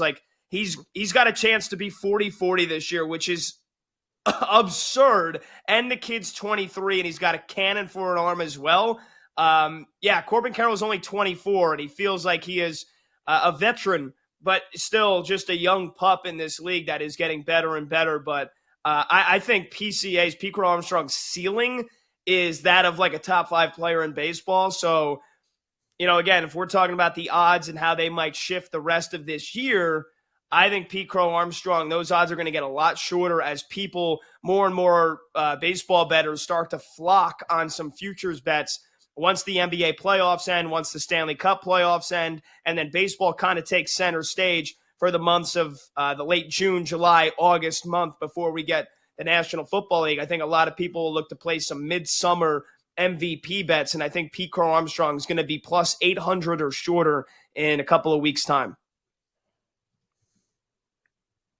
If you talk to any Cubs fan in Chicago, he's the next coming of Jesus.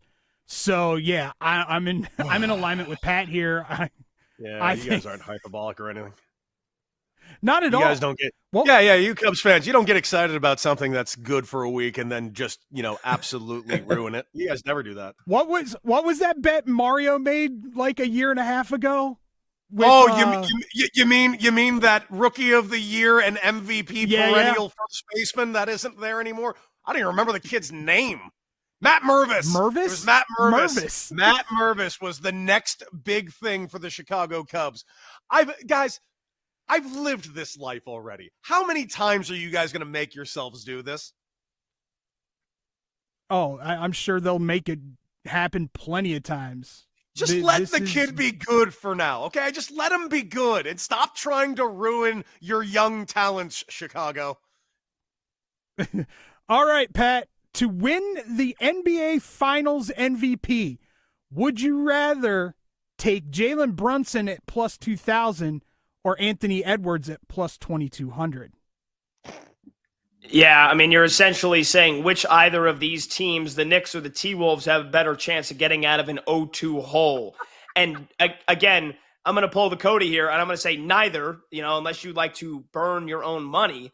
But if I had to pick between the two, I am supremely confident, I know Cody is as well, that the Thunder are not losing this series. They are the better team. So just off that alone, which I'm pretty sure if you place a Finals MVP, all bets are action. You don't get a refund if the Timberwolves get knocked out. That bet is action if you place one right now on Anthony Edwards to win Finals MVP. So just off that alone, even though, again, I'm a diehard Knicks fan, I'll tell you they have a chance. Odds are they don't have a great shot, but I think they have slightly a better chance to get out of this 0-2 hole against the Pacers than the T-Wolves do against the Thunder. And even then, nobody's beating Oklahoma City. So if you'd like to waste your money, the better option, I think, would be Jalen Brunson. But don't waste your money. No notes. Correct. I agree with every syllable out of his mouth. No notes. Listen, the Thunder are not losing probably a single game. And I'm not even just talking about this series. They're not losing a single game going forward. It's over. So even if the Knicks got into there, Jalen Brunson is not winning this because, again, the Oklahoma City Thunder is not going to lose a single game going forward. All right, Cody. So let's go to conference finals series results. Would you rather take the Thunder 4-2 at plus 525 or the Knicks 4-3 at plus 550?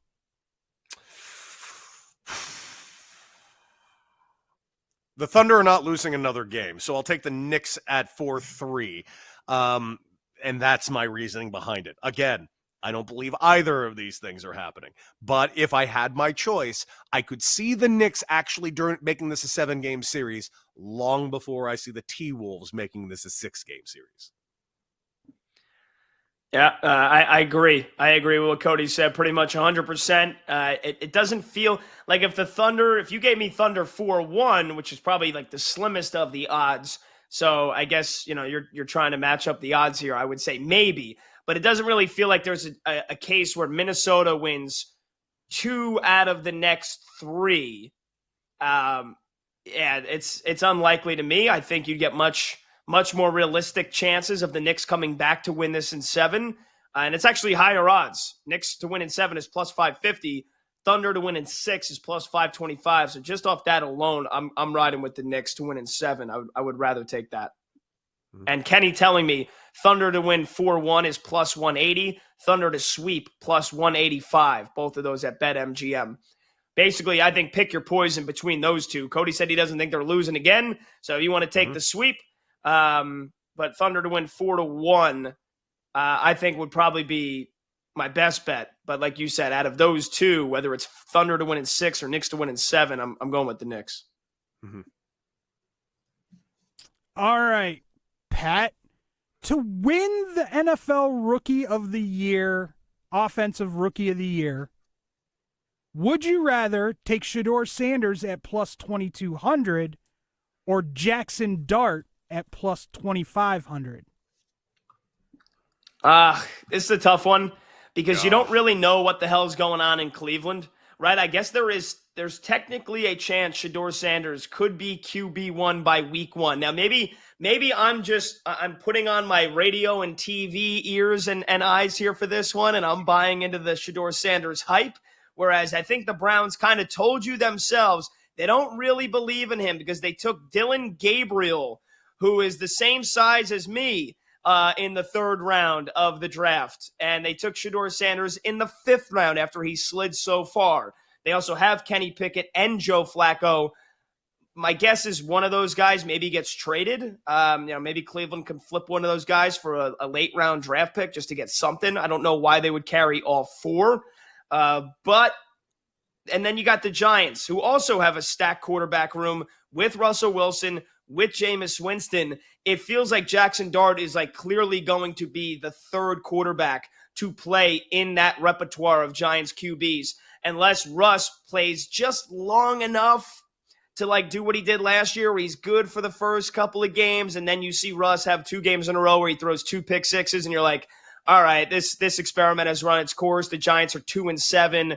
And then just to try to save their jobs, Brian Dable and Joe Shane, the coach and GM, say, all right, we're just going to have Jackson Dart jump ahead of Jameis, and he's going to start.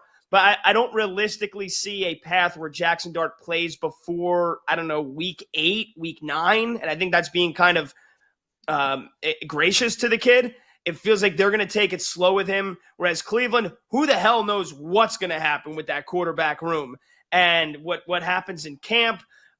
So I think there's a more realistic chance that Shedeur Sanders gets on the field a lot quicker. And just off that alone, I'd probably take a bet on him to win Rookie of the Year at plus 2,200. But I don't really believe in his talent. Like, I believe in Jackson Dart's talent. I wish Jackson Dart was in Cleveland's quarterback room because then I would love this bet. But he's not. So it feels like you're waiting a long time before Jackson Dart steps on the field, and then he's going to have to light it up like right away. And I just don't see that happening.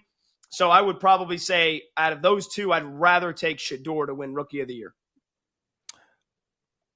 Out of those two, I'm going Jackson Dart, and here's why. The Browns. That's why. That's my entire reasoning. I am not going to ever assume a quarterback from the Browns will have success, mainly because my favorite thing that exists in all of sports is the Couch Browns jersey that has 40 more quarterback names on it that inexplicably this team decided to draft 2 more names to add to the jersey this offseason alone. There's not a penny I would ever put on anything that says the Browns are going to have success or any quarterback is going to have success in Cleveland, period, stop. To the point where even the Cleveland mayor says there are bigger priorities in Cleveland than the Browns, which is why they're never getting a new stadium, which is why the Browns are always going to be a disaster, which is why the owner should sell the team, because that owner destroyed the entire quarterback market alone. Embarrassing, shameful. Jackson Dart. Guys, we're going to take a break. When we come back, I don't know what we're going to talk about, but probably sports. Bet for the cycle right after this.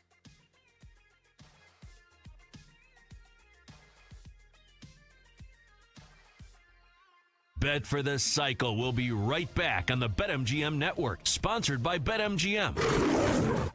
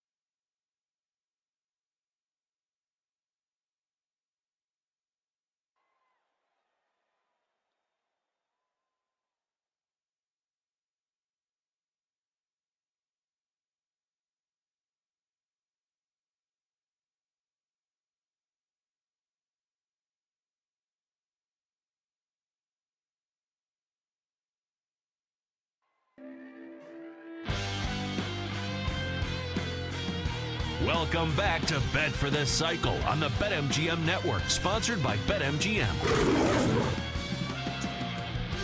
Welcome back, ladies and gentlemen, boys, girls, children of all ages. That's right, we are here for yet another segment. We're rounding out our third hour here of the 4-hour extravaganza. That is the weekend show. That is Bet for the Cycle. Here, running out our fourth year. That's right, 4 years on this network, the BetMGM network. It's been called other things, and yet we have survived through all of it. What a run for Rob Brown and myself. But you don't see Rob Brown today. No, you see an even handsomer face. And Pat Doyle today. Of course, you can check out his show at the Xfinity Network right here for Odyssey. And, dude, of course, your show right here on the BetMGM network on Sundays. How you feeling so far today? 3 hours over here having to deal with me and Double D's dumbass for the last 3 hours. You surviving? Yeah, I was feeling great till you just called me Pat Doyle, but hey, it happens. Did I call you Pat Doyle? Sorry, Pat Doyle is a character from Major League, and that's one of my favorite characters of all time. And I've gotten that multiple times. Yeah.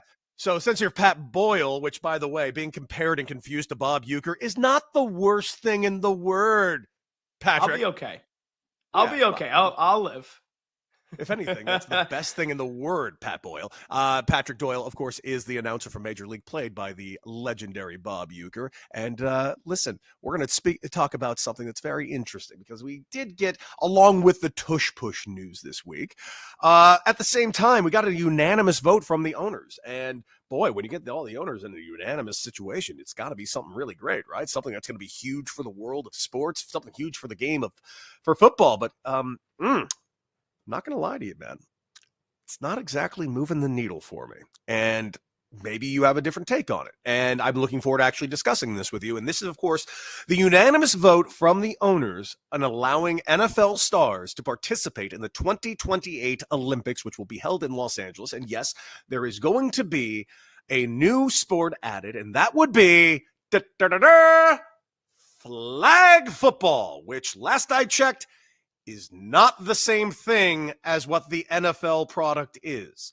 So I understand the idea of expanding the game. You see how Major League Baseball has been doing at the World Baseball Classic. You see how Major League Baseball has turned itself more into a world game. You see how the NBA has absolutely dominated becoming more of a world sport, especially if you watch the last Olympics. And now that we see an influx of international talent that is just as good, if not better, than the American talent in the NBA. And you could say that DNA has links all the way back specifically to the early 90s of the original Dream Team. But I'm having trouble seeing this the same way. And I understand where people are like, well, you want to get the NFL players out there so they can get the very best like we had with the Dream Team. But my argument is it's not the same game. In fact, not even kind of the same game. To the point where I'm all for expanding football. But one, I don't know how you're going to field flag football teams. Two, someone will get injured. I don't know who it's going to be, but someone will get a non-contact injury during this Olympics, in which case, man, sound the alarms when that takes place. And I'm having trouble understanding how flag football at the Olympics, when you don't know how it's going to be received, how it's going to be done. Quite frankly, I'm worried this is going to be looked at, especially if it's bad, like how breakdancing ended up kind of became a joke at the last Olympics. And I'm hoping that's not the case. It's just, I worry about that, because I see this as a potential that this either works and it does somehow expand the game, yet no one's been able to do a good job of explaining to me how flag football, which again, not the same product as the NFL. And also, could this be a position where the NFL might get hurt by this? Yeah, I think that's the big concern. If I'm an NFL owner, I hate this because that's the only thing that I'm thinking about is, oh, geez, Justin Jefferson's going to tear his ACL on a cutback against a guy from, South Africa. Lithuania. That's never played a lick of football in his life, and just, the wrong place at the wrong time against a guy that's basically a plumber if he were to try to play in the NFL. That's what I'm worried about if I'm an NFL owner. The other thing, like you said, it's not the same game. There's no pads and it's one thing, like you said, our game, you put the Dream Team out there and it's the same game. It's slightly different rules and regulations. Maybe the 3-point line is like a half a foot in front. this is a totally different game. This is not that there's nothing wrong with flag football. Like, I'm all for trying to grow the game, but also, like, is there any shot we lose? And do we really want to just go and watch us dominate against Germany? And, like, I know there's football, like American football elsewhere, a few other places in the world, but not really. So it's like, yeah, what's the chances we don't just dominate right through the competition? That's probably exactly what happens. But, like, is it going to be fun watching it? I don't know. I don't know. I don't know how to feel about it, honestly. Yeah, I'm going back and forth. And yeah, there is a professional football, American Football League in Europe. It's known as the ELF, the European League of Football.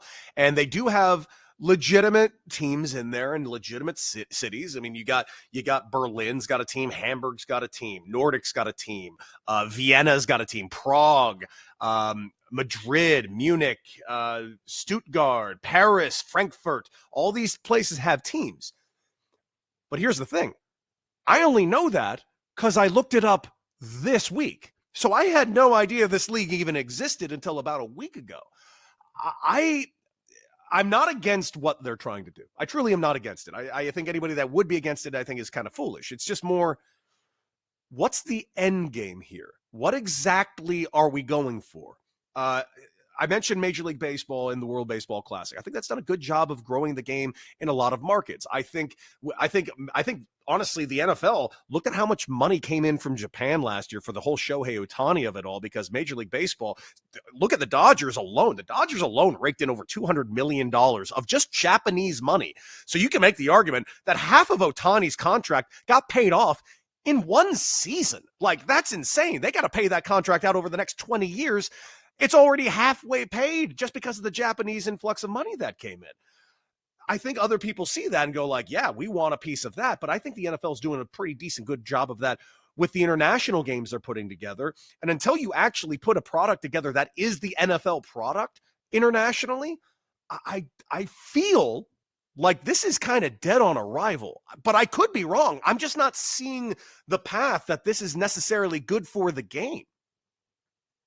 Yeah, and who knows? Sometimes it takes a little bit for things to get going. Maybe there isn't. Maybe the NFL, again, I mean, we're playing how many freaking international games now in the NFL schedule this year? 15 of them. We got Madrid. We got Australia next year. There's more games in London than ever. Dublin. We're playing in Brazil again. So just maybe the NFL, if they can help inject enough money into some countries, into Europe, to say, hey, let's really beef up the game, because I mean, open your eyes and ears if you don't think the NFL is trying to have a team in London in the next, 4 years at most. Like, that's been coming. So then once that happens, it feels like it's only a matter of time before our game of football can really take off and grow. And who knows, maybe we're looking back in 20 years from now and another 5 Olympics, and we're saying, wow, can Germany, can Serbia take down our flag football team? Like, who knows? But the fact that you have our NFL players playing in it, I get the reluctance from owners, because the last thing you want to see is a guy get hurt. But we don't worry about that with Team USA for basketball. There's the worry that Anthony Edwards would have gotten hurt, or Durant, or LeBron, or Curry, but they're playing in the Olympics. I hope that is eventually the thought process with flag football in the Olympics. But since it is at its core a totally different game, I really don't know how it's going to play out. It feels like we're just going to kind of have a dominant banner run. It's going to be the Team USA Invitational. And I worry how that's going to do ratings wise and with their attempt to actually grow the game. It might be ugly at first, but I guess you got to start somewhere. Yeah, I get it. I just, man, I'm having trouble. I'm just having trouble understanding what the end game is for that, because if you listen to Roger Goodell this last week, he wants it to be 16 international games, all within the 18-week season, which I actually don't entirely disagree with. I could see from week 2 to week 17 you having at least one international game every single week. Okay, but I think honestly the bigger end game is kind of the direction I think they're already going. We're getting all these international games in a lot of new countries, and you mentioned Madrid. They're going to be in Spain this year, which is a big thing. They've been doing all these ones in Munich. They've done these ones over there in the all throughout the UK. We also remember in the 90s and the early 2000s, we had NFL Europe. And I do think that there is going to be a full division in Europe, all throughout the UK and maybe over there in Germany. What are we waiting for, though, is my question. That's honestly what only thing I'm like sitting here thinking. If we're going to do it, let's just do it. Let's expand this league by 4 teams and let's just go. Because frankly, we've already seen that there's a hunger for it over there. I didn't know Germany knew every lyric to Country Roads. They love that song. They can't get enough of that song. They do. And frankly, all right, let's do this. Get a team over there in Munich. Give me a team in London. Give me a team in Scotland. Like, they're going to do it eventually. There's going to be an NFL Europe division. Let's do it. What are we waiting for? You have the money. Yeah, they do. And, again, who knows? Maybe I've been surprised at how much of a hit things have been before. But flag football in the Olympics being a massive success, I don't know if I see that one coming. I would like to be surprised. I really would. I would too. I would too. I don't know how it's going to play out. Me neither. I just don't see a world. I just don't see a world. I'll be very pleased to be wrong about this, though. Guys, that is it for hour 3. We're about to do hour 4. What can you expect in hour 4? Well, quite a few things. We're going to play a little game that we love to play here called Overreaction to Make Sense. How long will that take? A long time. Probably most of the entire hour. We're going to bring in Double D. He's going to ask us some questions. We're going to argue. We're going to pontificate. We're going to, I don't know, reflect on just about everything humanly possible we can over this final hour of the show. Strap in. It's Bet for the Cycle. It's weekend show, and you're welcome preemptively. Bet for the Cycle right after this.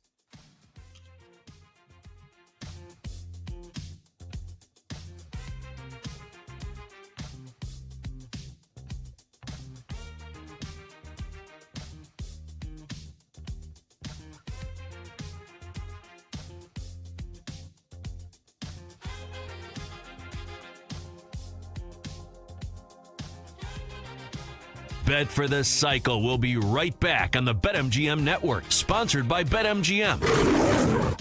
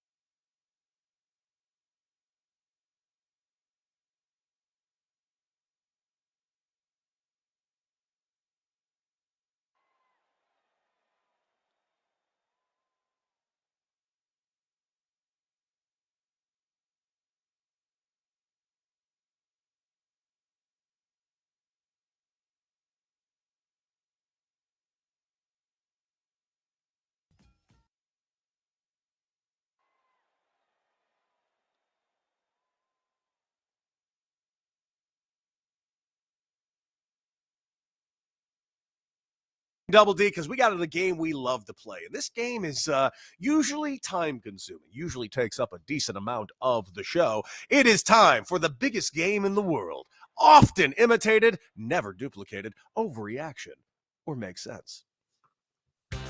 Time to play Overreaction. Overreacting? I think you're overreacting. We overreacted. Or Make Sense. That makes sense. That makes sense. On Bet for the Cycle on the BetMGM Network. All right, Double D, what do you got?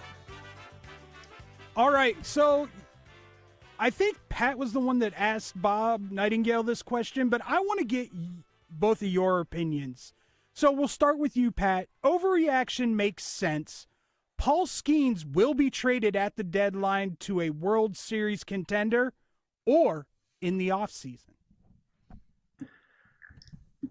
So either or, you're saying at the deadline this year or in the offseason? Correct. I'm going to say that makes sense. Bob Nightingale, I think, seemed to think it was an overreaction. I think he's giving the Pittsburgh Pirates way too much credit. I mean, you could ask yourself, well, couldn't the Pirates wait another year and then take advantage of Paul Skeens? He's only going to be 23 next year. Yeah, but you know what also is the thing is Paul Skeens, as great as he is and as much of a machine and tank that he is, 6'6", 260, like just a human beefcake, who throws 100 miles an hour and seems durable, there's always the risk he gets hurt. And let's be honest, they're not planning on paying him. I think Bob seemed to recognize that was true. They do have him under control seemingly for another 3.5, 4 years. They can go arbitration with him as many times as they want, like make him hate Pittsburgh and turn more Pirates fans against the organization, but they're not giving him the contract that he's probably going to get paid by either the Dodgers, Yankees, Mets, or Padres, which is that of like $350 million, maybe even $400. So it's a matter of, like I said, when, not if they trade him. And again, never want to see anybody get hurt, especially somebody like Paul Skeens, but that is a possibility, right? Tommy John's always a possibility in today's era of baseball. So if the Pirates can see them getting a boatload of prospects back this summer, why wait until the offseason? Why wait until next year? And Ben Cherington, their GM, can say it's not even in the conversation. All he wants, all he's doing is trying to drive up the price. So yeah, this deadline, this offseason definitely makes sense. I don't think that's an overreaction at all. I think it's an overreaction, but I don't think it's out of the realm. It's just more along the lines of they have control of this guy roughly for the next 5 years. There is no reason to move him right now other than the fact that you have the idea that he could feasibly get hurt, which is a risk you can now honestly say about any single pitcher. I also don't trust the Pirates to trade him right now at this point. As those of you that keeps trying to tell me that Ben Cherington is some sort of baseball guru and genius, I'm going to ask you this question. Why are you saying that? What are you basing that on? Are you basing that on anything he's done in the past? Because then I'm going to question anything you say ever if that's the case. And again, it's not Ben Cherington's fault even at all. Let's be real clear. This is an ownership issue. This is a Mike Nutting problem, not a Ben Cherington problem. The fact of the matter is, Ben Cherington, if he was given the pocketbook, he'd probably spend a ton of money. If he was given the pocketbook, he'd probably lock up Paul Skeens right now. But at the end of the day, there's no reason for them to move him. Fans are coming in droves to see him, and that's the only time the fans are actually showing up to the stadium to watch these games. And also, I don't trust them to get back good prospects. I don't trust this organization, period, stop. I don't care. But burn it all to the ground at this point. Until you sell the team, the Pirates don't exist. And until they make sense, they will continue to not exist as far as I'm concerned. The Rockies, the Pirates, might as well not even be in this league or in sports. They have been, in my head, they're lacrosse teams. They're relegated to other sports right now. They don't exist. They are meaningless until proven otherwise. Cody, I have a legitimate question for you because I don't know if I've ever heard of this or not. Can a major league player demand to be traded? I mean, sure, but it wouldn't do anything. Okay. Like I'll give you an example. The Rafi Devers stuff this year is the stupidest stuff I've ever seen in my life. Rafi Devers, you are a paid employee. You don't got a choice of what they ask you to do. You go do what they tell you to do. And if you don't, then they can probably file a grievance with the league and the Players Association and get back some of that money they paid you. So I can't stress this enough. When you are paid in baseball, it's not like the NBA where guys try to take control of everything. And again, I am a fan of player empowerment, but that's not how things work in Major League Baseball. And there are guys that are trying to change that. And I will tell you this, it shouldn't change. Frankly, it really shouldn't change. I don't trust a single front office or owner at all. But the player empowerment is them getting paid, not them having decisions to make about what they can do after they get paid. No. That is the empowerment, the money, the guaranteed money that Major League Baseball players get at that level. The only reason that I brought that up is because you've kind of visibly seen the last 2 games, especially, the look of frustration on Paul Skeen's face as he's only winless this month. Exactly. So, and pitching very well. So, to me, I mean, you can go ahead. You can go ahead. It's not going to make you look good. It's going to make you look bad. In fact, it's going to make you look whiny as hell. Question: Who thinks Rafi Devers looked good over these last couple of months and all the things that he said? Name one person. I haven't met them yet. That's fair. It was just a question that I wanted to get. No. It's just It's just like a different game. Baseball still has a semblance of the old school stuff. Now they've peeled back the curtain a little bit. Things have modernized a little bit, but baseball still has that old school mentality that's similar to that of hockey, where hockey is full on, still that old school mentality, everybody pulled together type of thing. That it's still there. Baseball still has a semblance of that. It's just not as strict as hockey still is. And I do think Major League Baseball should never, ever lose that. I think that's an actual very important aspect of the game of Major League Baseball. All right, let's go on to overreaction makes sense number 2. PCA should be hitting leadoff for the Cubs every game. Sure. Cody, why not? Overreaction makes sense. I think it's an overreaction. I don't think it matters where you bat him fully. I mean, if you want to lead him off because he's stealing bases, by all means, put him there. But I think you're just in as good of a spot putting him in the 2 spot, because if you have somebody that gets on base before him, this is also a guy that's got a lot of power. I wouldn't mind seeing him come up for his first at bat with a runner on base personally. That being said, the flip side of that is if he comes up with a runner on base and he gets a single, well, then there's a base he can't steal to take second, and that's some speed he'd like to have on second base. It's one of those things where nothing in Major League Baseball anymore is finite. Nothing is definite anymore. It's everybody plays every position, everybody bats in every spot in the lineup, and everybody is expected to be good at everything. That's not how things were 10, 15 years ago. Everybody had a specialized job, and that's what you did. You're a third baseman, you play third. You're a second baseman, you play second base. Not anymore. Mookie Betts is playing shortstop, right field, center field, second base, and all over the place. That's an MVP doing that. So if Mookie Betts is doing that, you better believe everyone else in Major League Baseball has to do exactly the same thing. How about bat him cleanup for the rest of the year like he's been for the last 2 games? Too. Then I'm really going to fall in love with him, especially because, again, I'm not a GM. I'm not an analytics nerd that exists in most baseball front offices now, but Happ at the leadoff spot. You got the switch hitter, Kyle Tucker, lefty, Seiya Suzuki, righty, PCA, lefty. Like, that matches up well. I want to see the guy hit cleanup because I think he's going to hit 40 bombs this year. So why the hell not? Screw leadoff.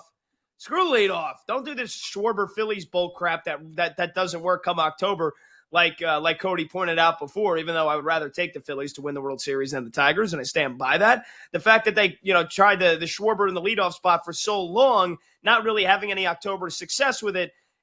PCA in the cleanup spot. Screw the leadoff spot. Put him in a 4-hole. All right.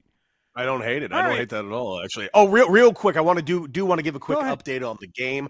Right now, it is currently in the bottom of the 4th inning. It is 2-0 currently. Kansas City Royals up over the Minnesota Twins. Our bet on Bobby Witt Jr. not looking good so far. He is 0 for 2 with 2 strikeouts. And Michael Massey also 0 for 2 right now. And sadly, we also have ourselves a little bit of a bet. All we need is Ty France to, not suck today, and unfortunately he is continuing to suck, so that's a problem.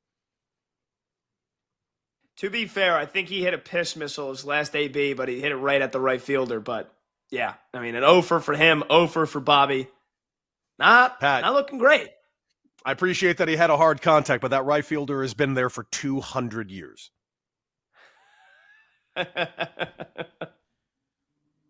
All right, I'm going to start with you on this overreaction makes sense, Cody, because it is your team. Raiders coaching staff are messing up Ashton Genty by messing with his stance. Stop it. No, I know what you're trying to do. I'm not going to let you do this. Just because your team is a disaster and you don't like what they've been doing doesn't mean you could start throwing fire at my team. My team is doing everything right. And quite frankly, Ashton Genty is going to win Offensive Rookie of the Year. And you know this. You know this in your heart. And as much as you try to say other things out loud and try to pontificate and all these things you want to be happening to you and your team, the Raiders right now are on the right path to becoming elite. I'm not saying they're elite right now. They're not. I do not believe they're going to make the playoffs. I think they're going to be around 500 or maybe just above 500 and possibly miss out on the playoffs. Keep in mind, they are in the AFC West, which did have 3 teams in last year's playoffs, all of which not named the Raiders. So there are some problems for the Raiders going forward. None of them are named Ashton Genty. You shut your mouth and trying to do anything about my king. That is my short king, not your short king. Don't you dare say he's going to have a bad year. I don't even like Chip Kelly, and you know that. I am reluctantly agreeing to this Chip Kelly thing. We're going to be fine, and you shut your mouth when you're talking to me. Yeah, it's just tough to say that you believe in Ashton Genty, but then right after that say that, yeah, you know, I guess I'm bought into Chip Kelly. Chip Kelly, I didn't say I guess. I said I'm reluctant. It's personal. He breaks everything he touches, and the fact that he had to come in right away, and he's like, you know, hey, you better bend over in your stance. It's how we do it here in the NFL. You better do what I say. Chip Kelly, they're messing with him right away. The guy was a beast at Boise State, and now he's got to bend over. Like he can't do his Michael Myers Halloween stance in the backfield. Hold on, I'm just Googling the thing that he broke last year. It says national champion Chip Kelly. Yeah, he's broken everything he's touched. And the NFL. College is a different story. When Chip He's Kelly's not the got to head go coach. against... He can't ruin this. Yo, you'd be surprised. You'd be surprised. I believe in Pete. I think Pete is the great equalizer. That's the youngest 75-year-old man currently living. Hey, just for reference, Cody, how'd Chip Kelly do at UCLA? Just wondering.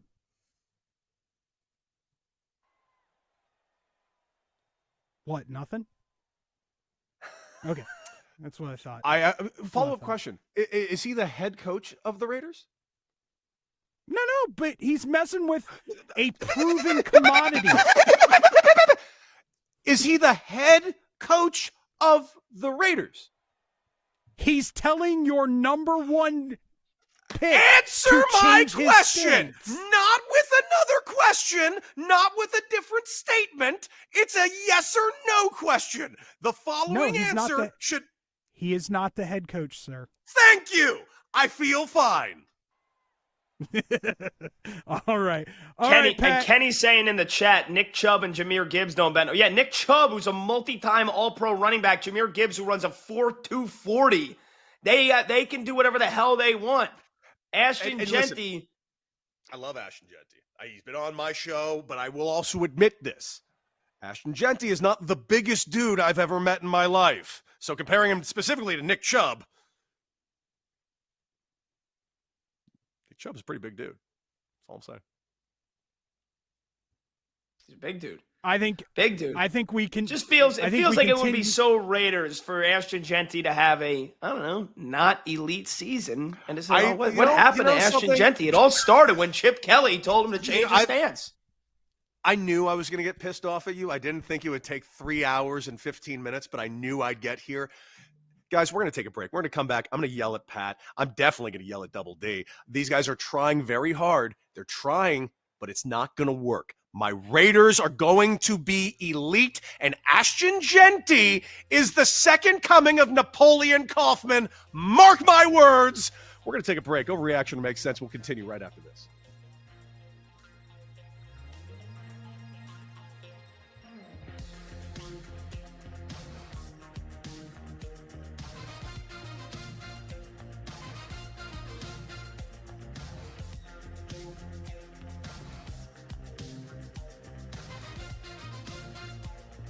Bet for the Cycle will be right back on the BetMGM Network, sponsored by BetMGM.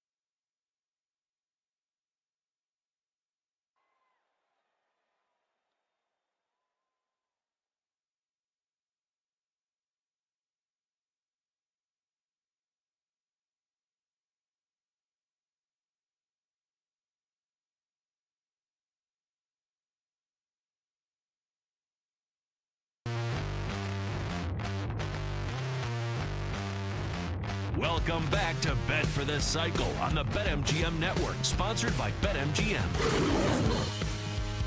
That's right. We are nearly halfway done with our final hour here on a Saturday for the weekend show, ladies and gentlemen. Pat Boyle in, of course, for Rob Brown, and I'm Cody Decker, and this is Bet for the Cycle. Hour 4, ladies and gentlemen. We do have Double D along for the ride right now because Double D is playing a little game with us called Overreaction or Make Sense. They tried to get everybody to turn on me with my Raider fandom, try to get things said about my absolute short king that is going to destroy the world, Ashton Genty. I am not here for it. I am ready to fight everybody on this show. Double D, what do you got for Overreaction or Make Sense? All right, we talked about this earlier, but I think it's a great conversation, and I want to get a little more in-depth about it. Mm-hmm. So, Pat, overreaction makes sense. The tush-push trying to be banned is more about teams not being able to stop it than the health and well-being of teams' athletes.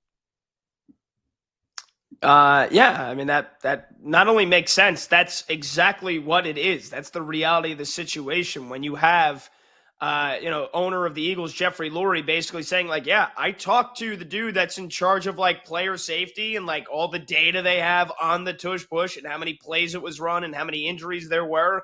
And there's like basically no evidence whatsoever of it being a dangerous play. It's actually a safe play because it's essentially just bodies falling on top of one another, not 20-mile-an-hour car crashes like we see in the NFL on so many other plays in the open field.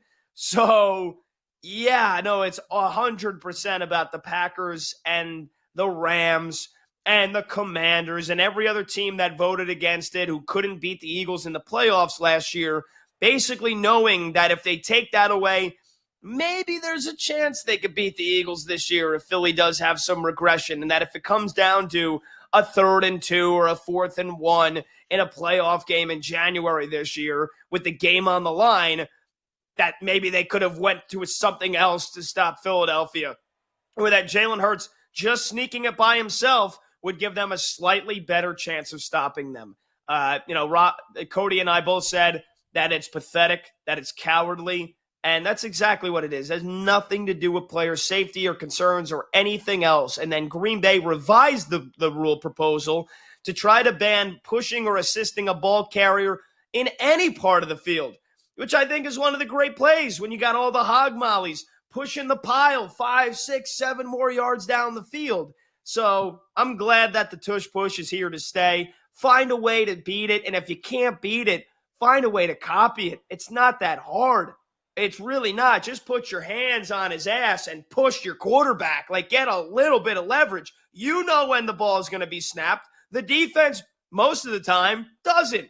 Find a way to be good at it.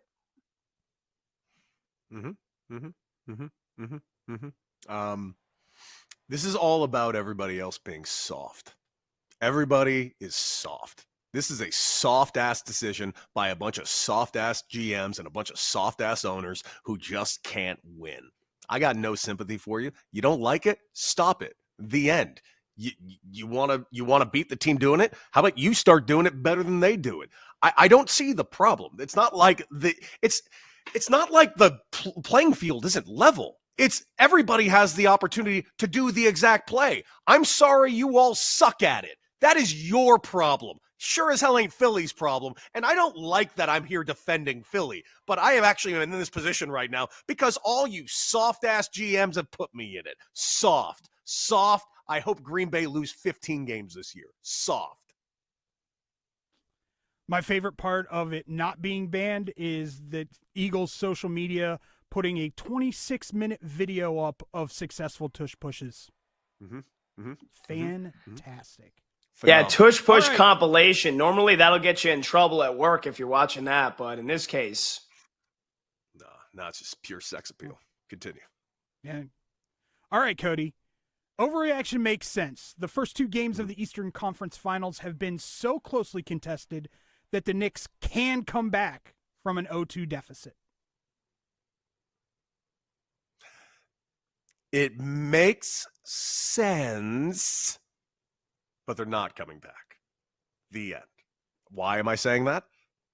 Because no one else ever has, let alone the Knicks. They're going on the road to face the Pacers. Dude, I'm in New York City. I'm telling you, the vibes ain't right here. After game one might have been a backbreaker. I am not kidding. And I normally wouldn't say that about a game one, considering the fact that you got to win 3 more to knock them out. But, dude, did you watch that game yesterday? Did you hear that crowd yesterday? It wasn't the same. It just isn't the same. And I think every Knick fan, if they're really taking a temperature check or checking their pulse, even they, I think, will admit, yeah, it ain't right all of a sudden. Something's wrong. Well, I'm glad that you recognize, Cody. I'm glad you recognize that the Knicks can, and that you said it makes sense, even though you're such a Knicks hater that you want to see them lose, and you want to just say, no, it's an overreaction. They don't have a shot. Time. I actually like this team. I like the players on this team. I really do.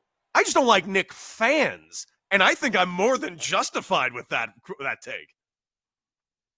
Oh, because God forbid God forbid we celebrate wins. Sorry we don't have 18 banners like the Lakers. You threw a parade a week ago. What are you doing? People were saying the same things back in 2021 when the Knicks won a game against the Atlanta Hawks, and we got made fun of for that. Were. Why haven't you learned anything? We celebrate wins. Sorry that we don't have 18 banners like the Lakers, and it's not just golf clap when you get to the conference finals. Sorry that we're going to celebrate every win that they have. It doesn't mean that we're being... Can we also address what Kenny's writing? And what about the Lakers Mickey Mouse title? We didn't actually throw any party for that. We threw no parade, and God forbid if the Knicks did, oh my God. Can you imagine the parade for the 2020 title that would have been in New York's? They'd still be celebrating, right? There'd be a float on 8th Avenue right now for what happened in 2020 if the Knicks won that. So stop it, Kenny. You know for a fact what we're talking about. Knicks fans are insane right now. Let me just say this. Why the Knicks do have a chance of coming back. They are 5-1 on the road this year. Undefeated in Detroit, which is probably just as much, if not more of a hostile environment than rinky-dinky little Gamebridge Fieldhouse. I wish Hayton-ass Mario still worked on this show because, oh my God, for him, he would have had to tell me that it's the birthplace of basketball. It doesn't have juice like the Garden has juice. And that being said, the Knicks always play close games. They're going to play another close game on Sunday. They're going to play another close game on Tuesday. It's just about whether or not they can actually capitalize and execute in the clutch. They've got the most clutch player in the NBA, the guy who won, don't let me tell you, the guy who won the award, Jalen Brunson. And I know he's bricked a couple of 3, airballed the 3 in game 1 to tie it. He bricked the 3 last game to tie it. But it's a long series. And yes, teams down 0-2 are 6-76 in coming back from those 0-2 deficits. But if there's a team that can do it, and there's a team that can blow it, what we've seen in these playoffs, the Knicks can do it, and the Pacers can blow it.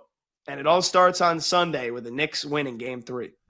You are right. We have seen in these playoffs that the Knicks can definitely beat teams when their star players go down with a devastating Achilles injury. You're absolutely right. We have seen that. Yeah, and what about when Jason Tatum was playing and the Knicks came back from 20 points in game 1, or 20 points in game 2? What about that? I didn't say I like Jason Tatum. I just said a fact and you got offended, and I love that.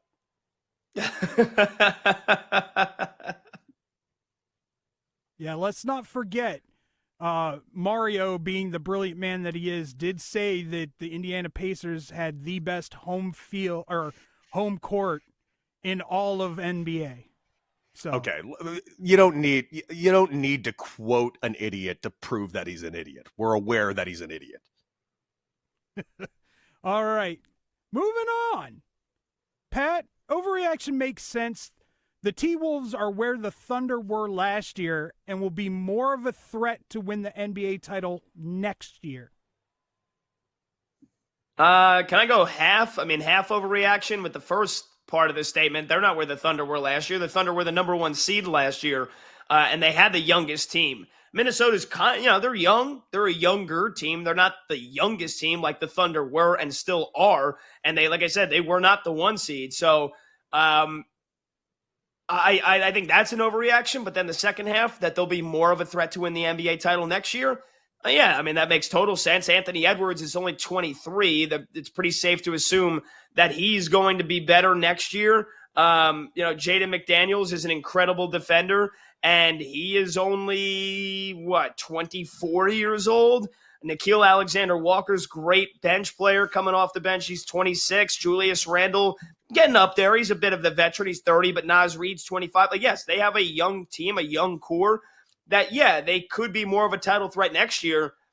But let's also realize the Houston Rockets won 52 games this year, and that team is young as hell, and they might be making a big move, maybe for Giannis. Who knows what's going to happen? They've got room to improve. They've got a boatload of picks that the Minnesota Timberwolves do not. So unless Julius Randle and Dante DiVincenzo, who were the first-year acquisitions on this team, gel with the rest of the team, Anthony Edwards takes another step forward next year, which he definitely can. It makes sense that they could be more of a title threat next year, but, threat compared to what? Cody said it earlier in the show, and I agree. The OKC Thunder are going nowhere. Nowhere. So the fact that they are standing in their way, and as what lopsided as this series looks to be so far, Minnesota hasn't played a home game, I get it, but looks to be, hard to really say that they're going to be more of a threat next year. Yeah, I agree with that. And that was the point that I was hoping he would get to, because that's the point I have. It's an overreaction, simply this. It's not, and this is not an anti-T-Wolves thing by any stretch of the imagination. T-Wolves are great, young, all that. The problem is they aren't the youngest team in the NBA or the second youngest. I'm glad you mentioned the Houston Rockets. Yeah, the Houston Rockets definitely intrigue me, especially going into next year. The problem is it doesn't matter if the T-Wolves are where the Oklahoma City Thunder were last year. The Oklahoma City Thunder are the youngest team in the NBA and will be the youngest team in the NBA next year. So it doesn't matter if the T-Wolves get better. The Oklahoma City Thunder are just going to get better. They're not going anywhere. This is a real, and I know this is kind of a hyperbolic thing to say a little bit, but I firmly believe this. I think this OKC team is legitimately special. This team has been built over the last 8 years. All those picks that they have garnered over those years, all those stars they traded away, it was all to accumulate this team.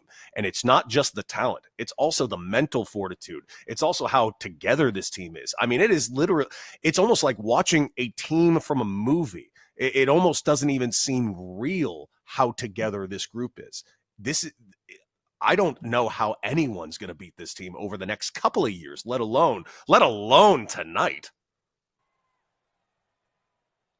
Fair enough. All right, Cody, this one's for you, buddy. Superman will not live up to the trailers. God, I hate you. I really just have grown to dislike you over the time, Double D. The Superman most recent trailer is the best superhero movie I've ever seen. So I'm feeling pretty good that this movie is going to be incredible. The movie is directed and written by James Gunn. Name a bad James Gunn movie, Double D. Go ahead. Name one bad James Gunn movie. One bad James Gunn movie. It doesn't exist. The man is a magician. There's only 3 directors in Hollywood that simply don't miss. James Gunn is one of them. The others are Christopher Nolan, who quite frankly is the modern Kubrick, and the other is Ryan Coogler, who just directed Sinners, Creed 2, and and Fruitvale Station, which was an absolute masterpiece. These are the only 3 directors that don't miss, period, stop. I will see anything these 3 men will ever make, and I will love every second. James Gunn is about to save the entire world of superhero movies with this Superman movie. I love everything that is in that trailer. I love it down to, I didn't even like the costume at first. The costume has officially grown on me. I think it looks good. I think everything in this movie looks great. I think they're establishing a fantastic universe. I think the casting has been through the roof. I cannot wait for this movie. I've never been more excited for this movie than I have been any movie I've ever seen. I cannot wait to see it. Can I be honest? I have not seen the trailer. And I'm not the biggest Superman Guy? I mean, I have the Clark Kent glasses, and not these ones. I swapped those out for these, which people told me I look like Jeffrey Dahmer. But You do. But that's a good thing, though. Like, you're a handsomer Jeffrey Dahmer. Actually, if you think about it, Dahmer, I guess was he good looking? I don't know. He's not my type. Maybe it's fair to go to break off of that comment. You're the one that said you look like Jeffrey Dahmer. I just agreed with you. That's a more. I said people tell me I look like Jeffrey Dahmer after I said I'm not a big Superman guy. I haven't seen the trailer yet.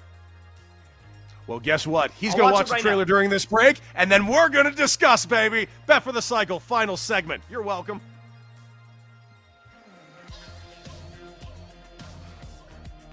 Bet for the Cycle will be right back on the BetMGM Network, sponsored by BetMGM.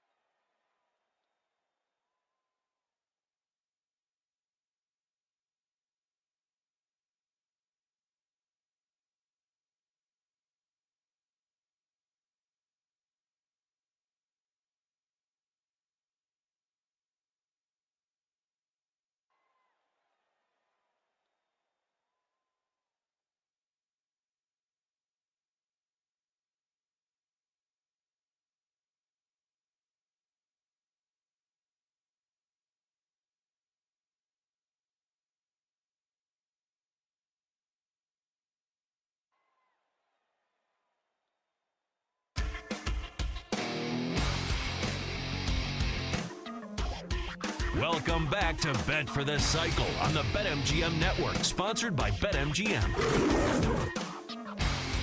Welcome back, ladies and gentlemen, boys, girls, children of all ages, in our final segment of the day. 4 hours. And I just want to say right out the gate, before anything else, Pat Boyle, first time on this show. Absolute blast having these last 3.5 hours with you. I've loved talking sports with you. Did you watch any of the Superman trailer during that break, my man?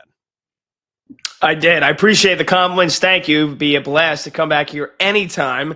Formal invitation for you to be on Sunday's Bets if you ever want to crush a Sunday morning, if you got nothing better to do. And our round pudgy friend Sean Marash has to take off. Happy to have you on the show anytime. I did watch the Superman trailer. It has all the great makings of a great trailer. Looks like it might be a great movie. Mm-hmm. There's a dog. I didn't know Superman had a dog. There's a lot of different villains. There's the president who is like, I guess, trying to kill Superman. You've got like some large. That would be Lex Luthor. You got a large Godzilla looking thing. Mm-hmm. I mean, I don't know. Why should I go see the movie? Because James Gunn? Just because James Gunn? I mean, James Gunn alone is enough reason to go see this, absolutely. But yes, there's a lot of other reasons as well. I mean, just getting a chance to see Nathan Fillion play Guy Gardner, the Green Lantern, alone is worth it for me to go see this movie. Cannot wait to see that. They're building something, and the movie does need to be successful because they are building something quite significant, and it's not going to be successful unless this movie is successful. James Gunn even said, listen, if this movie isn't successful, we're not just going to keep on making the movies. They got to be good. And I do like what they're going about, how they're doing it, because they're doing the anti-Marvel thing. James Gunn is adamant. The period stop until every movie has a finished, polished, and ready to go script. We do not go into this movie. It is not green lit. Not like how Marvel always has these release dates already set for you, and then they just kind of figure it out as they go along. Sometimes it works, sometimes it doesn't. I think the formula used to work a lot better, and it's finally come into some hiccups over these last couple of years, and I appreciate a much more polished approach from this DC James Gunn-led thing. But it's going to be the first go-around. We don't know until we see it. I'm excited as a fan. Okay. Fair. Okay. That being said, we do have ourselves a parlay v. parlay matchup going on right now, and it's currently in the top of the 6th inning as we see. Jonathan India is up at the plate with nobody out with a runner on first base. It is 4-3 right now, Kansas City in the lead. So far, we have had a rough go with Bobby Witt Jr. Bobby Witt is K'd 3 times today, 0 for 3. Michael Massey, who we just need a hit from. One hit is also 0 for 3, both of which will get another at-bat, at least one more at-bat as we currently stand. Bobby Witt will get the at-bat likely in this inning. We will keep you updated on that. We also have ourselves a Ty France, 1.5 total bases. He did get himself a 2 RBI single, so that is one of them. He too will have another at-bat, but unfortunately, we're banking on a multi-hit game for Ty France, Pat. Yeah, I think the fact that Bobby Witt has K'd thrice is maybe the most surprising part of all of this. Tough day at the office. Didn't see that happening, and of course, we were playing off of Massey's career numbers. His numbers, frankly, against against Matthews, Zebby Matthews. Against Zebby Matthews specifically was pretty damn good. 833 in 6 at bats, but he K'd twice to him today. A bit of a different game. And Waka looked pretty damn good today. And we did not take the Waka prop, which might be a good thing because I have no idea if Waka is going to be coming out for this next inning. Do you got any bets today that have caught your eye as you look around the sporting landscape? Perhaps you have some baseball bets that have caught your eye. Perhaps there are some basketball bets. Hell, we have somehow went this entire day without even mentioning hockey, which is a very surprising thing because these NHL playoffs have been absolutely through the roof as well. I got the can't lose parlay of the day, which you're asking yourself, how does this parlay lose? Now, let me preface this by telling people that, yes, even a parlay that can't lose can lose. So be responsible. But Yankees coming off a loss to the worst baseball team of all time with Max Fried on the mound, who's got a sub-2 ERA against Kyle Freeland, who couldn't get me out right now. No offense, Cody. I know former professional baseball player. You probably hate when non-athletes disparage current professional athletes. But Kyle Freeland's having a pretty rough go of it. Max Fried has been untouchable. Yankees money line parlayed with the most one-sided hockey playoff series I've seen in quite some time. Florida Panthers minus 145. I think they've been fluctuating a little bit because I think that the Hurricanes are going to bench Freddie Anderson. I mean, as if that's the saving grace they're going to. They have been dominated. They have been decimated. They have been smoked, slapped around all over the ice in the first 2 games. And that was at home in Raleigh. Now they got to go to Florida, where they've been outscored 10-2 in this series. Yankees money line parlayed with the Panthers money line. That's plus money, plus 125 when I took it right before the show started. I don't see how that loses. Can the Rockies win again against the Yankees? Highly unlikely. So then you're asking the Panthers to hold serve and do the job at home. And I like that bet a lot, Cody. I like it a lot. And then I got a kitchen sink of bets, smaller bets that I want to throw your way whenever you're ready for the NBA playoff game tonight. Absolutely would. But before we get to that, I just want to point out a couple of things that I think people should look at for Major League Baseball. I do think a Cody Bellinger prop against Kyle Freeland is worthwhile, whether it's a total basis. Find whatever value you can. Hits plus runs plus RBIs. Cody Bellinger in 35 career at-bats is hitting .344 off the cat. He's got 6 extra base hits off of Freeland, including a home run. I'm also looking at Rafi Devers today. Rafi Devers is facing Zach Eflin in 19 at-bats, 2 home runs, another 4 doubles. He's hitting .370 off the cat. Another thing you should look at total bases. Maybe you might be interested in an RBI prop. I normally tell people to stay away from home run props, but always look out for certain things when it comes to this. Not to mention on top of that, there's a few players that have decent numbers against Framber Valdez on the Seattle Mariners. J.P. Crawford has got good numbers against him. Tavares, great numbers against him.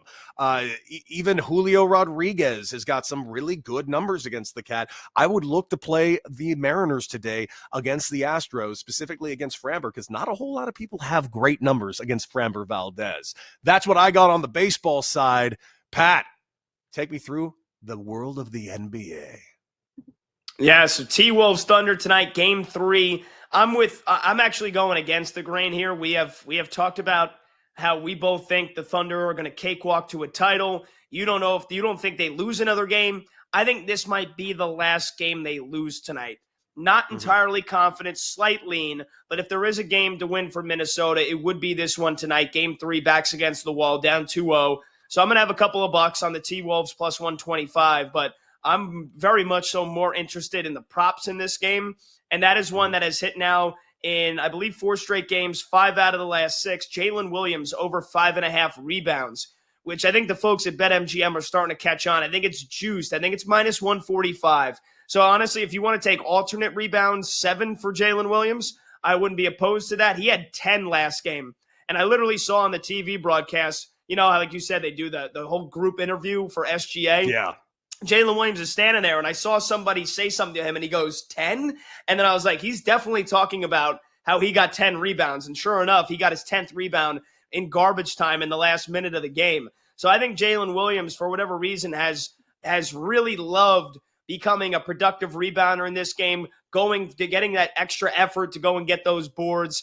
So give me Jalen Williams over 5.5 rebounds. Also, give me Lou Dort over 3.5 rebounds. That's plus money. He had 7 last game, and I think he can easily go over it. And one more for the Thunder, Cason Wallace over 12.5 points, rebounds, and assists. I mean, this guy is getting big-time, meaningful minutes off the bench. He is having a huge impact for them. He does a little bit of scoring, a little bit of rebounding, a little bit of facilitating. So that's why I'm going points, rebounds, assists. He's gone over this in both games so far. And then on the T-Wolves side, give me Nickeil Alexander-Walker over 7.5 points. Pop for 17 last game. I think that Chris Finch, coach of the T-Wolves, sees something, and that OKC's going small. He's got to counteract with an athletic guard like Nickeil Alexander-Walker. So I think he's going to play a lot of minutes tonight as well. Over 7.5 points for him. By the way, tonight, if you're looking at the Thunder and T-Wolves and the public money, there's a little bit more public money currently on the spread towards OKC. It's pretty much 50-50 right now on the money line bets, but if you are definitely looking to fade the public, boy, oh boy, on BetMGM, 79% of the public taking the over in tonight's game, which is currently listed at 218.5. I'm a big fan of fading the public, but then again, this is the Oklahoma City Thunder we're talking about. They might just hit this total by themselves because they're that ridiculous. Hey, you know what we're going to do? We're going to do something we've never done before, a thing called crosstalk. Why are we doing it? Because I have orders for some reason, but we love Katie Constable, and she is on the better angle, which is on right after this. So, Katie, what are you guys talking about today? Who do you got coming on, and how you doing? Hi, guys. Yeah, I mean, this crosstalk thing, what a revolution. This is pretty intense stuff right here. We've got Tom Crean coming on. He's going to talk to us about some basketball. And we've got Mark Carman from CHGO. We've got to touch on some Bears, obviously some NFL. When are we not talking NFL? So it should be a fun show. Plenty of bets coming your way, and NBA finals action, or conference finals action, I should say. Where have the bets been for you so far in the NBA? Like, truly, where have you lost your money? Where have you made your money? I'm not going to lie to you. I lost several $100s just on week one, so I decided to tap out from that point on. It's the Oklahoma City Thunder Invitational as far as I'm concerned, so I'm not looking to make money on these playoffs. Yeah, I've lost pretty much everything as well. Things are not going well. They're going just about as well for me as they are for the Timberwolves, and I'm a Timberwolves fan, so like this has been extra heartbreaking. I'm not even going to bet the game tonight. I might take some player props, but I'm not betting a side. I'm not betting a total. I'm very concerned about my Wolves. But my money has gone straight to the books for both of these conference finals. It has not been good, but we're going to turn things around today, gentlemen. Katie, are you co-hosting with Jay Kassan today? Unfortunately, I am. Yeah, it's going to be a long 3 hours with Jake the Snake. Have you considered quitting? The slander that I take on this show, I am so... You people would have nothing without me, by the way. Stick around because the better angle's next. Jay Kassan is looking to make you lose all your money. That is it for Pat Boyle and myself. That is the weekend show. That is Bet for the Cycle. I'm not here next week, but I'm told Rob Brown is. Everybody, beat it.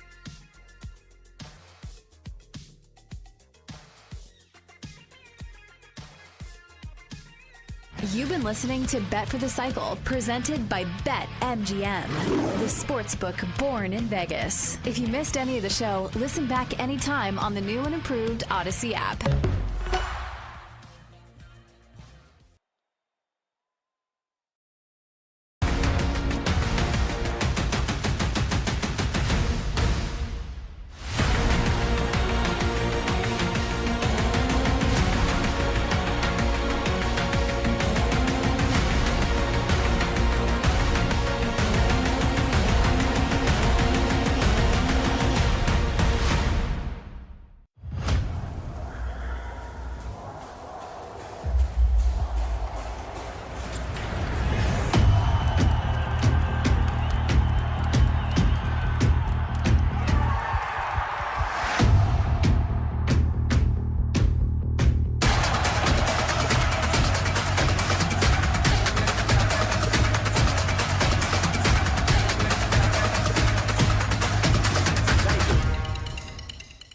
Get ready to experience the ultimate fusion of wagering and entertainment. This is the BetMGM Network. Kicking off your morning with the Daily Tip with Michael Jenkins and Chelsea Messenger. Over.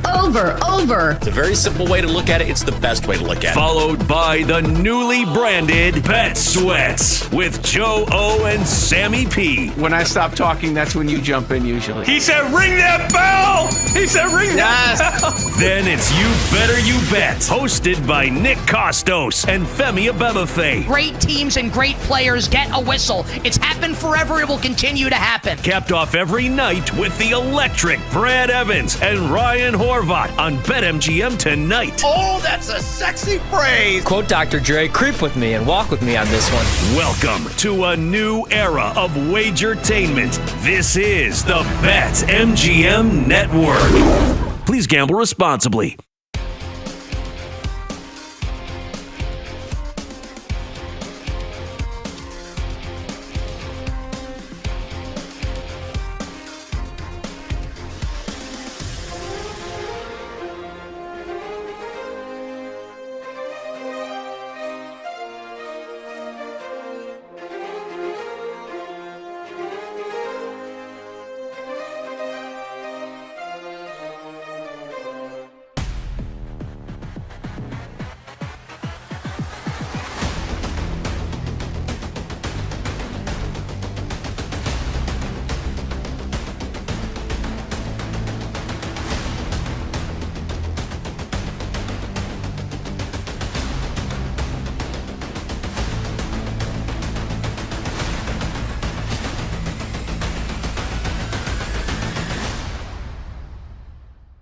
Get ready to experience the ultimate fusion of wagering and entertainment. This is the BetMGM Network. Kicking off your morning with the Daily Tip with Michael Jenkins and Chelsea Messenger. Over. It's a very simple way to look at it. It's the best way to look at it. Followed by the newly branded Bet Sweats with Joe O and Sammy P. When I stop talking, that's when you jump in usually. He said, ring that bell! He said, ring that bell!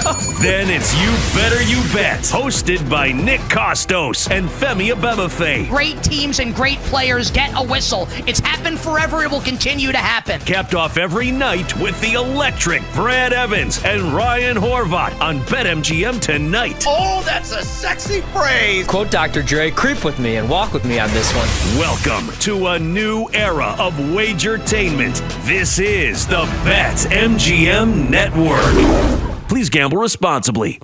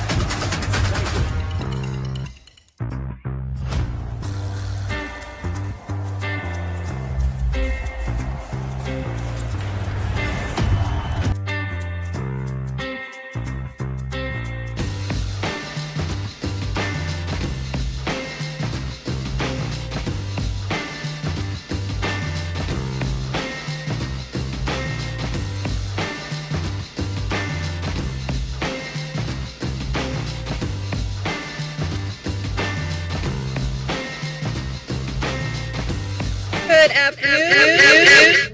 Welcome into the Better Angle here on the BetMGM Network. I'm Kate Constable. He is Jake Hassan filling in for Cam today. Hello. Hello, Jake. How's it going? It was better before the slander and the ricochet shots that I took on Bet for the Cycle about 10 minutes ago. But other than that, great. Did you just happen to be outside the room and hear that, or were you coming to also join me in crosstalk? So I famously basically live in that room, in the producer room where the board is held. New studio. I didn't realize we had a new studio. Oh, yeah. It's much worse than the last one. But I digress. That's unfortunate. As far as dimensions go, the equipment's better. But I leave my headphones in there because I, again, basically live there. So what's the point of carrying them around with me? Right. So I was going to get my headphones, and lo and behold, I just hear, oh, yeah, it's about to be a long 3 hours. And just Kate, I thought we were friends. What the hell? I could not be here, You could be stuck with some jabroni. I could be alone today. That is also true. That would be a long 3 hours hosting alone. Exactly. It's just I'm like a preteen fifth grade girl, you tease the guy because you like them. Sure. I don't have a crush on you, but I enjoy working with you. It's fun. Do we have to make a phone call to your husband? No. Let's hope he's not listening.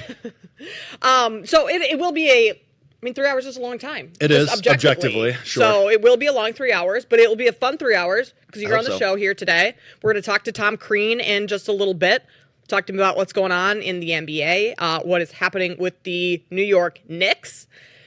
And the Minnesota Timberwolves. That's not great either. And then later in the show... Very brave of you to wear that pullover, by the way. I'm manifesting. Okay, that's what's happening? Manifesting. I've got the Timberwolves quarter zip on, and this is my last attempt at a win for the Wolves today. Yeah, how are we feeling? It hasn't been going well. How are we feeling? I don't feel good at all. I actually feel quite terrible. Why? What happened? They've lost the first two games, and not only lost, they've gotten destroyed. Yeah, there are no answers right now. I'm glad you said that because it's today or nothing. If they don't win today, it's over. So I am going home tomorrow morning, Back to Minnesota. For those listening that maybe that's very brave. New time listeners, I'm grew up in Minnesota. Going back tomorrow, I have tickets to Game 4, Jake. Oh no! And I talked to my mom this morning, and she's like, "Do you think do we sell the tickets if they go down 3-0? Like, is it worth But going?" who's gonna buy them? That's right. I don't know. So I'm hoping, if they win tonight, that'll be an awesome Game 4, because at least there's still hope in the 100%. Building. If they lose tonight. You're going to a funeral if they lose tonight. Yeah, I'm still going to the game. Oh, yeah. But 100%. I'm going to, It will likely be a very swift, quick series, and I could see it ending in 4, which would be extremely disappointing. But hey, what can you do?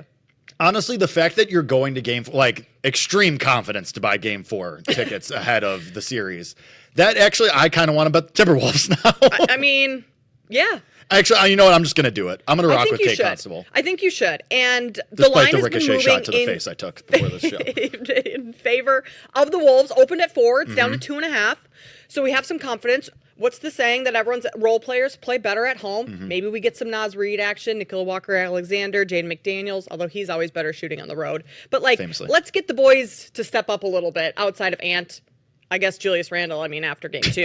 We need him to step up too. But that's what you always love to hear. I guess X player. I will say, not to be the bearer of bad news, but this has moved, or at least right now on my screen, I could be wrong, but at my BetMGM right now, we're back to Thunder 3.5. Oh, so there has been good. some pushback. That's not good.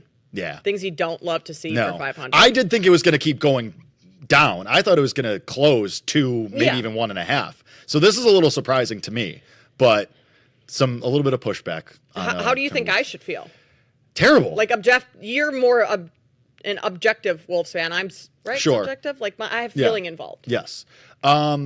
I would feel terrible if I were you. But also, I'm a jaded Bears fan, so my brain is wired to pessimism. That's for the last month on the show.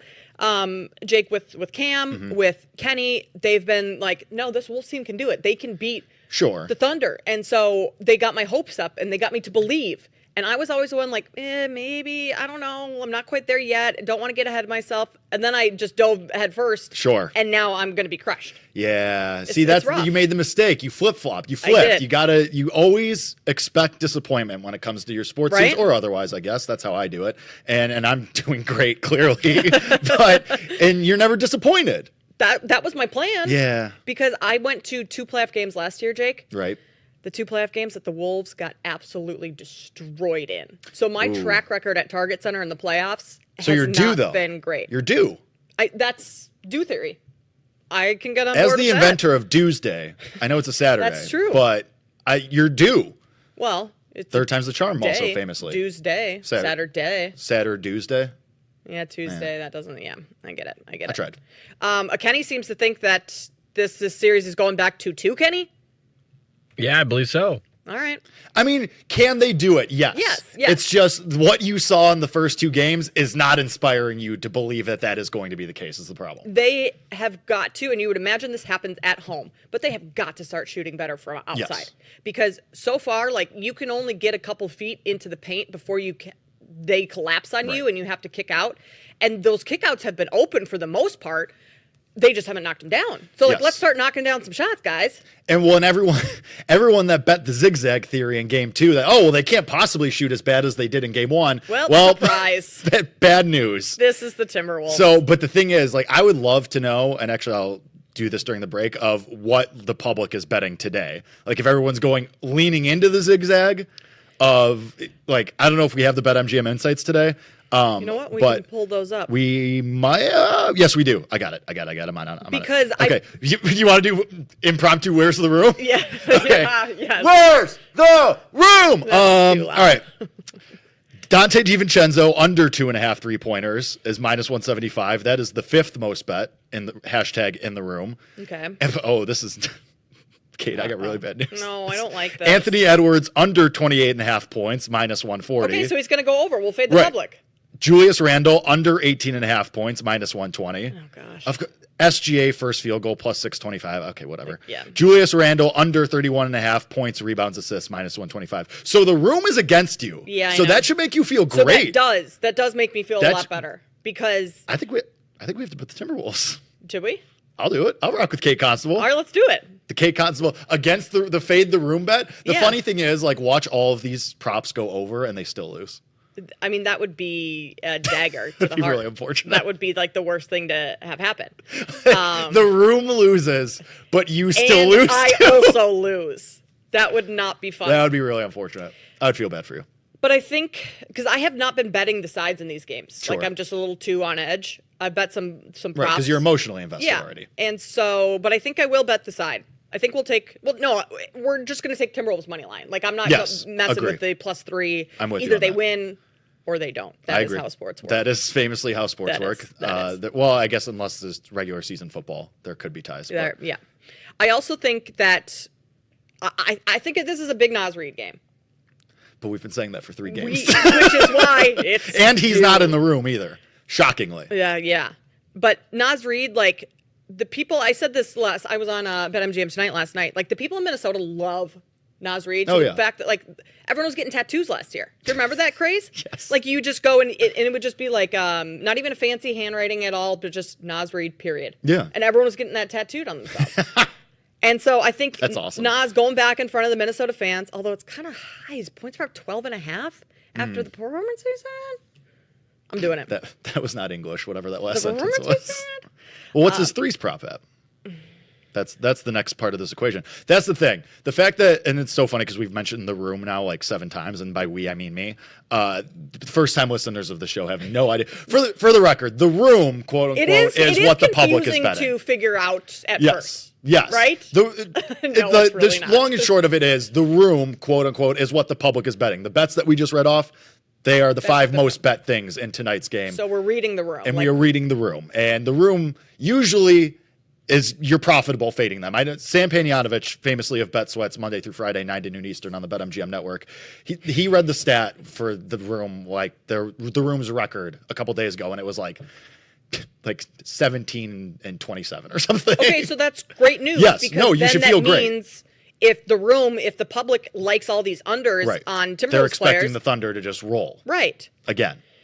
Oh man, Nas Reed 3-point prop is 1.5, but it's minus 180. Oh, I got minus 165. Okay, you've got a better number. So I'm not. That's not. No. If anything, Yeah, I would that's take an gross. alt line. Alts. Yeah. Alts. You look at 3 for Nas Reed, and we're set plus 160.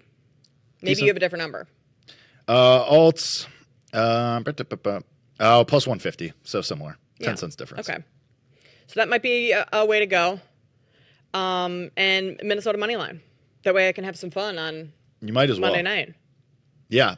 I'm rooting for you because if you go, like you said, that game 4, then you have the juice. Yeah. Then you're feeling good. Like the team is feeling good. You feel They like have you're a going to little win. momentum going then in. You go The back crowd to, is still going to be into it. And like 100%. you want that atmosphere at a playoff game. Because, well, the crowd will be into it no matter what. I feel like even if you're down 3-0. But the problem is that you could go and then it's like if the Thunder rip off like a 7-0 run to start the game, then it's just dead.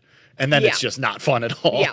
Which is how it was last year against the Mavs. Like one of the big Luka games, like the Wolves were down 20 Yeah. at the first quarter. Unlucky. And that's when you just go You to just the check bar out. and you get your popcorn. And you go to the bar, spend your life savings on 3 seriously, drinks. we had, who gets wine at playoff games? feel I like was it's with getting my more- mother. yeah. And so like that's what she likes. And so like there were 4 of us, we got 4 glasses of wine. $78. Jesus Christ. Isn't that insane? That's ridiculous. And the cups That's are like awful. the little mini, Right, of like the course. small ones. Yeah. So I'm That's going to need about atrocious. 78 of those if Yeah, we you go just- down. well, you just got a 20. pregame. Yeah, well, that Yeah, obviously, right. Jake. This isn't my first rodeo. Just making sure This we're all on the is same not my page. first rodeo. There was my cousin's boyfriend one time. This is completely off topic. Of course. But, well, it's about sports and alcohol, so it's kind of on topic. Granted, this was a Chicago Fire game, so security probably not as tight as a Minnesota Timberwolves conference finals game, but had one of those, like, rubber flasks. Oh, yeah. That you can like roll up. Yeah. And I don't know where his sock or something, but just brought it right into the stadium. Yeah. Listen, get They're creative. not gonna- Listen, I'm not advocating for breaking the rules. But sometimes you got to do what you got to do. Sometimes you got to do what you got to do within reason. Yeah. That's what we did in college. Yeah. Getting into football games. Oh, yeah. right? Yeah, 100%. They have things now on Amazon that look like everyday things that a lovely girl could put into her bag and no one would have any idea about. This is a big Lollapalooza play, too. We've got the sunscreen bottle. Yep. We've got the Polaroid camera. Yep. A banana. Feminine lady products. A banana? I have a banana flask. It looks like a banana. Awesome. You throw it in your purse. That one I did not know. That's awesome. It That works pretty rocks. well. Yeah. So Listen, we will. These corporate fat cats want to gouge us, the public. We're going to try and get around it. Corporate fat cats. Yeah, and their ivory towers. Yeah, that's you're not wrong. You're not wrong. All right, there is mayhem in New York. Yes. I feel like this is on the city. I feel like it's on the city that they're losing, because how do you win a second round series and then you go and you name every street of the Knicks players and then you expect to just... The thing is, too, they don't learn. They have done this each of the last, 3 years. Every time they win a series, they go insane. It's like... And especially in the second round, and then they get to the conference finals and they go nuts. And then they just fall apart. I famously never learned my lesson, but also, come on, man. You got to know better here. And I feel like you're right. It is after every time. Why are we Every celebrating? year. Act, and I know they haven't been there in a long time, but act like you have been. Yes. They do this every single year. It's not so much the players either. I don't think the players are all that happy that Jalen Brunson Boulevard is out there. No, I'm sure you Brunson's can't be. calm down. This is you're Right. blowing this out of proportion to the point that now they're not is their focus where it should be? And honestly, now it's bad. They did this after the first round series a couple years ago. They did this last year, and everyone listen. I'm never against a good street party and climbing flagpoles and stuff. That rocks. But you can't be doing it every year, and then you're surprised when it doesn't go your way. Right. And when you go down 0-2, and then you're like, what is happening? How did we find ourselves in this situation? And I will say, I do get it this year because you beat the Celtics. They were the number 1 overall seed. They're your rival. I get it.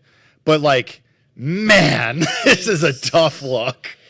It is. It's so just goofy that... It's goofy. It's goofy that the Knicks throughout the regular season could not beat a top team. Yes. They were getting blown out by the Celtics, blown out by the Thunder, by the Cavs, and then they make it to the playoffs, and it's oh, well, Celtics, no problem. We'll finish them off in, what was that, 5, 6 games? 5 games? 5 games. And, granted, Tatum did get hurt there. Yes. But they were going to go up 3-0 anyway. Lose that game. Right. And now, down 0-2 to the Pacers. Not great. Pacers may be team of destiny. They may be. We will discuss that. Are the Pacers the team of destiny? How do we bet game 3? That's all coming up next here on The Better Angle with Jake Hassan and Kate Constable.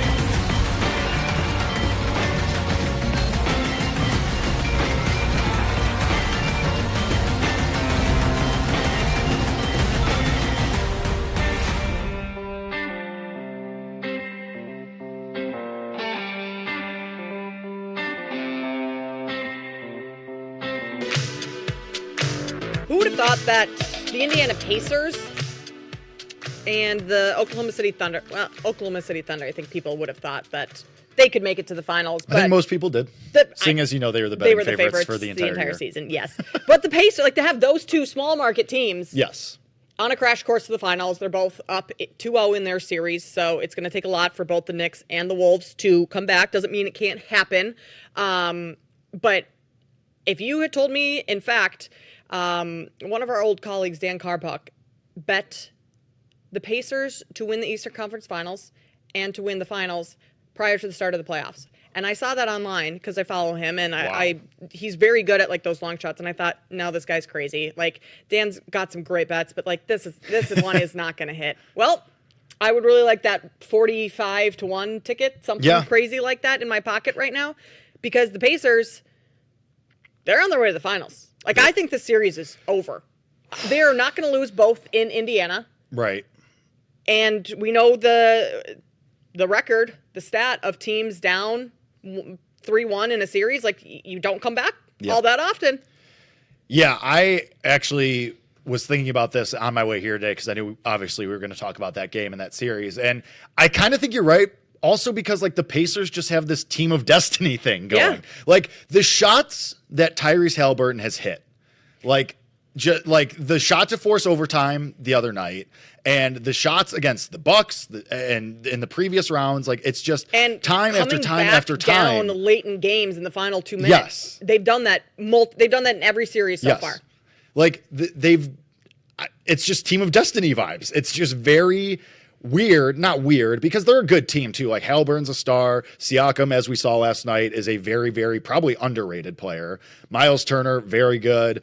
It's just the Pacers, whatever sacrificial lamb that they had to take behind the stadium or under the stadium, I don't know, but it's working for them right now. And the thing is with the Knicks, we've seen this how many times? We were talking in the last segment of the previous years. They fold. This team folds when they're faced with adversity. When they're down or when somebody hits a shot in their face like that. Remember Trae Young a couple of years ago doing the dice and the shiver at the half court? Ice Trae. This Knicks team just folds. When they are faced with a big moment like that and they're down, they fold like a beach chair. Well, it's also they can't rely solely on Jalen Brunson for scoring. And I know Cat had 20 yesterday, but went under his points prop, 23.5. Raise your hand if you had that on your card. Yep, I did. Unlucky. But Cat was so bad in that game in terms of defensively and kind of being a liability and not scoring quite as much as he needed to. And then Tibbs has him on the bench in the fourth quarter because Mitchell Robinson is rebounding really well and defensively he's playing well. But then it's the Jalen Brunson show, which how many times have we seen Jalen Brunson take over a game? He can do it. But in that moment, you need more than one offensive threat out there. I don't think Mikal Bridges is someone that the Pacers are totally scared of. You needed more scoring. Yeah, I didn't really understand that. And Josh Hart was on the bench too. It was very weird because Tom Thibodeau famously does not like to take starters off of the floor. No. But does have the quick hook if he thinks you're not playing well. But then the problem is you stay from his Bulls days to Minnesota to now, you mess up or you do something he doesn't like, no matter the situation, no matter what it is, your ass is glued to that bench. Yeah. And no matter what the situation, Tom, you're down 10 with 2 minutes left. You need some scoring. You need Josh Hart in the game. You need Karl Anthony Towns in the game because Brunson's gassed. Yeah. He's been gassed since game 1, too. You saw it in game 1. He was gassed last night, too. And granted, Brunson scored 36. He was awesome. But you got to get somebody else. This guy, for as much as we've seen Jalen Brunson step up in the big moment, to your point, it can't always be him. You have to at least have options because the Pacers aren't worried about Mitchell Robinson having a big bucket late. No. You're just not worried about that. You got to give Jalen Brunson other help to dish, because otherwise the Pacers, like we saw last night, they're just going to converge on Jalen Brunson, and then you just lose. Tibbs was getting torched after the game. He should have. Down 3, late in the game, 112-109. He doesn't call a timeout, and Jalen That shot that was a terrible shot. Atrocious. But his defense, he said after the game, he thought they were going to foul him right away, so he wanted to get it up. So take the foul. I know, but I think you just take the foul in that scenario. But that, I saw him pull up, And I said, and I was with some people who aren't like super huge sports fans, so they had no idea what was going on. And I just go, "That's the shot," and they all like, "What?" It's like I'm talking to nobody, but it was insane. Questionable at best. At best, I mean, isn't this the kind of thing with Tibbs teams all the time? As Ellie just homered.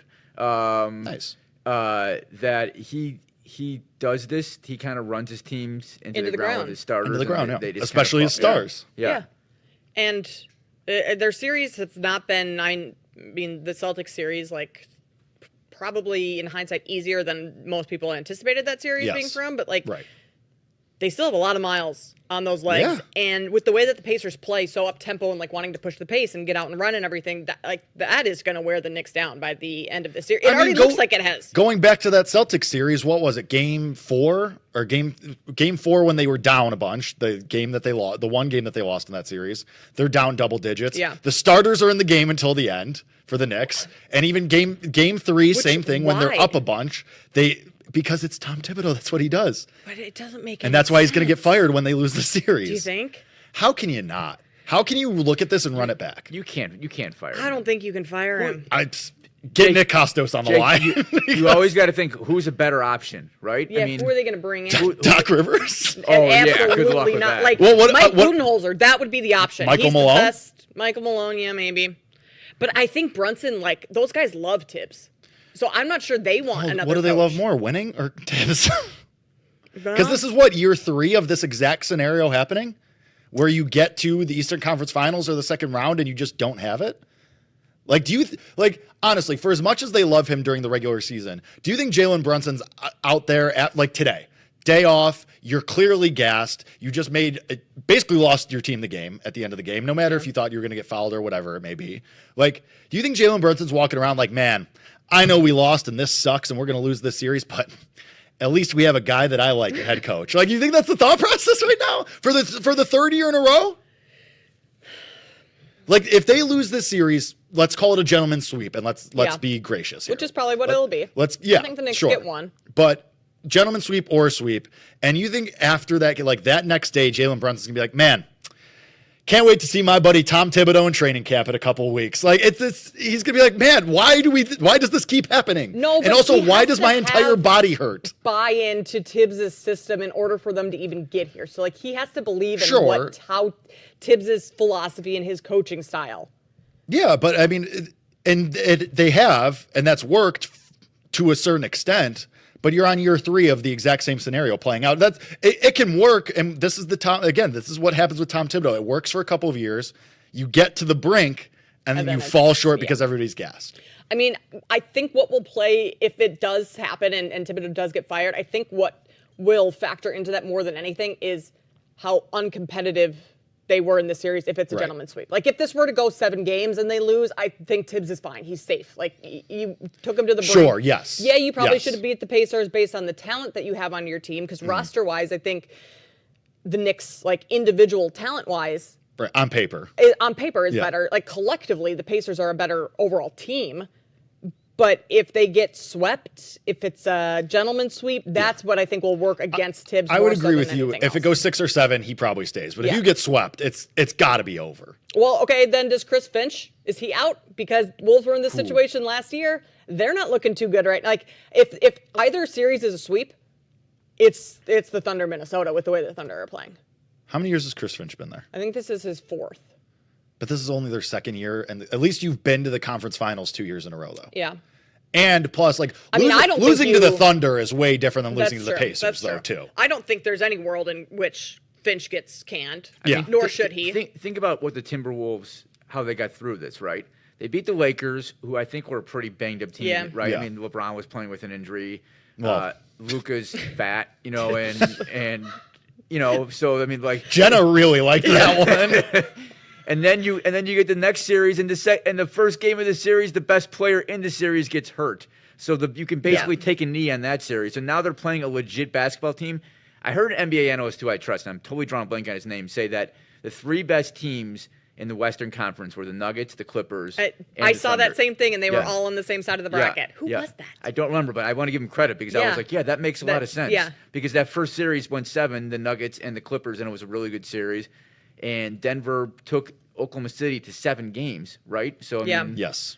So I think the Thunder are going to win the most. It'll be is 5. That's my prediction on that series. Yeah.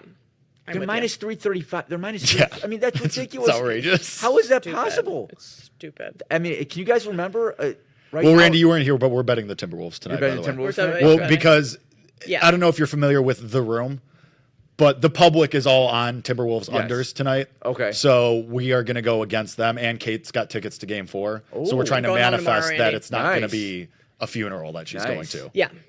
Hence the gear today. Yeah. So. I'm still in on that though. We're betting the Timberwolves. Yeah. I maintain It that. has been placed. I love the Knicks tomorrow plus 110. 5-1 in the road. First in the game in playoffs. Indiana? 5-1, and the only loss was to the Celtics when they were kind of like. Oh yeah, Knicks have been so good on the road. Yeah. I forgot about that. Yeah. Yeah. Indy 500 weekend. Yeah, I know. First, you guys can have that one. If anything, if the Knicks are going to win a game, it's going to be Game 4, I think. Halliburton, I don't remember what. It's behind you. You're not going to get it. Did I? Yeah, it's all the way over there. I'm knocking things over here. I don't remember what interview this was, or I can't give this person credit either. We're terrible. We're terrible journalists. At least we're not taking credit for it. Yeah, we are not. This was Somebody some else other said it. interview. Halliburton, go on Twitter. You can probably find it. But Halliburton said, okay, you've got the Indy 500. That is wild. Yeah. I won a couple of years ago. Wild. And all those people are going to be drinking all day. Yep. And then they're going to come over to the game. He's like, it's going to be bonkers. It was probably in that McAfee. stadium. He does weekly McAfee hits. No, it it was because it was after the game last night, I think. Then I don't know. But it is going to be nuts at that arena. Oh, yeah. That's why everything's pointing Pacers. That's why I'm going Knicks. Yeah, that's fair. Yeah. That's fair. Other side of the room. Other side of the room. Oh, I love the room so much. Yeah, we don't have insights for that game yet, obviously, but unlucky. In terms of player props to bet in Knicks Pacers, like I'm going to go TJ McConnell, Nesmith. Well, so I'm going to go more of the role players. So we had Nesmith game 1, Siakam game 2. So do we go just like keep? Where did Siakam come from? He's always been good though. No, I know he has, but like he hasn't had a game like that he hasn't in been a like very long 40 time. points. Yeah, like you just knew from the start that was he was cooking. He was cooking. Yeah. But I'm saying like, do we go like Miles Turner game 3? Do we go I don't like Miles Turner? Well, all right, my bad. I don't like to bet on Miles Turner. So no, we don't. Go Miles. Noted. So no, I'm going to shut that down immediately. Got it. I think we go. Or is it just finally a Halliburton game? It's a Nembhard game. Nembhard, yeah. It's a Nembhard game. But it was Nembhard in. He had a good game in what? The closeout game against what's their faces in the previous round? The right? Cavs. He was the big one in the final game against the Cavs, right? So now he's. I think it might be He's Miles due. Turner. Might be Miles Turner. Hasn't had one yet. If we're rolling the Rolodex of Indiana Pacers role players. That's okay. Role player Rolodex. Rolling the role player Rolodex. There's something there. There is something there. There's something there. I don't hate Nembhard, actually, though. That's actually not a bad look. Or maybe it's finally a Halliburton night. Yeah, Halliburton did not shoot well. I mean, he didn't get going at all until the second half a little bit. 3 of 10 from deep. Oh, man. Everyone's going to bet Siakam overs. And Yeah, we they might are. have to do alt unders. Yeah. We might have to do like under 10 points. Like after a 39-point performance, you don't think the Knicks are going to like adjust a little bit to 100%. Well, it's already 20.5 at BetMGM, and it's already juiced minus 118 to the over. So they're betting just it. let that go up. Oh, Wait until right before tip 1000%. to bet the under. That'll keep climbing because people will jump on that. Oh, I want to bet alt unders on Siakam so bad now. I think you also have to go more Brunson. Oh yeah, I'm telling you, like I'm looking at MGM right now, and I literally just watched it move from 30.5 to 31.5. Yeah, it's like it's Saturday at 4:30 p.m. Central. The game is not for almost 24 hours, and they're already betting over 31.5. Yeah. Which why would you bet I would never bet an under on Jalen Brunson. No, of course not. Like but I would at that point, I would just stay away. But you're right. But I would never bet over. I mean, because by the time we get to game time, which is 27 hours from now, 26 and a half hours from now, math, and it's going to get to what 32, 33. This thing, if it's already moved a point just now, and we're at 31.5, and people are going to keep betting it. Like maybe you will jump on an under. Maybe. I mean, if we get to 33, I could see 34, Brunson like going off for 40 or something. that's though. the problem. Yeah. Yeah. Because especially if Tom Thibodeau is going to be benching the guys who can actually score late in the game, it will have to be. then it's going to have to be. I bet you Brunson's number one in the room tomorrow. Over. I would also bet you that is accurate. Yeah, for sure. Where's the round? Caitlin Clark and the Fever lost today, 2-2 on the season, but she is the favorite for MVP. We'll discuss if that's a good bet to take. Plus, we'll dive into a little Major League Baseball, being we got Jake Hassan with us today. That's coming up next here on The Better Angle.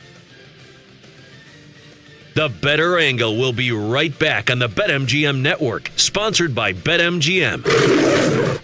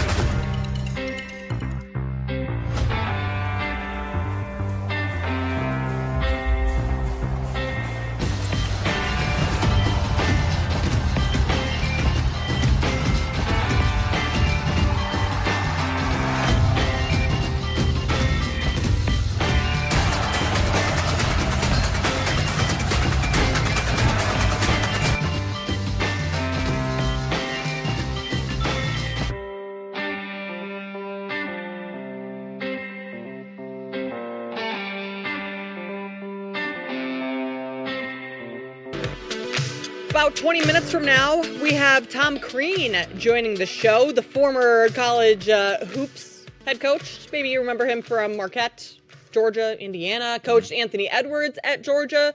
So we are going to talk to him and see if we can get in the mind of Anthony Edwards through Tom Crean. Because they know each other pretty well. And Crean, I think he's been to some of the playoff games in the past to watch Ant. They had a very good relationship there. So we will get his thoughts on maybe what we can expect from Anthony Edwards tonight. Also at 5 o'clock Central, Mark Carman, who's the host over at CHGO here in Chicago, he's going to join us. We'll talk some Bears preseason stuff, win totals, and just NFL overall. Well, who doesn't love talking a little NFL? Right, Jake? Never sleeps. Never sleeps. It really does not. Major League Baseball today, a little quick score check. Rangers are up 1-0 on the White Sox, bottom of the second. We are tied 4-4, top of the ninth with runners on first and third in the Royals-Twins game. Diamondbacks, Cardinals. Cards lead that game 6-5, top of the ninth. Brewers and Pirates tied at 1 in the third. Nats up 2-0 on the Giants in the third. Reds up 2-0 on the Cubbies in the second, as well as the Braves leading the Padres and the Astros leading the Mariners. Yankees leading the Rockies, who the Rockies got a win yesterday. They beat the Yankees. By the way, win number 9. Aaron Judge had another homer. Yes, today, he did. Yeah. Anyone want to bet MVP minus $5 billion for Aaron Judge? No. We were talking during the break that the Thunder, or maybe we're on the year, Thunder are minus 350 right now.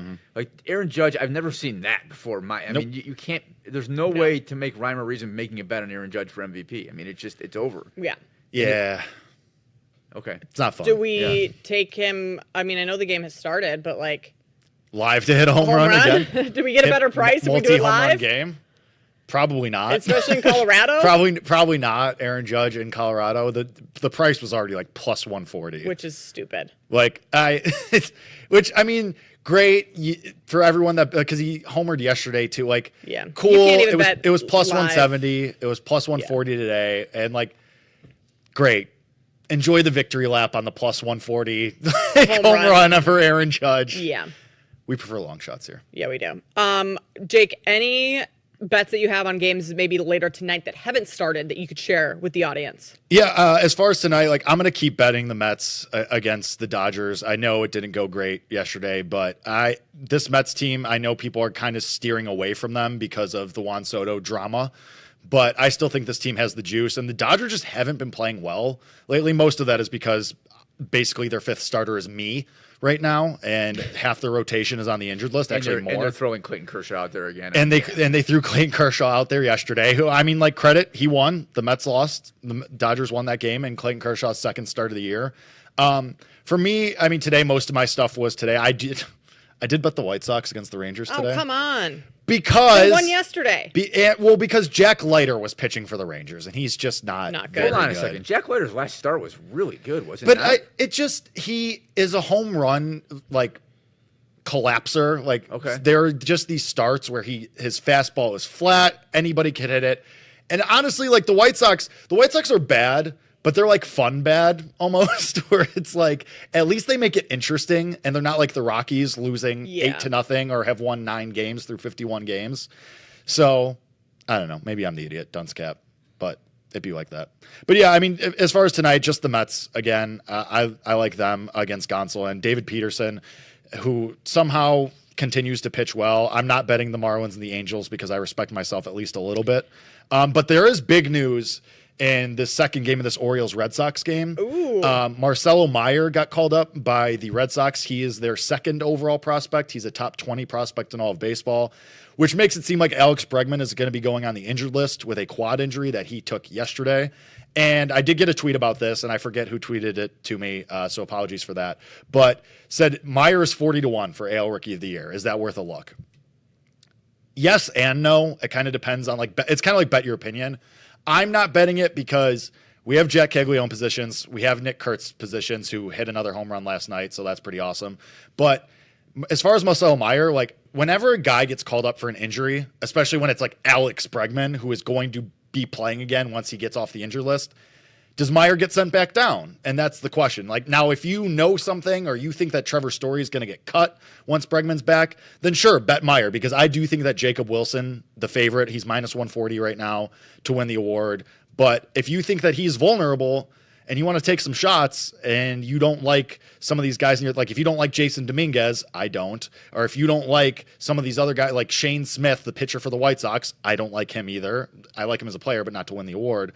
Like, it's kind of bet your opinion. If you think Meyer is going to stay up on the Red Sox and you want to try and read the tea leaves, then yeah, 40 to 1's worth a shot. Who doesn't like a long shot at 40 to 1? Like, it's $10 to win 400. Who doesn't like a bet like that? So I am not, because I'm just kind of good on that right now. But if you think he's going to play every day once Bregman's back and you don't think he's getting sent back down to AAA, I think it's worth some hashtag value. We love hashtag value. We love hashtag value. Why aren't they calling up Caglione? Kate, if I had the answer to that for you, I would love to tell you. It seems like now's the time. You would think. He's had 4 AAA games. He has 2 home runs, a couple of singles that have been 110 miles an hour. Wow. He's really good. But no, let's have him be at AAA and just torture these poor souls who have been there for like 10 years. And the Royals could use it. They could use the offensive help. They haven't been playing well. They're 4-6 in their last 10. They're still in the American League race. Like the Tigers are awesome, but the Royals are only 5 games back. And they're tied for a wild card spot right now. Granted, it's May, 23rd.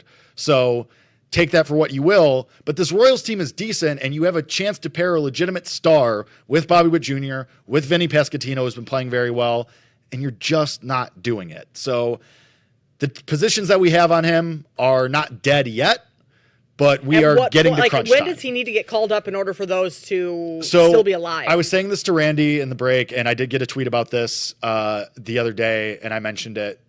Yordan Alvarez won the Rookie of the Year playing only 87 games in 2019. And so we just passed the 50-game mark for most teams, or we're at the 50-game mark for most teams right now. The Royals have played 52. They're 28-24 math. And so you got like 30-ish games left to play. So you got about a month. Yeah. Let's go like end of June probably is when you're looking at worst case scenario. I would hope that if Jack Caglione keeps hitting home runs and keeps playing well, that the Royals get their heads out of their asses and they just say, okay, there's no reason to have him terrorize AAA anymore. Let's just call him up, because the Royals have needs in the outfield too. Like, they have spots open on the Major League roster. They're just slow playing this for whatever reason. And we've seen this with college hitters. They speed through the minors. Especially when you play in the SEC.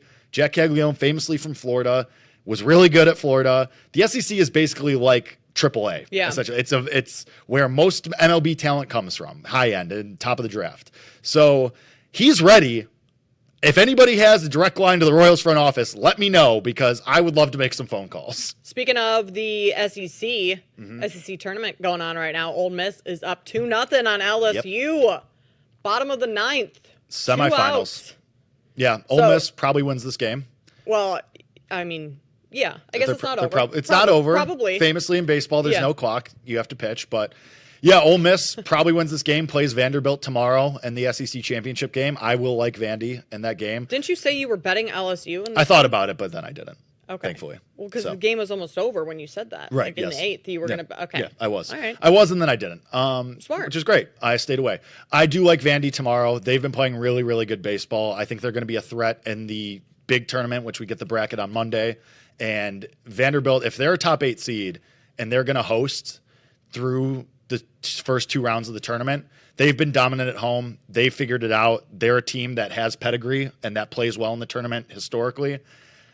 If you want to take some shots, Vandy about 25 to 1 still out there on them. I think that's a good look, especially if they have a top 8 seed. All right.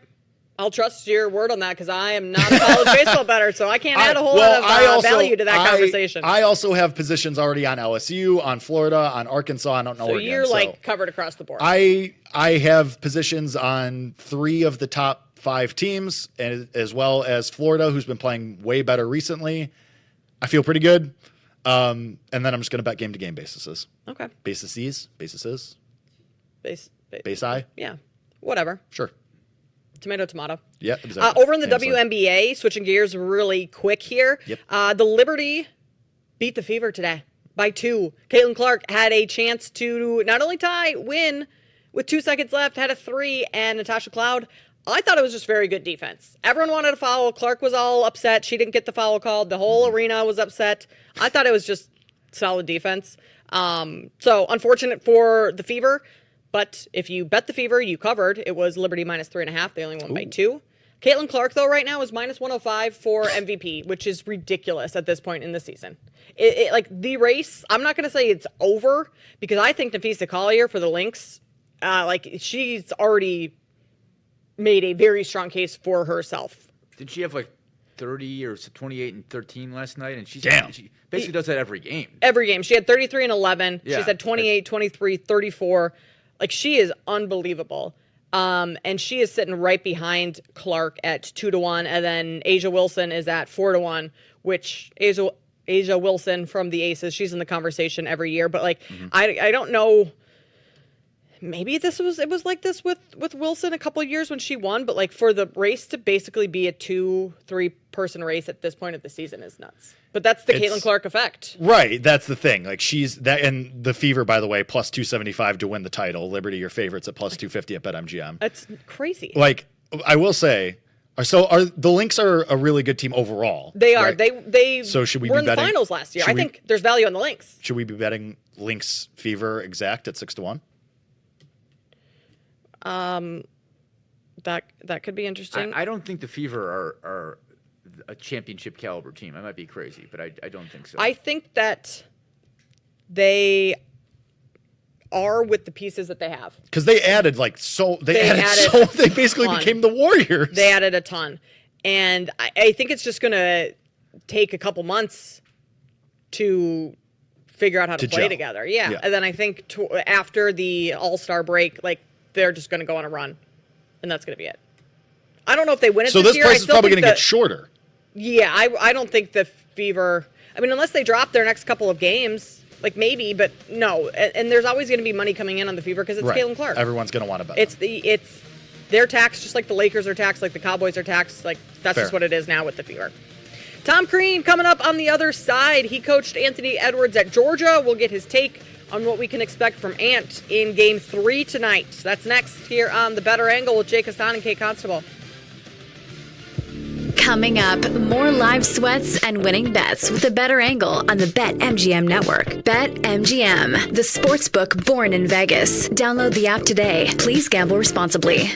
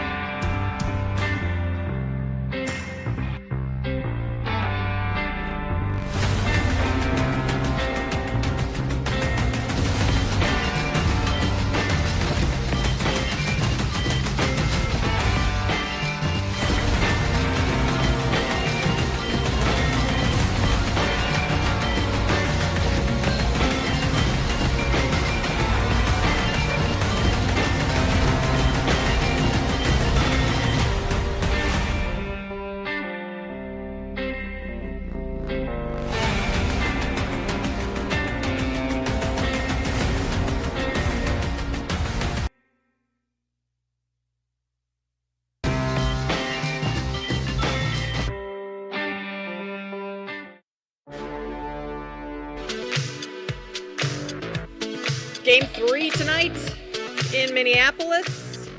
Wolves need a win to basically stay alive. Morale check. Morale check. We're sweating a little. It's not great. We are going to talk to Tom Crean here in just a second.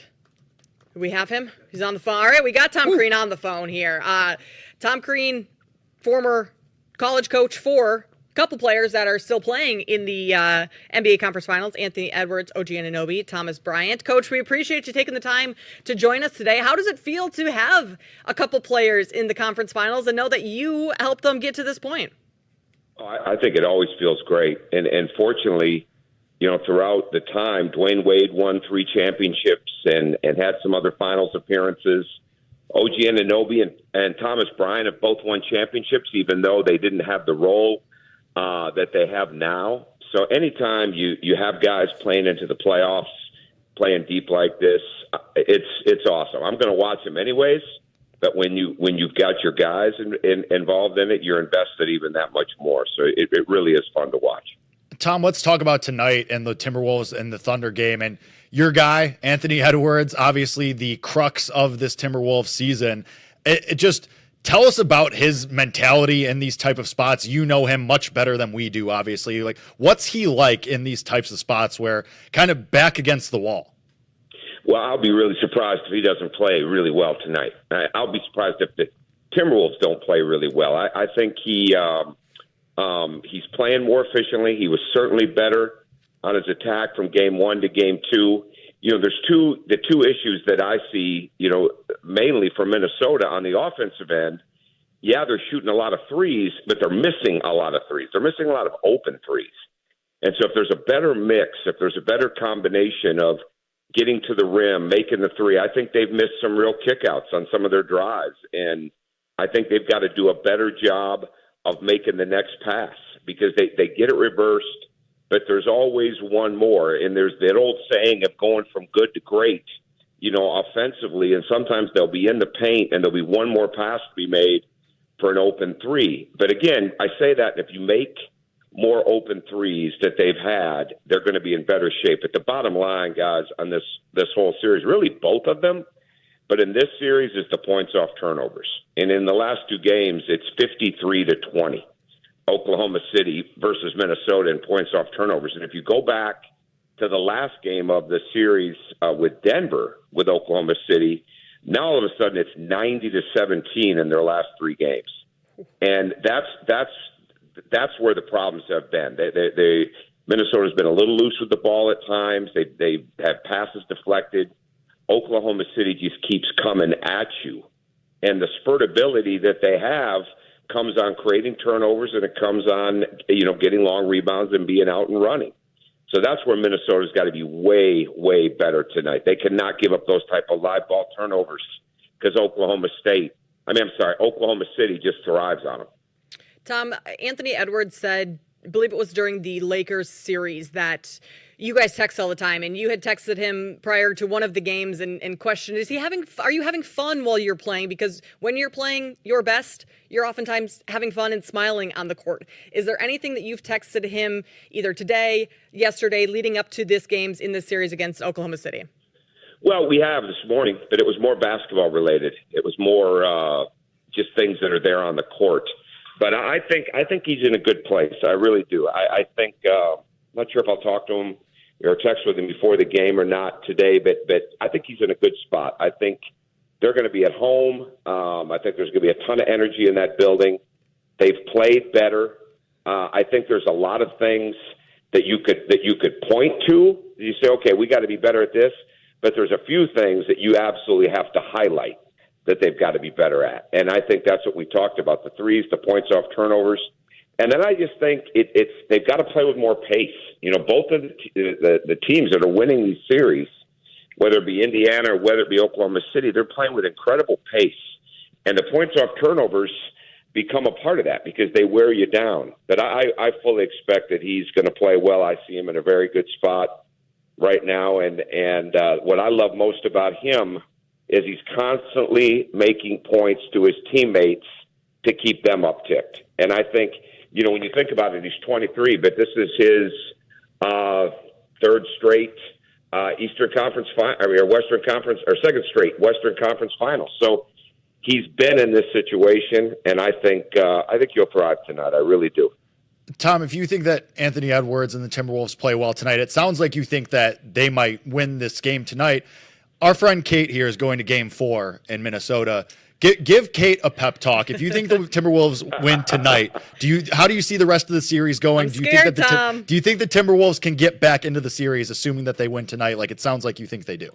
Oh, I do. I think if they win tonight, I think they win on Monday as well. There you go, absolutely. Kate. Yeah, absolutely. I think Minnesota and Oklahoma City is really good. That's not to say Oklahoma City is not going to win the series and win the championship. I mean, they're that good. But I do think Minnesota is better than what they've played. They've not played like they're comfortable, and I think, and when I say that, it's some ill-timed shots, it's some settled shots. It's not playing with their eyes up, like I said earlier, making that next pass. It's missing open threes. DiVincenzo is a key. I think it's probably the night that he's going to really need to break out. I mean, it gets a little late if it's not, but I think he's the kind of guy been in these types of situations too. He's missed some open shots.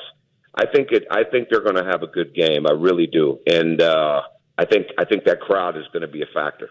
This is The Better Angle with Kate Constable, Jake Hassan. We're talking to Tom Crean, former coach at Marquette, Illinois, and Indiana. I'm sorry, Indiana. Same high school, Big Ten, all that good stuff. That's all right.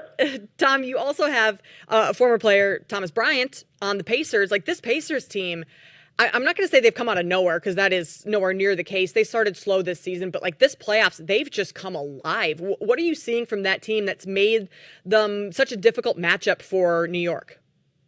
They play so fast, and they really don't run a lot of sets, but they get in action to get it started, and their ball movement is so good.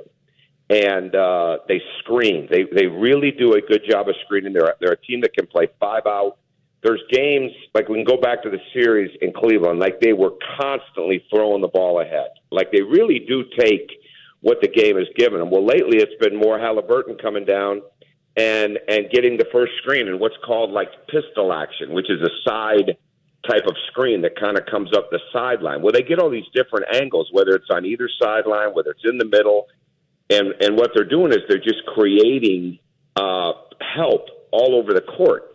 But at the same time, New York, when New York moves the ball, when New York is attacking their guards, because they were really able to hurt Indiana's guards in one-on-one drives. I mean, Indiana is a team that they're a 5-man team offensively, and that's what they want to be defensively. And every time you put them into a situation where they become more of a one-on-one team, where they have to guard you, I think that's been in the Knicks' benefit. But the Knicks haven't done enough moving of the ball to create enough of those situations. And I think I think New York has really hurt themselves somewhat offensively and kind of let Indiana off the hook with that. But Indiana, again, points off turnovers. It's 44-16 in 2 games. I mean, they have a unique way to keep the game going. A lot of it is because of the bench play, but they never have a guard that's handling the ball that's not looking to attack and make a play for somebody else. And they're constantly getting great movement. They're getting great movement from one side to the other. And then where Thomas Bryant comes in is you have Miles Turner and Thomas Bryant basically playing the position. Siakam was so good last night and with the 39 points. And I don't think New York's done nearly enough to attack him defensively. But the Miles Turner, Thomas Bryant, those guys being factors, the way they shoot the ball, and when Siakam is commanding help and people to come to him, and now he's passing the ball better, even though he had 39, that just makes them that much more dangerous. But they are it's a great series. I think New York, I think this thing, they have to get a game, at least one game in this, and get this thing back to a situation where they can get it back home, even if it is 3-1. Now all of a sudden you go home, you try to get a win, you come back to Indiana, that's the series right there in a 3-2 game. Well, Tom, let's talk about that. Do you think that New York can get one in Indiana? I mean, we were talking earlier in the show. It's Indy 500 weekend in Indianapolis. That place is going to be insane. Tyrese Halliburton saying post-game, yeah, we're expecting the place to be a circus. It's going to be rowdy. People are going to be partying all day, then go into the game. That's going to be a tough atmosphere for the Knicks. And you already mentioned that the Knicks, they struggle with the Pacers' depth. Do you think that the Knicks get Game 4, Game 3, both? How do you see this playing out tomorrow? Well, I think they got to get one. I think they've at least got to get one to keep this thing in a good spot to get back to New York, and then the pressure really mounts if you come back for Game 6 to Indiana and it's 3-2. It mounts on Indiana. But I think New York, just as Indiana has been very good on the road, so has New York. And New York's issues are more self-inflicted, and again, it's the turnovers at times. But it's the other night, that fatigue was a real factor, I think, at the end of the game. And because in those situations where Nesmith was hitting those threes, the communication defensively was not nearly as good. There was way too many late switch calls. They were backed off at certain times. The communication of New York has been like early season training camp level. It hasn't even been close to what it's got to be when you watch it on television. And so that's all correctable stuff. Like, it's not like they haven't already played 90 some odd games together. Like, that communication defensively has got to be better. Now, I say that because if you go on the road and you don't have communication in that building, or you're not locked into your switches, you're not locked into your defensive assignments, Indiana can blow you out. But where they have been really good, New York has, is they have had an ability to band together on the road. So I do think they get at least one. I think there's going to be so much hype surrounding Indiana that's where they've got to make sure, New York's got to make sure their focus is just lock solid and play the game and play with toughness. And like I said, it's a lot of self-inflicted stuff. They're not moving the ball. They can get a one-on-one drive when they want it, but they're not doing nearly enough of attack and closeouts, which create more opportunities for open threes and create more opportunities for offensive rebounds. And then the other thing I would say, if people are watching this, I think New York has been very average, less than average, at getting back defensively on shots when the shot's been taken out of or when they've got people in the corners. So the corner people have not done a great job, and what those long rebounds create is the Pacers are just off and running. And so many games come down to who dominates who wins the 5-on-4 battle in a game. Who's got 5 offensive players against 4 defensive players because one guy didn't get back as quick. And to me, from what I see, Indiana's doing a much better job of taking advantage of that versus New York than New York is on the other side of it. Tom, I want to follow up really fast on something that you said there during that answer that was really interesting. And we got a couple minutes left. So in about 60 seconds, I just want to ask you, you mentioned that this seems like training camp levels of communication and the Knicks aren't getting back. Do you think part of that is that this team is just gassed? Like, we talked earlier in the show about how much Tom Thibodeau keeps his starters and his stars on the court. Do you think this team is maybe just gassed and so they're relying on Jalen Brunson? We got about 60 seconds. No, I think Jalen sometimes tries to do too much. I think he can score when he wants. I think, like, here's an example. They are really loading up what's called elbow help, heavy gap help. It would be a term, right? Where Jalen comes off a ball screen and there's somebody sitting right there in the elbow. Well, that's an open kick, right? Like, you got to make that pass. And there's too many times that doesn't happen. But no, I don't think the fatigue level is affecting the communication. I think the fatigue level at times can affect how quick you get back, how well you sprint from the corner back. I think it can impact your lack of maybe rebounding and blocking out. But there's no in the playoff level, there's nothing fatigue that should be stopping people from communicating at a much higher level. And one of the problems the Knicks has had, especially with Karl Anthony Towns, is they make late switch calls. So they're communicating, but it's late. And the Pacers are just too good to take advantage of things like that. So that's definitely got to get better for New York quickly. Coach, we appreciate you taking the time to join us today. Thanks for all of the insight. And let's go Wolves. Let's hope Ant has a big night tonight. Yep, absolutely. That's going to be should be a great game tonight. We will talk to you again soon. Thanks, Tom. Have fun on Monday, too. Thank you. Thank you. I will. That's Bye. Tom Crean, head coach at Marquette, Georgia, and Indiana. Famously. That was some good insight. I'm glad you followed up with that, Jake. That was like pretty strong comment. Guys, yeah. Guys, stop. I mean, he knows what he's talking about. He definitely, that is definitely a guy that has coached basketball at a high level. Yes, it is. All right, we got to take a quick break. We will dive back into some bets for tonight's Thunder Timberwolves games now that we've got some more information from Tom Crean. Morale check, really fast, scale of 1 to 10. We're feeling better. Feeling a lot better. We'll be right back after this. This is The Better Angle on the BetMGM Network.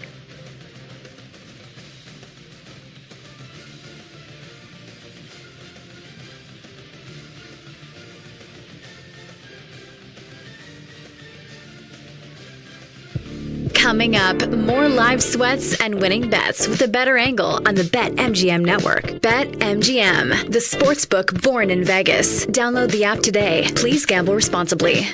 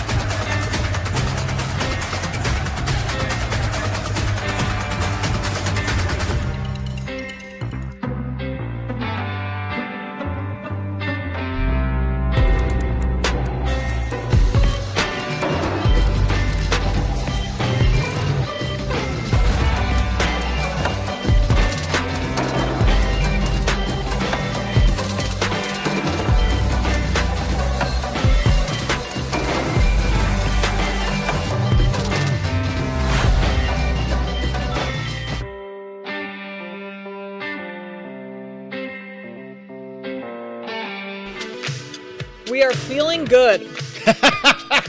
We are feeling good. Good, Kate. Good. I mean, the emotions have been all over the place. This has been kind of like a roller coaster over the last hour and 15 minutes. But Tom Crean just joined us on the show. If you missed it, you can go back and listen. It'll be on YouTube here on the BetMGM Network YouTube page fairly, a little bit after the show. Tom Crean thinks it's going to be a big night for Anthony Edwards. I just put in my bet on the Timberwolves. I almost forgot. He's been texting with Ant all morning. And he said it sounded like he was going to do it before the game, too. Yeah. I mean, I think those two talk all the time. So where was your morale before that interview? It was probably a... Scale of 1 to 10. 3. And where are we at now? We're like at a 6.5, 7. All right, scale of 1 to 100. Where were we before the interview? 25. Where are we at now? 75. Wait. Okay, hold on. Wait. So we're at a 6 out of 10, but we're at a 75 out of 100? Well, I mean, so that would be equivalent to what? An 8 out of 10? Or, a 7.5. 7.5. Well, once you put it out of 100, it just feels different. Sure. It feels different. And we're thinking, we're about a 75. Great. We're hoping to get up to an 80 by the end of the show. Love it. Well, I just bet the Timberwolves. Figure out what... I also bet North Carolina, so we'll see how this goes. What are the vibes for dinner tonight pre-game? So I was talking to Femi Abebefe, as I'm known to do. You Better You Bet fame, 3 to 7 p.m. Eastern, Monday through Friday. BetMGM Network, by the way. Great program. Really cool and fun and hot board operator that they have. But good to know. Yeah, in case anybody was wondering. But he said that during football season, him and his wife on Sunday Night Football, they'll make something from one of the local cuisine of fun. one of the. So you should do something Minnesota cuisine tonight. So I should do like a Juicy Lucy. What? Excuse me? What did you just say to me? No one knows what a Juicy Lucy. What'd you just call me? It's a cheese. It's a burger. Okay. And just as you're forming the burger, you put cheese inside, so I'm familiar. Oozes I'm familiar. out. That sounds pretty good. Yeah, I'd be in on that. So that would be otherwise, what are we gonna have to do? A hot dish? A what? A hot dish? What'd you just call me?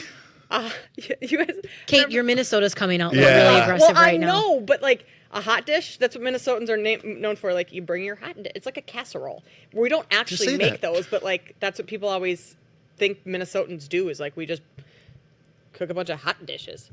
Wait, so if you're saying you don't actually do that, but people think you are. But it's like the stereotype of Minnesota. Like, yeah, don't you know? Like, that's not actually how we all talk. Yeah, but you just did it. You just did it, Kate. Also, I feel like it's problematic. It's not good for the vibes if you do something that's stereotypically Minnesotan. Okay, so then my normal dinner would be like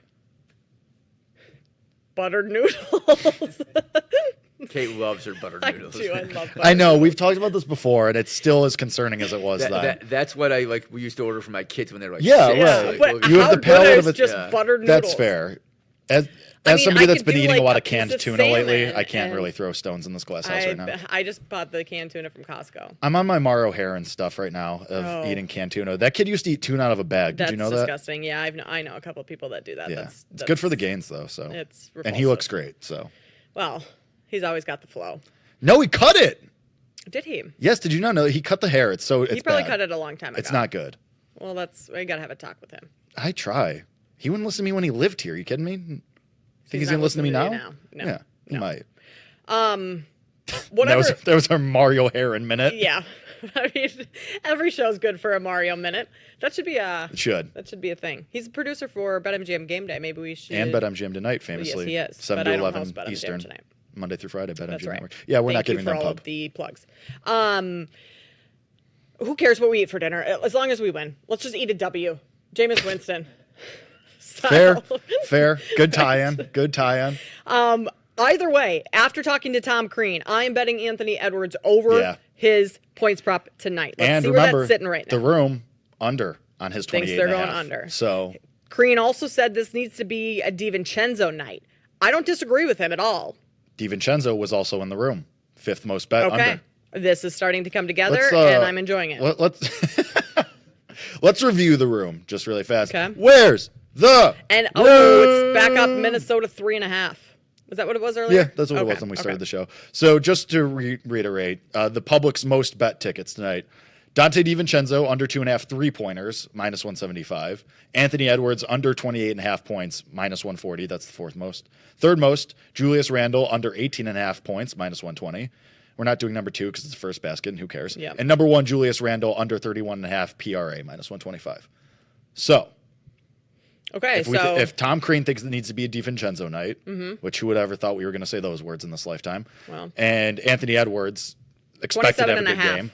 Oh, it moved down a point. Well, no, 28.5 at BetMGM, but it's plus 105 to the over, minus 140 to the under. He's scoring 30 points tonight. I think we got to make some bets. I think that is a must place, Anthony Edwards. Must place. The Kate Constable must place the stamp guarantee. of approval must place. Wow. Yeah. Constable check mark? Nope, that doesn't work. No, we got that was bad. Something more clever. Yeah. Well, Kate, I can't do all the heavy lifting here. Well, what are we bringing in for? To keep the lights on in this place. That's what I'm here for. Ant Edwards, over 28.5 points, and the Timberwolves to win tonight is plus 225 at BetMGM. I'm not Sportsbook Planet parlaying Vegas. them. No, Why? we're just going to. They're correlated. They're directly they are correlated. Directly correlated. But Kenny just said, Ant had 43. Oh, we're just going with what Kenny says blindly now? Well, he's How often already has that had, worked and they for lost, us? right? He didn't have 43 in this series, though. Hold on. I have to defend myself. It works all the time. Last week I said Thunder by All right, 20, and they won by 20. Yeah, congratulations, Last time Kenny. Jake Hassan was on the Congratulations. Kenny Henderson said that the NBA Finals favorite was going to win by double digits. Last time you were on the show, I said Houston was going to beat Duke, and you guys told me I was crazy. That is true. So that's where I come to defend myself. That's That's all I'm going to say. But Kenny, you agree this has to be an Ant night. Yeah, I think he scores 40 tonight. I was just joking. I said I already saw the game. He scored 43, but no. Saw it in a dream. I think he scores 40. I get what you're saying. Saw it in a dream. Yeah, I think he does. Anthony Edwards to score 40 tonight at BetMGM, plus 650. Bet it. Do we have to do some Bet it. stuff here? Think we have to do some Immediately stuff? plus 650? Think plus 650 at BetMGM. That has to be the best price out there. Yeah. Oh, that was a great catch. Sorry. Yeah, I would imagine. College baseball. I have another book pulled up. Let me check on that one. To score 40. Which book are you at? Plus 650. Are you at the blue book or the green book? The green book. Okay, I'll check the blue book. Yeah. Okay, wow. That's a great bet. I'm using that for That sure. is the green and blue book. So Ant in this series so far, he is Sorry, what was the price of the green book? 650. Oh, okay. So maybe it's 32 points last game, 18 in game 1. He was what? The blue book? It's plus 830. What? That's crazy. I may have to deposit a little into the blue book. $1.80 difference is crazy price discrepancy. Yeah, that's wild. The only thing is, like, he has to have other players involved. He does. To beat OKC, you Right. need multiple players in double figures. We need assists, So too, does that, from other players. Sure, Ant could go off for 40, but I almost feel like that is a recipe for a loss because you need to be hero ball. Yeah, you need to get other, like, Julius Randle has to have 25. DiVincenzo has to have 15. Like, you can't just rely solely on Anthony Edwards against a team like Unless OKC. Unless it's a Thunder defensive game or a Timberwolves defensive game and they lock in finally. Well. Also, yes. Julius Randle better than 4-1 for 25 points. I mean, that's pretty good too. It's not bad. It's not bad. It's not bad. Do we think though Julius Randle's plus 340 at BetMGM. His morale, his ego is a little damaged after getting benched in the fourth? No, I think it's the exact opposite. Yeah. I I agree. think he's going to come out. You're an adult. Like Karl Anthony Towns after I forgot what game against the Pistons was terrible. Maybe game 2 when they lost. They should have lost Yes. game. Yeah. He came out and led them. I do remember that. Yeah, and he was great in game 3. So I kind of feel Julius Randle is kind of the same way. I feel like he's going to come out. Was he bad in game 1 too, or was he good in game 1 first half and then terrible? He was great in game 1 first half, and then quiet in the second half, still right. not bad, but then Yeah. he was atrocious in game 2. Yeah, no, I think he's going to come out and have a big game tonight. All right. I do. I'm into that. I'm into that too. Call Tom Crean back. Do we think, Tom? Tom, Julius Randle, yay or nay? what do we think? Guy that you had nothing to do with. Total in this game. Mhm. Let's talk about that. Sure. We're sitting at 218.5. According to our graphic. 218.5. We went over in game 2, under in game 1. Oh, so it's zigzag theory. Zigzagging. Boo. Yeah. But I think if Minnesota is going to have the game that we think they are, I think this has to be an over game. I'm not sure you. I'm not sure you're totally stopping. Well, because we also OKC. just talked about Anthony Edwards 40 plus. We just talked about Julius Randle 25 plus. Minnesota wins the game. Like that all. Yeah. If that's what we think happens, that all indicates over. Over. Which I'm not against. I think in the way that the Thunder have scored for sure. Like how much are you really, even if you get an A plus Timberwolves defensive game, how much are you really stopping this Thunder team? Fair. So I think that correlates to over for sure. Tom Crean also did say Minnesota needs to play with more pace. That is also true. That would mean maybe a few more possessions, get out and run a little bit, some transition buckets, hopefully. All right. That could be a live play. Like if you agree that the pace needs to be increased for Minnesota, that could be a live play of, okay, I don't know what I want to do with the 218 before the game. I'm going to wait. You watch the game, you're going to get a good idea pretty quickly of how this is going to go. And you could still probably get on a decent side of the number. Okay. I like that plan. But I lean over in this one for sure. SGA. He's at 30. Pretty good. 30 in every game. Yeah. 30 in pretty much every game last series. He is pretty good. He did win the MVP. He is the most valuable player. Allegedly. Not allegedly, he is. Well, in according to voters. Okay. Depends on who you ask. Fair. The last time he had 25 in game 4 against the Nuggets. Otherwise, he's had 30 plus in every game. That would explain why he has, is minus 220. 30 ever. Right. Well, because he doesn't do it because he's kind of like DeMar DeRozan, right? He's a mid-range guy. Yes. He had a couple threes, but he's not dunking a lot, right? He's just, and he's not, he doesn't showboat a lot, right? Right. He's tactical. Yeah. So it creeps up on you. Quiet 30.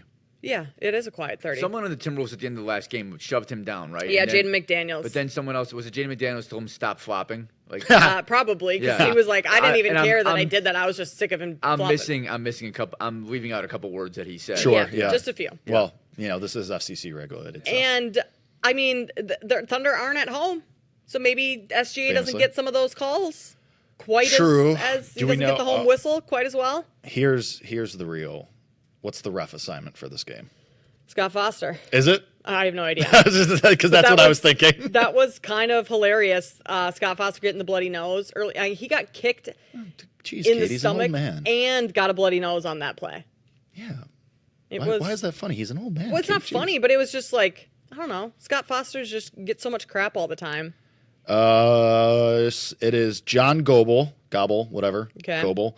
And he's the crew chief. And then it's Josh Tiven, Curtis Blair, and a name that I am not even going to try to attempt. So what do those names mean to you, Jake? Nothing. How should we approach the ref assignments for tonight?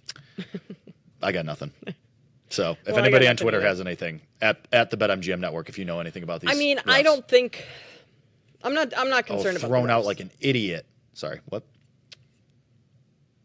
The refs are thrown out? No, this kid on Florida State just got thrown out like a moron. Oh, there's an official, and I'm totally drawing a blank on his name. Tony Brothers. No, jacked. Like he's official. He's really big, and he lives. I love jacked. He lives in the city. Really? Yeah. One time I was going back in the day when I used to go to Insomnia Cookies, and before I came on the way down here, I'd always stop and get cookies. I was walking back to my car, and he walked by, and I said to him, "You're an NBA referee," and he said, "I am." And then a friend of mine played golf with him at the golf course in the city, which I'm totally drawing a blank on as well, Harborside. And he said he was great. Great golf course. He couldn't tell a ton of stories because he said, but he said that he was saying these players whine a lot more today than they used to. That's for sure. I'm sure. Yeah. Is it Bill Kennedy? No. Okay. I don't think so. I'd have to take a look at him. Let's do it at the break. I don't know. That's just what popped up when I typed in jacked NBA ref. He's the first one that came up. No, it's definitely not Bill Kennedy. No. Well. All right. Anyone else outside of SGA that we are betting? For the Thunder? Yeah. No, because we think the Timberwolves win. Nope. So I don't want to back any of these Thunder players. So we take unders. Ooh. Like, that's a way to back the Timberwolves. It's not a bad idea. The narrative. So far in this segment, we have Anthony Edwards 40 points, Timberwolves on the money line, Julius Randle 25 points, and now Thunder unders. How does it lose? What could possibly go wrong? Nothing. I mean, we're bound to win a couple of those, right?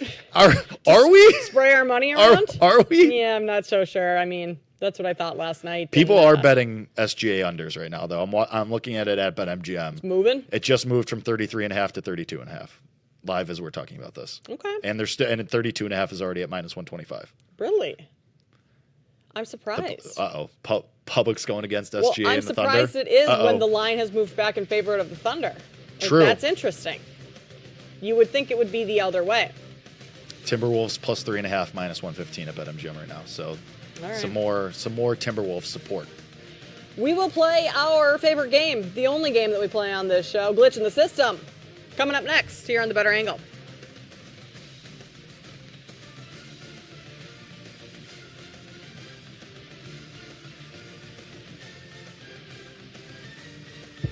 Coming up, more live sweats and winning bets with the Better Angle on the BetMGM network. BetMGM, the sportsbook born in Vegas. Download the app today. Please gamble responsibly.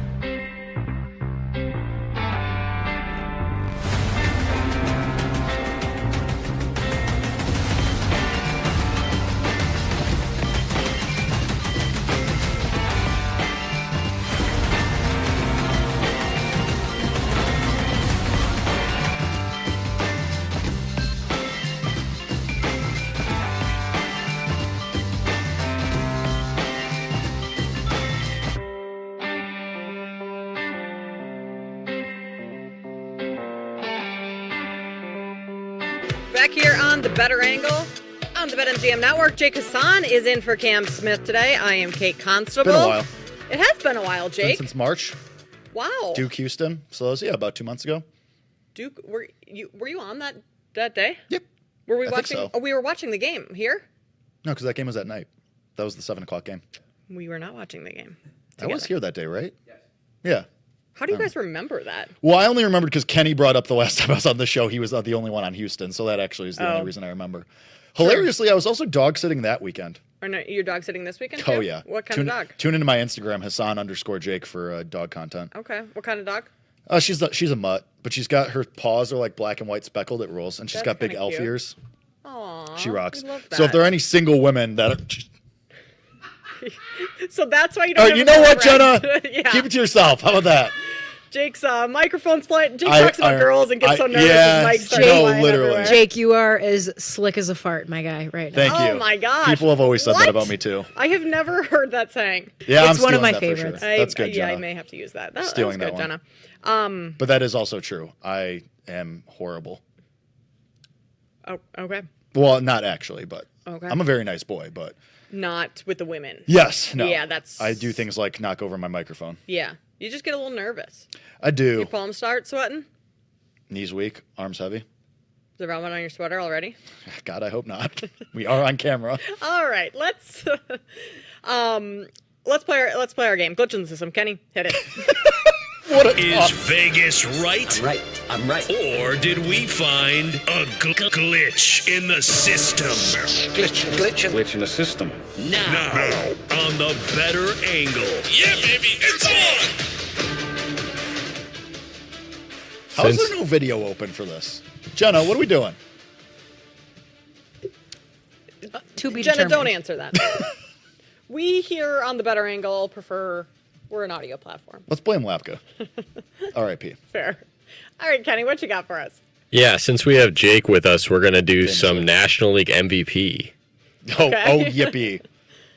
Yes, with Shohei Ohtani right now at around minus 110, depending where you look, to win National League MVP. And obviously, I think the reason it's interesting is because there's a lot of names that you can put into competition with Ohtani if you want to try and bet against him. That's if you want to try to bet against him. So I'm going to throw 3 different names at you guys and let me know what you think. And then maybe when we're done, you guys can give me some more names that you think could possibly beat Ohtani and win the National League MVP this year. So Well, I'm I know going to start Kate's with. been locked in on NL MVP, right? Yeah. Yeah. Like I go over it every night before bed. I heard you have a whiteboard on your do. wall, and that's just It's just update like the odds. pinning everything, kind of Yeah, like the Charlie Day style. Exactly. I got you. Exactly. Jake, I know you've been locked in. Unfortunately, yeah.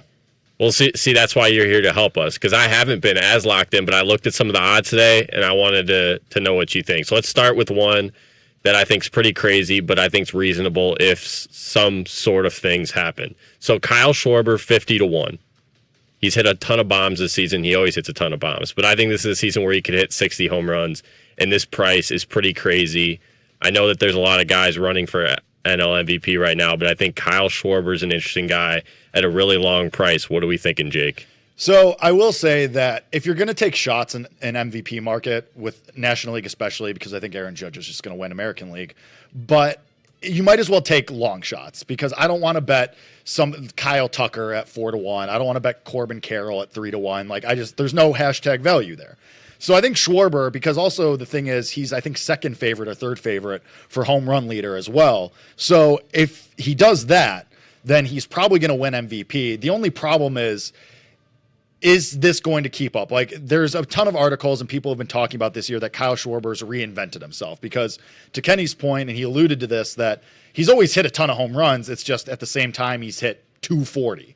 But now he's getting on base way more. His batting average is a little bit higher as well. So I actually don't hate the look. And we did talk about this on Bet Sweats a little bit too during the week, that Schwarber is somebody that could hit 60 home runs and make it a conversation. And if you don't think Shohei Ohtani is going to pitch this year, then maybe at 50-1, Kyle Schwarber on a Phillies team that's now won 8 straight games. They're contenders for the World Series, at least I think so.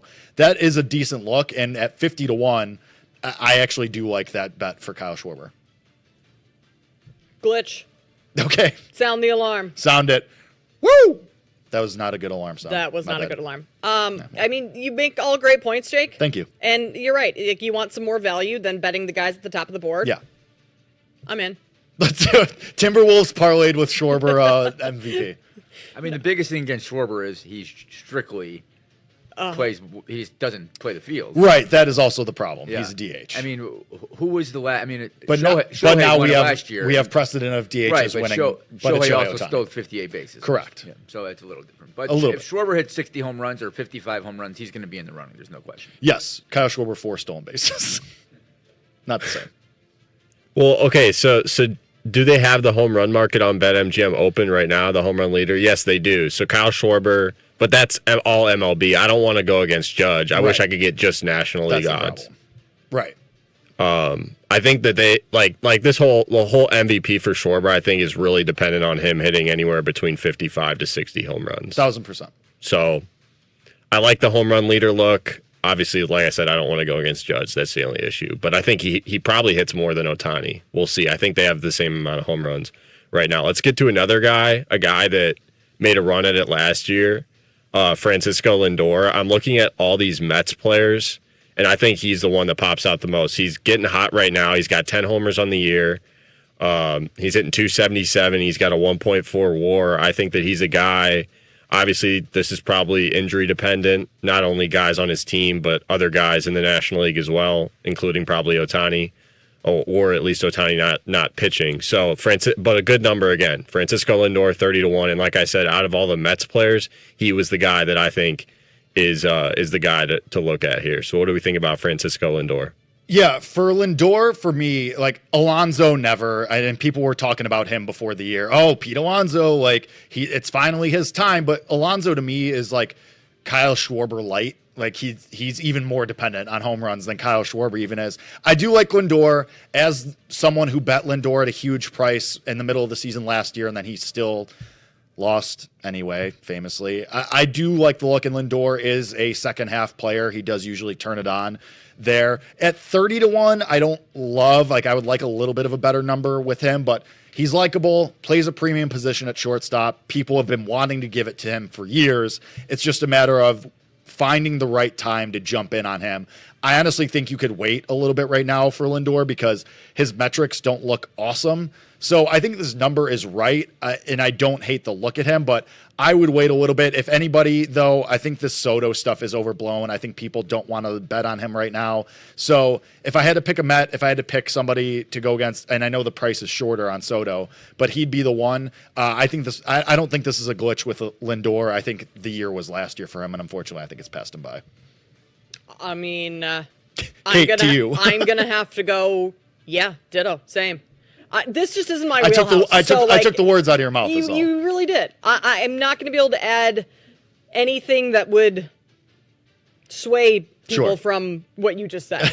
Okay. So I like that we're able to do a little bit more Major League Baseball because Cam and I don't discuss MLB a ton. Hey, that's what I'm here for. Not our wheelhouse. So yeah, with the way NBA is, I didn't know where to go with glitch, and since we have Jake with us, might as well. Yeah. All right, so, you have a third one, I believe. I do have a third one, and it's the shortest price guy. You already mentioned his name, but you said a price that is way shorter than the price he actually is. He's 12-1, Corbin Carroll. And this is a guy, so Ohtani right now has 17 homers, 11 stolen bases, he's hitting 300. Corbin Carroll, pretty similar, 15 homers, 9 stolen bases, 270.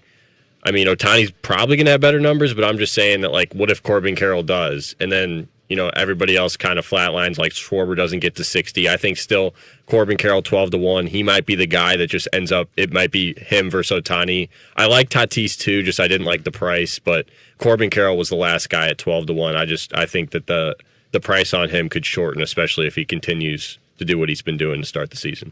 Yeah, so like the thing is when you're trying to beat Ohtani, you're looking for guys that can do something crazy, whether that's Schwarber, who could hit 60 home runs, whether that's Corbin Carroll, who could do like a 40-40 season, maybe even 50-50 if everything times out right. And he's hitting for way more power. His shoulder is healthy for sure. He's got 15 home runs already, like only 2 behind Ohtani, stealing bases. He's in a terrible cold streak right now. But even though he's only hitting 240 over the last 2 weeks, still a 900 OPS, he's one of those guys that has the skill set that he can beat Ohtani. The problem is Ohtani's just doing this again. It's just, he's doing historical numbers. He did 50-50 last year. He might do it again this year.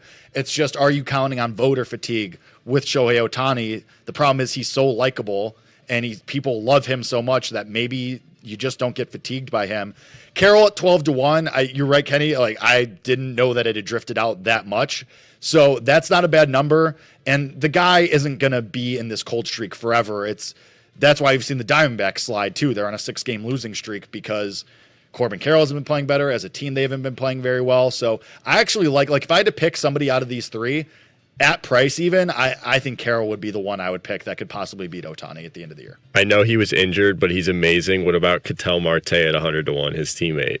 The price. Yeah. Price obviously is He goes crazy. on crazy hot. Talk about hot streaks and cold streaks. He's one of those guys that could get on a crazy hot streak and get himself. That's like a number play. Like the number is going to get shorter at some point.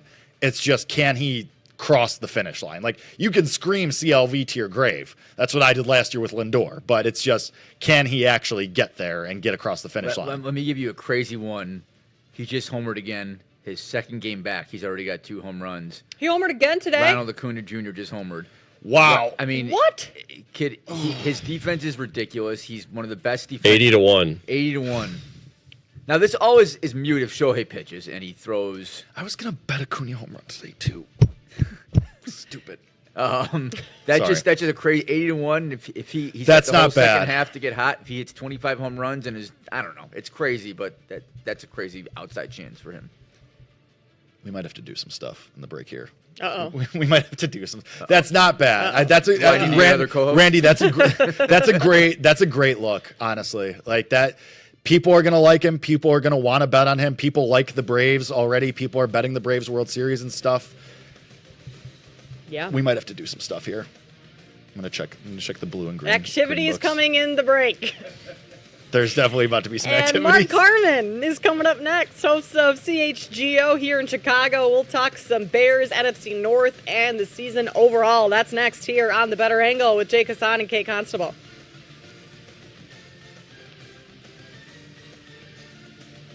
Coming up, more live sweats and winning bets with The Better Angle on the BetMGM network. BetMGM, the sportsbook born in Vegas. Download the app today. Please gamble responsibly.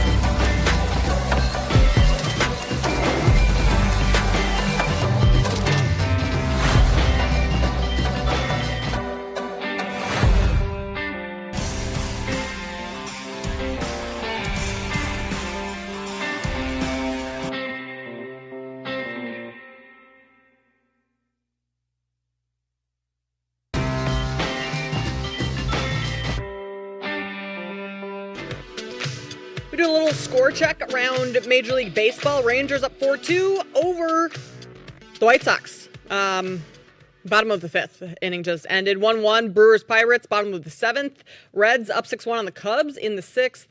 Braves, we just mentioned, Ronald Acuna Jr. homered again. It is 5-1 over the Padres, middle of the seventh. Astros up 2-1 over the Mariners in the sixth.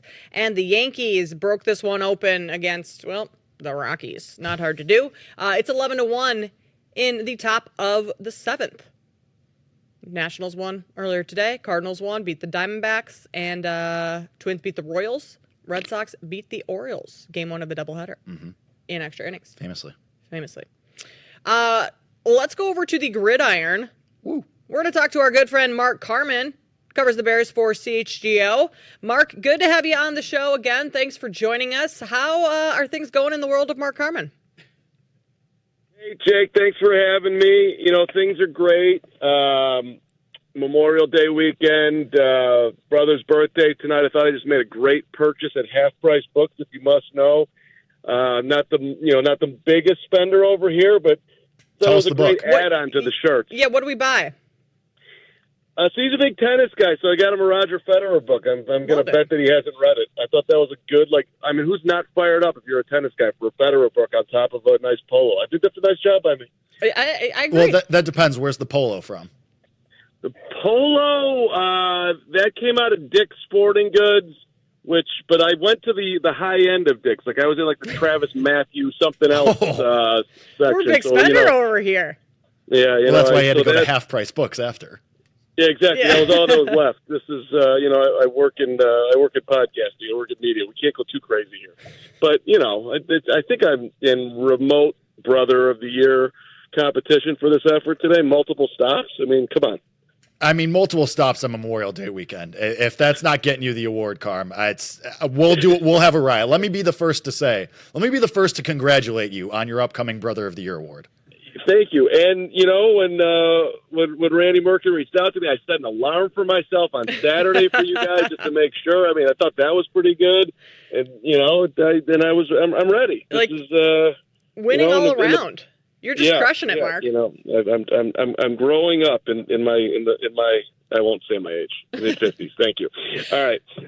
Bears, yes. You've been out at Hallis Hall this week. Tell us what's going down there.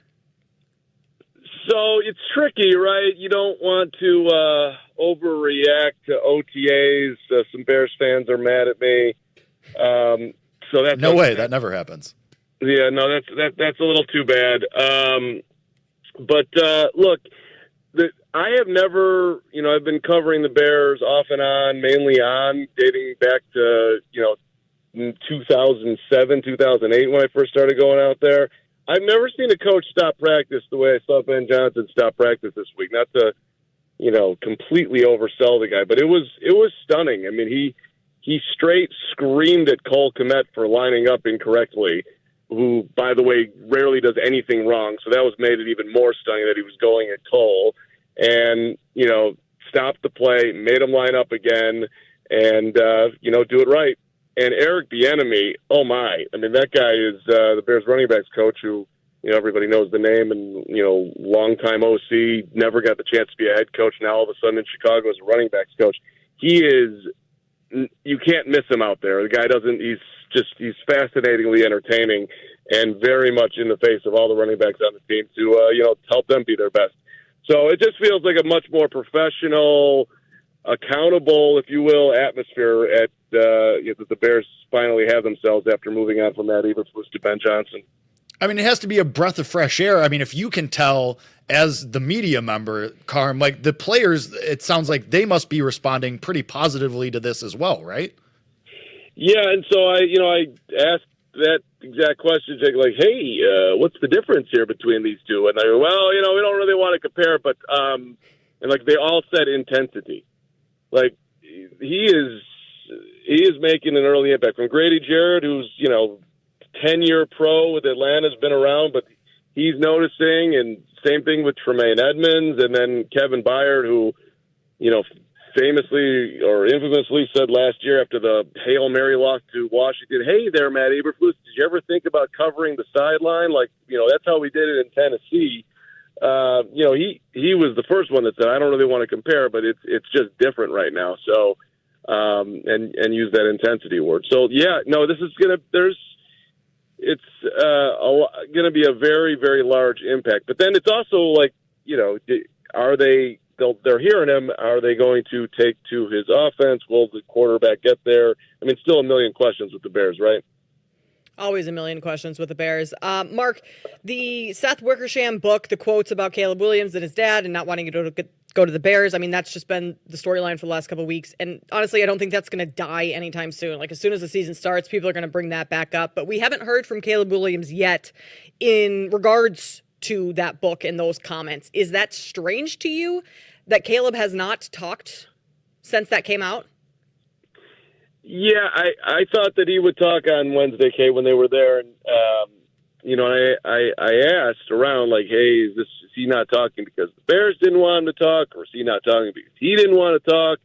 And it wasn't really a clear answer on that. It was more so that he probably wasn't scheduled to speak that day, and they just stuck to the schedule. So, they're back at it next Wednesday with an OTA that the media is allowed to go to. So I would expect that he'll talk then. Maybe he wants to get his ducks in a row, exactly what he wants to say. I'm having a hard time understanding what the end game here was. Like, why would you want to be in a book with Seth Wickersham talking about how you didn't want to be a Bear, but then decided to be a Bear? Like, is that, I don't know, hero type of maneuver? Like, hey, but his decision about it, like, I didn't want to nuke the city. So then he looks like the hero to the city of, like, he put himself on the line for the city because he didn't want to nuke it, right? Like, that's weird. Yeah, I guess what were you trying to gain by talking here? And then and by the way, like, for the record, you were right, Caleb. Like, you were very much right that keeping Matt Eberflus as the head coach to try to bring in Shane Waldron to save this in his final year with his job on the line, that doesn't seem like a great plan. Maybe I don't want to go to the Bears. Like, all of that would have been a reasonable thing, right? But there's just so much, as we all know now, there's just the social media train is so much larger than back in the day when guys like, Elway or Manning or, did it, that I guess it's a heavier carry nowadays, if you will, and he just didn't want any part of that. But the other part of it is he's here. They have a new coaching staff. He's excited to be with Ben. Like, that's why I was surprised they didn't talk, right? Like, just put it in the rearview mirror. That was then. This is now. We're moving forward. I'm excited to be here. Done. We'll stop talking about it. Yeah, I mean, you got to imagine it's probably a little harder to figure out how to politely get up there and say, yeah, well, I was right also. But wouldn't that be fun? Hey, I would love it. Did you see what happened last year? Who didn't know that was coming? Except for apparently Ryan Poles and the Bears. Like, I don't know. I like the concept of having a sense of humor about it. You might as well.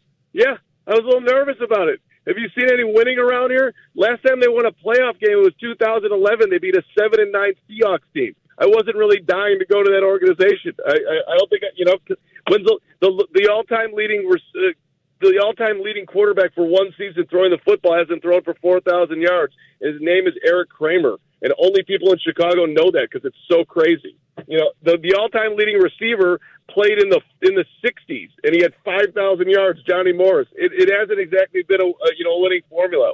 I'm shocked that Roma Dunze was willing to come here too. That would be kind of funny. Well, speaking of putting it in the rear view, Carmen, getting past the drama of the offseason, and Bears fans, of course, being super rational and normal about all of that. The win total's 8.5. People are starting to bet the over a little bit. The under is juiced -140, though, but you know what's going to happen because this happens every summer. People are going to get excited about Ben Johnson. The training camp clips are going to start coming out. 8.5 wins? Are we set up for disappointment again? Are we on the train of just 8-9 once again? Which would be an improvement, though. Yeah, right. Hopefully they won't lose 10 in a row again for all the diehard Bears fans out there. It's hard to imagine that they're not going to be better, right? The offensive line looks a whole lot better with Drew Dahlman at center and the all-pro Joe Thuney signing the extension. That was sweet. And Jonah Jackson hopefully Darnell Wright is healthy all year long and really owns the right tackle spot. And I think their best bet at left tackle is for Braxton Jones to come back healthy off his ankle injury, but there are other candidates there. So they're better up front. They've added, Luther Burden should be an interesting piece as a rookie wide receiver. Colston Loveland, the tight end, 10th overall. He's super thin right now, guys. I got to tell you, he can't work. He can't lift because of the shoulder injury. So I am a little skeptical that as just immediately as a rookie he'll be able to survive out there because he's going to have to put on, I think, a good 10 pounds of muscle to function in the NFL. But there's just so many more pieces, so you would think.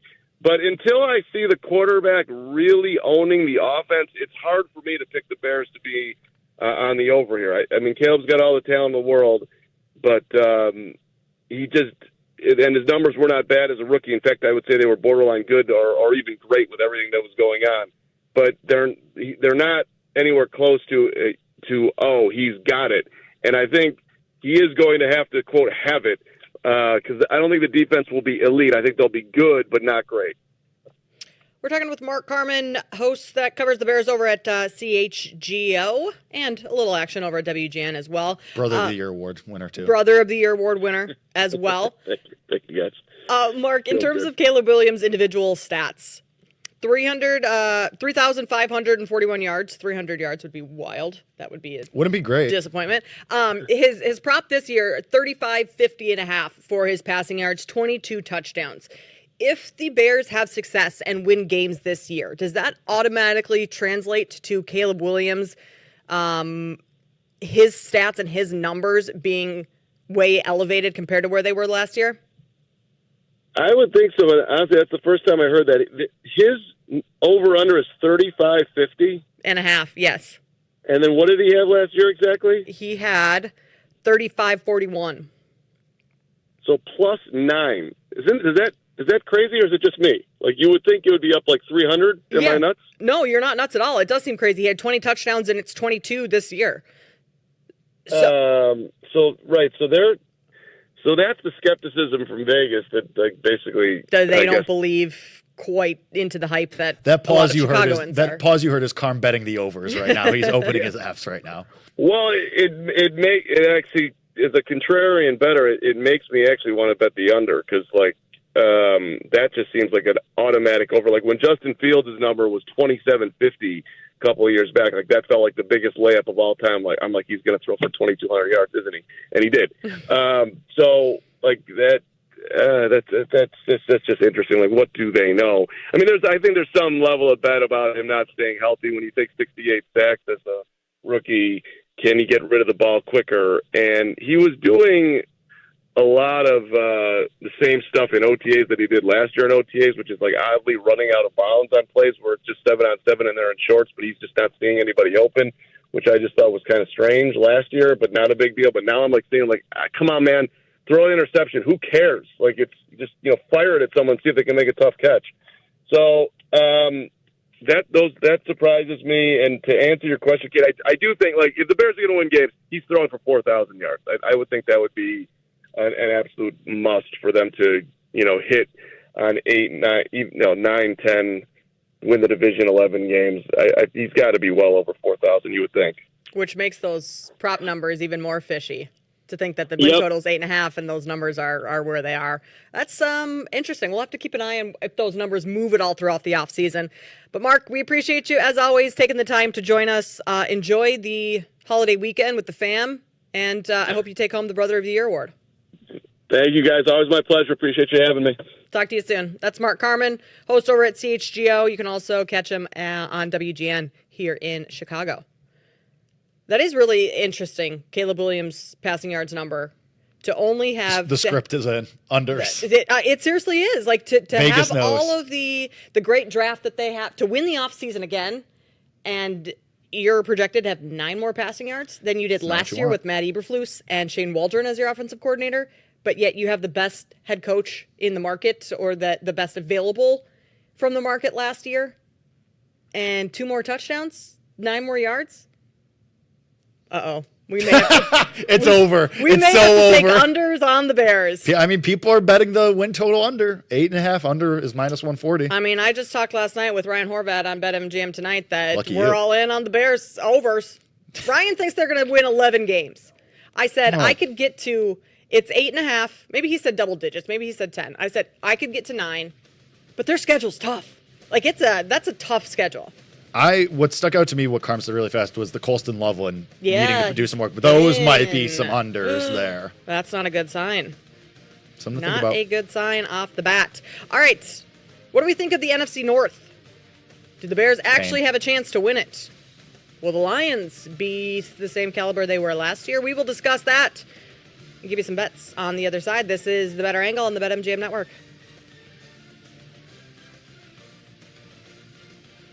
Coming up, more live sweats and winning bets with a better angle on the BetMGM network. BetMGM, the sportsbook born in Vegas. Download the app today. Please gamble responsibly.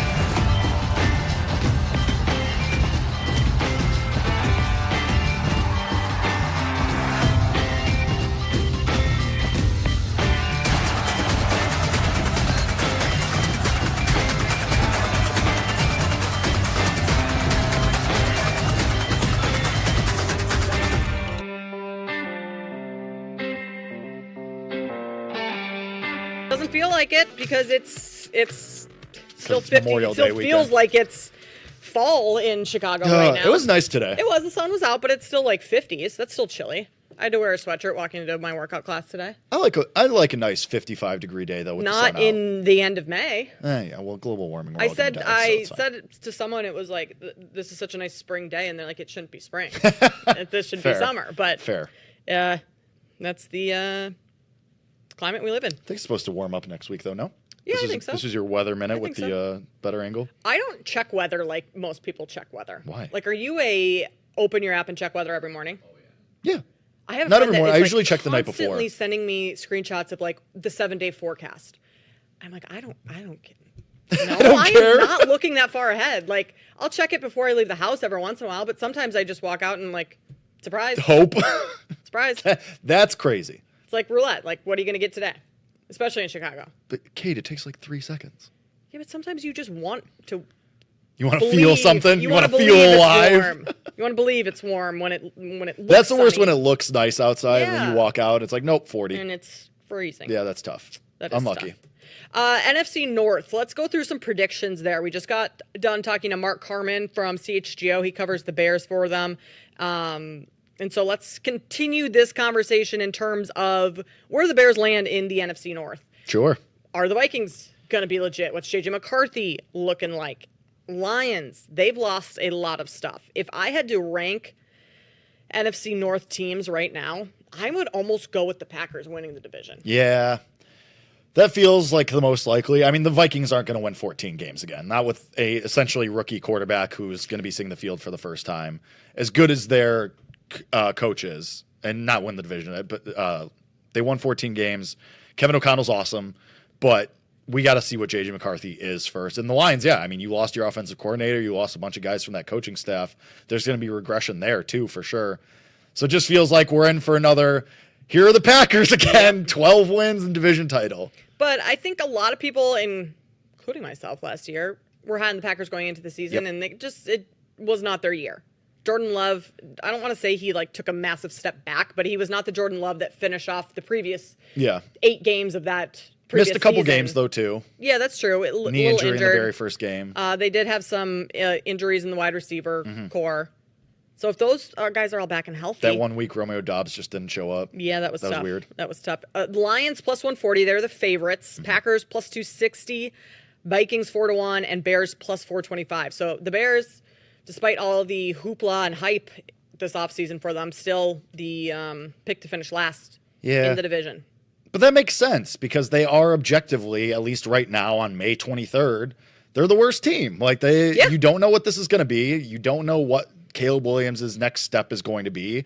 You don't know how these additions, Colston Loveland, Luther Burden, these guys are going to mesh with the rest of the team. So I think it makes sense because you just saw, like I said, the Vikings win 14 games. The Lions win the division. It's just these teams already have pedigrees of success, recent success, and the Bears don't. The Bears have been the Bears, and their win total is 8.5. So it only makes sense that they are last in the division odds. Maybe they surprise, maybe they pop, but you can't count on that right now.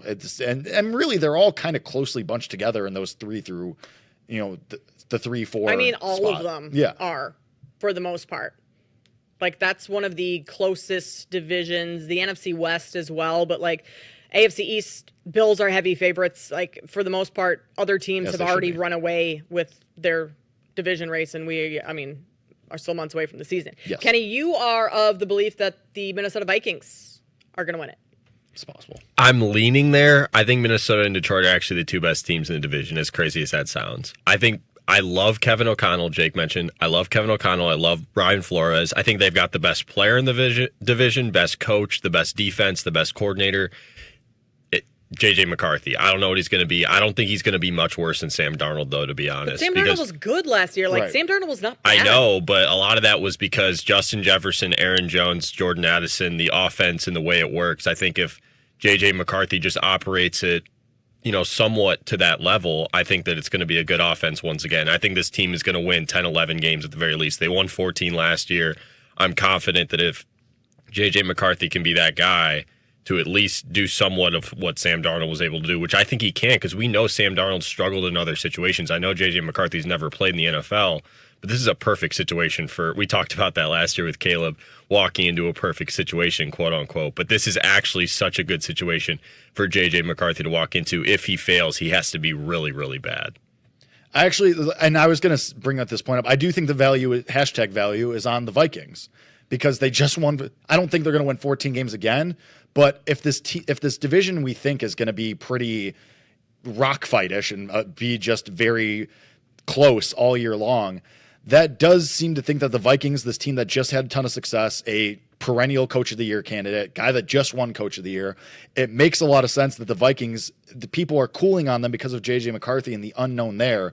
But to Kenny's point, they have literally everything else lined up. They have coach of the year. They have one of the assistant coaches of the year, one of the best defensive coordinators. They have Justin Jefferson. They have all of the pieces around that would, if Sam Darnold can win 14 games, why can't J.J. McCarthy be a game manager as well?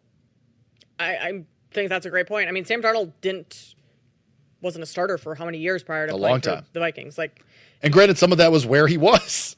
He was with the Jets for so long, and he was bouncing around didn't get opportunities. So I'm with Kenny. I think the hashtag value is on the Vikings. I think what we've also seen from the Vikings is just Kevin O'Connell is that good of a awesome. coach. Yeah, he's one of those coaches that elevates you. Yes, if you have a coach like that, you're kind of going to be in it every year. Yeah, he's worth 2 wins. Let me ask you a question. Do you guys think they were as good as their record last year, 14-3? Because their playoff game was embarrassing. Yes. Their playoff game was the awful. The Rams beat them. I mean, the defense and offensive line of the Rams just embarrassed the Vikings. And I feel like that there's maybe a little carryover to that. Maybe I'm crazy, but I feel like there's a little carryover. What thoughts? You could also say that about the Lions, though, as well. Their playoff game to the Commanders was awful. No, but I will also say the Lions were playing with guys off the street. That's a good point. That's a good. Their Aiden defense Hutchinson was so gone, banged up at that and point. they had 4th and 5th stringers playing defense. Yeah. And then listen, all you Bears fans, Ben Johnson made some terrible offensive calls in that game. Jamison Williams trying to throw a touchdown pass was when the game was still in question, right? That was terrible. So I don't know. I just felt like the Vikings playoff game opened my eyes a little bit. Maybe this team wasn't as good as we thought they were. Well, I think it's also with the Vikings, you get the playoffs are such a different animal. And also you remember Kevin O'Connell came from the Sean McVay tree. Right. So Sean McVay's probably in his head a little bit. And your quarterback discrepancy there was so we just gave Sam Darnold his flowers for being better than he's been given credit for in his career. But Matt Stafford, Hall of Fame quarterback, Super Bowl winning quarterback, Sam Darnold. That's pretty. That discrepancy there is pretty big. I think what also played a role in that Vikings playoff loss was the Week 18 game against the Lions. Because Sam Darnold looked like deer in headlights in that game. And that almost carried over where he was like, I can't mess this up again. I can't play scared like that. The pressure got to him. Is that a Sam Darnold issue or is that a Minnesota altogether issue? I mean, you remember the famous line from the Monday night game, right? When he was with the Jets. Yeah. When he went to the sidelines and he told his quarterback coach, "I'm seeing ghosts." Yep. Oh yeah. And that stayed with him forever until this maybe into this year. You can't say those things and have it not with all the cameras that are on you 24/7. Great line, hilarious meme. But yeah, I mean, it could be both. It could be partially Darnold, could be partially the Vikings, but also then you have that learning experience from last year. You went through it, and now it's do you adjust? And I think we're agreeing that Kevin O'Connell is such a good coach. It would be surprising if that happened again. So how does the division end? End of the season. Be a man, make a pick. Be a man, make a pick. Vikings, Packers, Lions, Bears. Really? I think the Bears win 8 games. Okay. I think the win total is just right. I just worry about... Which is a huge improvement, by the way. Yeah, it would be. And I think we would all be naive to think that all of a sudden Ben Johnson comes in and the Bears are winning the division. Yes, not even a wild card team. They're just in the playoffs. Ben Johnson was 1-6 to start as an offensive coordinator with the Lions. And people are going to say, 2018, Nagy, first year, won coach of the year, went to the playoffs. Okay, you also had a Hall of Fame defensive player with Khalil Mack who had a Hall of Fame year. And you overplayed what your quarterback was. Kind of like the Vikings last year. Kenny, Kenny in the chat says it's not about wins and losses, to be honest.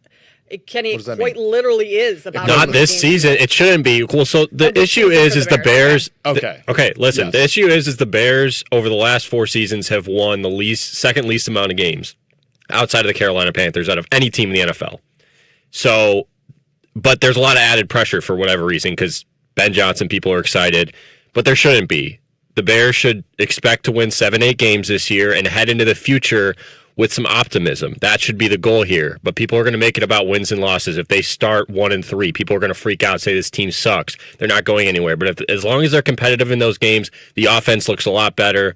Things are looking good. That's what matters the most because they could lose by a field goal in all those games that they lose. But I'm just saying that with the added pressure, people are going to make it more about wins and losses than it probably should be. Yeah, I can get on board with that. Yeah, I would agree with that. That's not a bad take. I had a strong rebuttal about the Bears or the Vikings. No, just to add on to Kenny's take, and I just totally lost my train of thought. Good. Well, let me, when you're thinking of your train of thought, I'll go through. I think the Lions. We're gonna after this year, we're gonna be like, wow, Dan Campbell can really coach because he lost both his coordinators. I think the Lions are gonna win 13 or 14 games again. Even though they're playing right, everyone's in that division is playing the AFC North, which is obviously 3 at least games are gonna be tough. I think the Lions are 1. I think the Packers make a small step up. I'm still not as sold on Jordan Love being the guy, but I say they're 2, Vikings 3, and I think the Bears are 4. 6 or 7 wins and 4. And that schedule to start the year is ridiculous. Yeah. It's not great. Yeah. Thank you for that, Randy, because I did just remember my good. point. Woo! Go. Ross Tucker was on Yes, I heard 670 that. The Score here in Chicago, Odyssey Station, and said Caleb Williams will not be the quarterback of the Bears in 4 years. That would be... I don't know how the Bears or the city of Chicago recovers from that. Because after decades of mediocrity or even below that, they're finally... still chasing Patrick Mahomes. Exactly, yeah. Everything is, quote-unquote, in the right spot now heading into this season. Heading into possibly next season. The momentum is building. If it doesn't work with what is thought of as a generational quarterback, what is thought of as the best coaching hire that they've had in decades, the best coaching hire of the offseason, how will it ever happen? When does it happen? It doesn't matter. Why? Because the Bears are already winning. I really think sometimes people forget that the NFL is a business first and a sports second. And at the end of the day, the Chicago Bears win every single year. There is a giant line to be a season ticket holder. They're literally building a new stadium, fighting between 2 cities right now. It doesn't matter if they are not good because at the end of the day, they are always winning in the bank accounts. Well, yes, it sucks for us as a fan. Jenna, go outside, pick a Bears fan. First Bears fan you see with Bears gear on, tell that to them and see how that goes. Here's the thing is I understand. I'm not saying I agree with it, but this is the reality of the situation that we live in. But then again, if we don't talk about this, do we have jobs? If Caleb Williams isn't the quarterback in 4 years, I'm going to shave my head. No, you won't. But you can say that, but I don't think you're going to. I'll look into this camera right now. If Caleb Williams is not the quarterback in the Bears in 4 years, I will shave my head. Clip it. Save it. Clip it.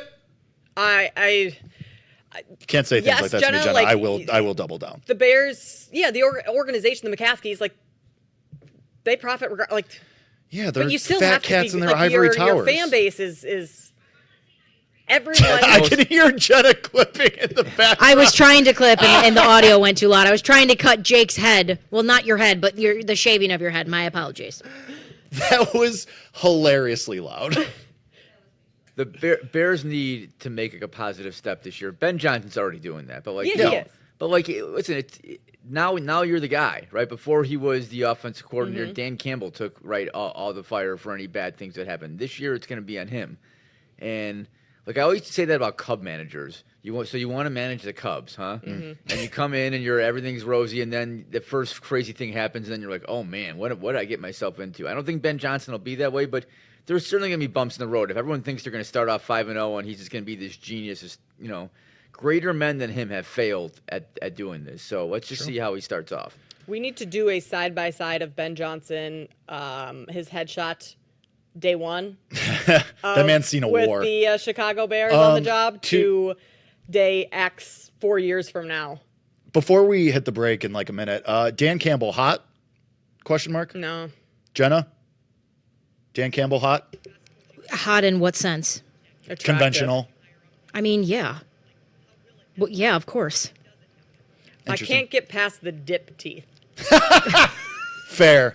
He's got the dip where like it's just his bottom lip is just I have a all friend yellow. that thinks he's like the hottest dude in the world. You know who thinks Dan Campbell's really hot? Aaron Hawksworth is like obsessed with Dan Really? Campbell. Obsessed with him. You might have to get her on, get her take Call her. on good old Dan Call the Campbell. Hawk. Miss the Hawk. I miss the Hawk every day, dude. I love the Hawk. Wrapping things up here on the other side, we'll give you our best bets for Game 3, Timberwolves and Thunder. Morale check, 1 to 10. Quickly. 8.5. We're getting Love it. excited. We're going up. That's next here on The Better Angle.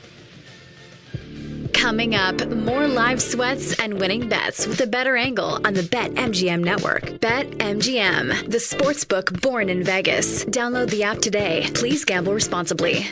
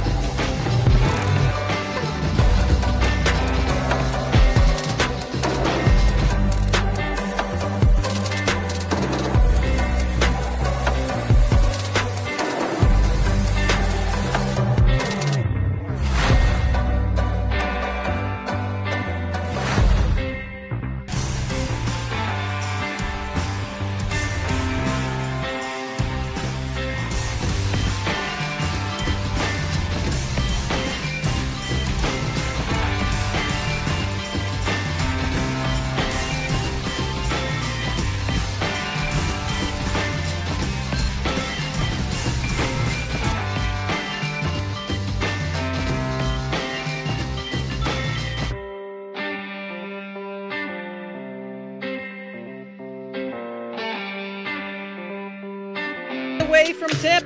Quite literally 2, to be exact. That's how time works. Yeah. Morale, check. Scale of 1 to 10. 8.5. What did I say going into break? 8.5? You said 8.5. We're hoping to get to 9 before Scale tip. of 1 of 100. Don't make me do math. That would be 80. That would 85. be 85 to be 85. specific. Okay. Yeah. So, it's better than when we started the show. It is. It Which has is gone up good. significantly. It has. I mean, talking to Tom Crean really helped. He really calmed He was me very down. positive. And, he feels good about not only the Wolves winning tonight, but like getting back into the series, which would mean we get a Game 4 win, which would be phenomenal. Pretty good. For those in attendance of Game 4. Did you go last year against the I Mavericks? did. And today, I just saw on Twitter, today is 1 year to the date that Luka Doncic hit a step-back 3 And told in Rudy Game Gobert, 2. you blinking can't. Was that Game 2 he hit that? That was Game 2. Okay. Yep. 3 seconds left. Mavs go up 109-108. Luka's losing his mind. Rudy's on skates. Series. Does it make you feel better or worse? I mean, with my luck, it would just be a repeat tonight. And if you're seeing it, the players are definitely seeing it. Yeah. Yeah. I mean, has Rudy Gobert been non-existent these first 2 games? He's been terrible. I mean, everyone right? praised him after the 2020 and the Lakers series, 2020 game. Yeah. Right. And But ever since that. But the that's Lakers have no one. They They Austin didn't have- Reeves guarded them. I mean, Right. I mean, it was like they had nothing inside. And What a poorly constructed team. Like, Yeah, I mean, it's not good. It really, and like JJ Redick, like everyone's like, oh, it was a good first year. I don't really think so. Like, I think like, I don't know. I've got. issues Yeah, with him, I mean, the Lakers are not going to be a championship caliber team as long as LeBron's on this team. And even if he leaves, I mean, he does cover up a lot of your weaknesses because he's still a top 15 player in the league. Still very, but very contract-wise, like they can't Right. bring anyone else in. Right, That's but what like- I mean. But Like, not who are shout they out gonna, LeBron's who are they talent. bringing in anyways? I mean, it's like they've got That's true. Luka. They're probably a 46, 47 win team every year now. I mean, that's. Definitely. I mean, wasn't that Luka basically with the Mavericks? They never won like tons of games, right? They were always No. 50 wins every year. Yeah, Weren't they somewhere in the around. play-in last year or a lower seed? They were a lower seed, yeah. Going but in but to they the playoffs? they're not gonna ever win like 60 games. I mean, unless they get Giannis or some Yeah. crazy trade. So And apparently Giannis has Wants not. out? No, does not want out. He Oh. hasn't been asking. They haven't had conversations. Oh, he it's hasn't gone to also them with Memorial Day anything. weekend. Yeah. by the way, a quick funny story. So last Saturday night was prom for my kids. Oh yeah, how was it? It was great. They had a great time, and I, without even being asked, was volunteered to pick up they were at this place called the Sac Center at 2:45 a.m.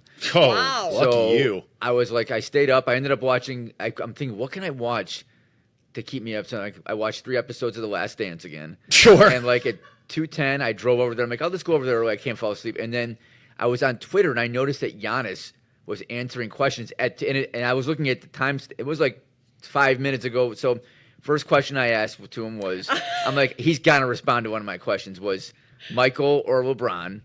And then he didn't respond. But then I did see someone did ask him who's the greatest basketball player. And he said probably Jordan, but not 100%. Then I said, I asked another crazy question. I can't remember. I asked 4 questions to him. And one was, was my wife's birthday on Friday. Can you wish her a happy birthday? That didn't go Nothing? over. No. I said, what's your favorite movie ever? Your favorite sports movie ever? That didn't get no response. And he was responding to everyone's questions but mine. I felt said, like. well, he Screw has this guy. something against Randy Martin. Yeah, I don't know. So But you didn't get anything. I got answered. nothing. And he was. I mean, he was literally like it was nonstop. And then someone's like, tweet back at him, you're only responding to people with blue check marks. And then he responded, no, I'm not, to his response. So it was good. It was good. All right, I Giannis digress. has a good sense of humor. He does. He does have a very good sense of humor. Did Beth have a good birthday? Shout out She had- Beth. Happy she- birthday. Yeah, she had a great birthday. Shout out. Yes. Awesome. Yes, we went to a Good. nice restaurant. It was good. Everything was And good. prom success? Yes. Everyone Love. had a great time. No major catastrophes. So, I mean, everyone was healthy. Huge. So we're Everyone good. came home with Yes. all 10 Yes. fingers and toes? Yes. And Good. Dana won an iPad. So in Did she in really? the raffle, yeah. Wow. Yeah, that's good. That's wild. Great Yeah. weekend for the Just Merkin decent. family. A girl got thrown out of my prom for being drunk. Well, yeah, that typically, you always get a couple of those. We always had a couple Yeah. of those. I think she's a performer in Vegas now. Oh, that's Good for her. interesting. A performer. Yeah. What kind of performances, Jake? We don't have to get into that. Let's get into what we're betting tonight. Sure. Game 3. Timberwolves money line for my lungs, Let's do it. for my kidneys. Kenny, you want to start us off? Are we doing a little parlay? What are we doing here? Yeah. Okay, so is Timberwolves money line one of the legs? Yes. So one of the other legs, Anthony Edwards 30 plus. Like it. And why don't we just go and over his points? Kate is so against an Anthony Edwards points over and the Timberwolves to win. Jake, I was going to say Anthony Edwards 30 plus and the Timberwolves money line, and then attach a Ronald Acuna MVP 315 to 1. You guys are stupid. I could be into that. All right. I could be into if we want to just go big, fine. Timberwolves money line, Edwards 30, Shea 30. Shea 30 is like minus 200 though. What's even the point? It's a parlay. No, it's a parlay. Yeah, we want to win. We want to win one, Jake. Yeah. No, I'm doing this because I want to lose, Randy. We've never won a parlay on this show. On this show, in the history of the Better Angle. By the way, I think we're probably just at our 2-year anniversary. Yeah, we're close. So we've never won a parlay. Happy birthday, Beth. Happy birthday, the Better Angle. Yeah. I'm gonna go with what I said earlier. I think the Knicks are gonna come out tomorrow and take it to the Pacers. Okay. Everyone's like that. Indy 500, hangover. Everyone's gonna be great. Maybe there's a little too much excitement in the city tomorrow. Yeah. I like the Knicks. Okay. So that's my end. It's like plus 110 or something like that. So it's pretty much even odds. Okay. I'm gonna go. Naz Reid. Points or threes, guys? What do we like? I'll say points. Naz Reid 12.5. Yeah, I like that. All right. Naz Reid 12.5. Trying to input it into the BetMGM system as we speak. Sorry, it's not a plus money one, gentlemen. Yeah, whatever. It's a parlay. It is a parlay. And then we add in the Knicks tomorrow. I like it. And Knicks money line. We are sitting. Well, my computer decides not to add those things when I click them all. Interesting. By the way, while you're doing that, I got a couple bets for tonight in baseball. Okay. Let's see if Jake approves. I like David Peterson. Dave Peters. That's right. That's his first name, right? Yep. Okay. At home, he's much better than he is on the road. So I'm going to go over 4.5 strikeouts for Peterson tonight as one. Pete Alonso has not hit a home run. I want to say like in 8 or 9 games. #do. Crushed one in one of his final bats last night. I think in the 9th inning, hit one to the wall. I think he's due. And I love betting teams on the road in Sacramento because that place is a bandbox. Overs. Yeah, I mean, so I'm going to bet Schwarber and Harper to go yard tonight. I like the Schwarber bet. Yeah, and it's a lefty. Now you're like, Springs, is he lefty, Jake? Yes. Okay, Springs so is you're lefty. like, don't bet Schwarber's hitting insane against lefties this year. So I'll go Schwarber I'll go Schwarber home run, Harper home run, Phillies tonight in Get out, ball. Sacramento. Let's go. Tar Heels, baby. Love it. So Jake Love is it, just love it, love reacting to a home run by UNC Tar Heels. I bet UNC against Florida State in this college baseball game, ACC semifinals. And there was just a double down the line, and this stupid little kid sticks out his glove and takes a ball off the field that would have been probably a triple in the corner. So I thought we were just screwed for sure. And the next batter for UNC just blasts a 2-arm run. So this kid's vindicated. He's a leave Duvall grievances. He's no Bartman, right? No Bartman, so we're good. All right, UNC, just hold on for 4 more innings here because UNC blew their 2-run lead in the last inning on an error. So let's just wow, that was a missile too. Hell yeah. Anyway, what's up? What were we talking about? Quite the missile. Schwarber plus 245 for a. That's good odds. That's good odds odds because he's hit a lot of home runs off lefties this year. Yep. He's having a great season against left-handers, and Bryce hit one I think earlier this week, but I feel like he's about to get hot too. So. I would love Christopher Sanchez to shove tonight as somebody who has positions on him for NL Cy Young at 50 to 1. That would be really, really awesome. And I'm scared of Sacramento. Not their line. Well, I am a little scared of their lineup because we also bet Nick Kurtz. I have too much. I have too many awards, but I love awards. They're so great. Nick Kurtz, Rookie of the Year, alive. I do like those angles against the A's though, Randy. That's good stuff. And Schwarber. I mean, we talked about yeah, just on a tear. Yeah. Bet hot hitters. Is there someone outside of SGA right now, which he's like minus money for Finals MVP that would be worth betting? Like Like maybe Tyrese Halliburton would be the only other. Or maybe Siakam, right? I mean, you could probably. if Siakam has a couple more games like that, but he needs at least. But like, I'm talking about two more. Get to the finals. I'm talking about in the finals. Oh, yeah. I'm talking about the final, like because. SGA, I was looking the other day, it's crazy odds to win Finals MVP. It's just like SGA has already been awarded Finals MVP. Yeah, right. To the odds. Thunder win, he just wins. Yeah. Which I mean, like LeBron didn't win it in one of his, right? Right. So I mean, and Steph only has one Finals MVP of the 4 championships. I mean, Brunson is 22-1 for Finals MVP. Obviously, that's because the Knicks are down. That's crazy. 0-2. That's crazy good odds. Yeah, it is. I mean, if you think the Knicks because come if they back win in it, the series, he's gonna have to be the guy. He will have to be. I don't see the only other player, and I don't like this now that the Knicks are down 2 games, but Karl Anthony Towns would have been the only other one on the Knicks roster that I would have considered solely because of the price. But it feels like it would be. SGA is minus 270, Halliburton 6-1, Siakam 22-1, tied with Brunson. But Siakam is on his way to the finals a little bit more easily than Brunson is right now. Right. And it's just way more because Siakam would have to go on an insane tear for that entire series, more likely than not. So Eastern Conference, Halliburton is minus 145, Siakam's plus 260. Ooh. There might be some value on. I wouldn't bet Halliburton right now. I would bet Siakam if he has another 30-plus points. Yeah, Halliburton hasn't done, through 2 games, but... Yeah.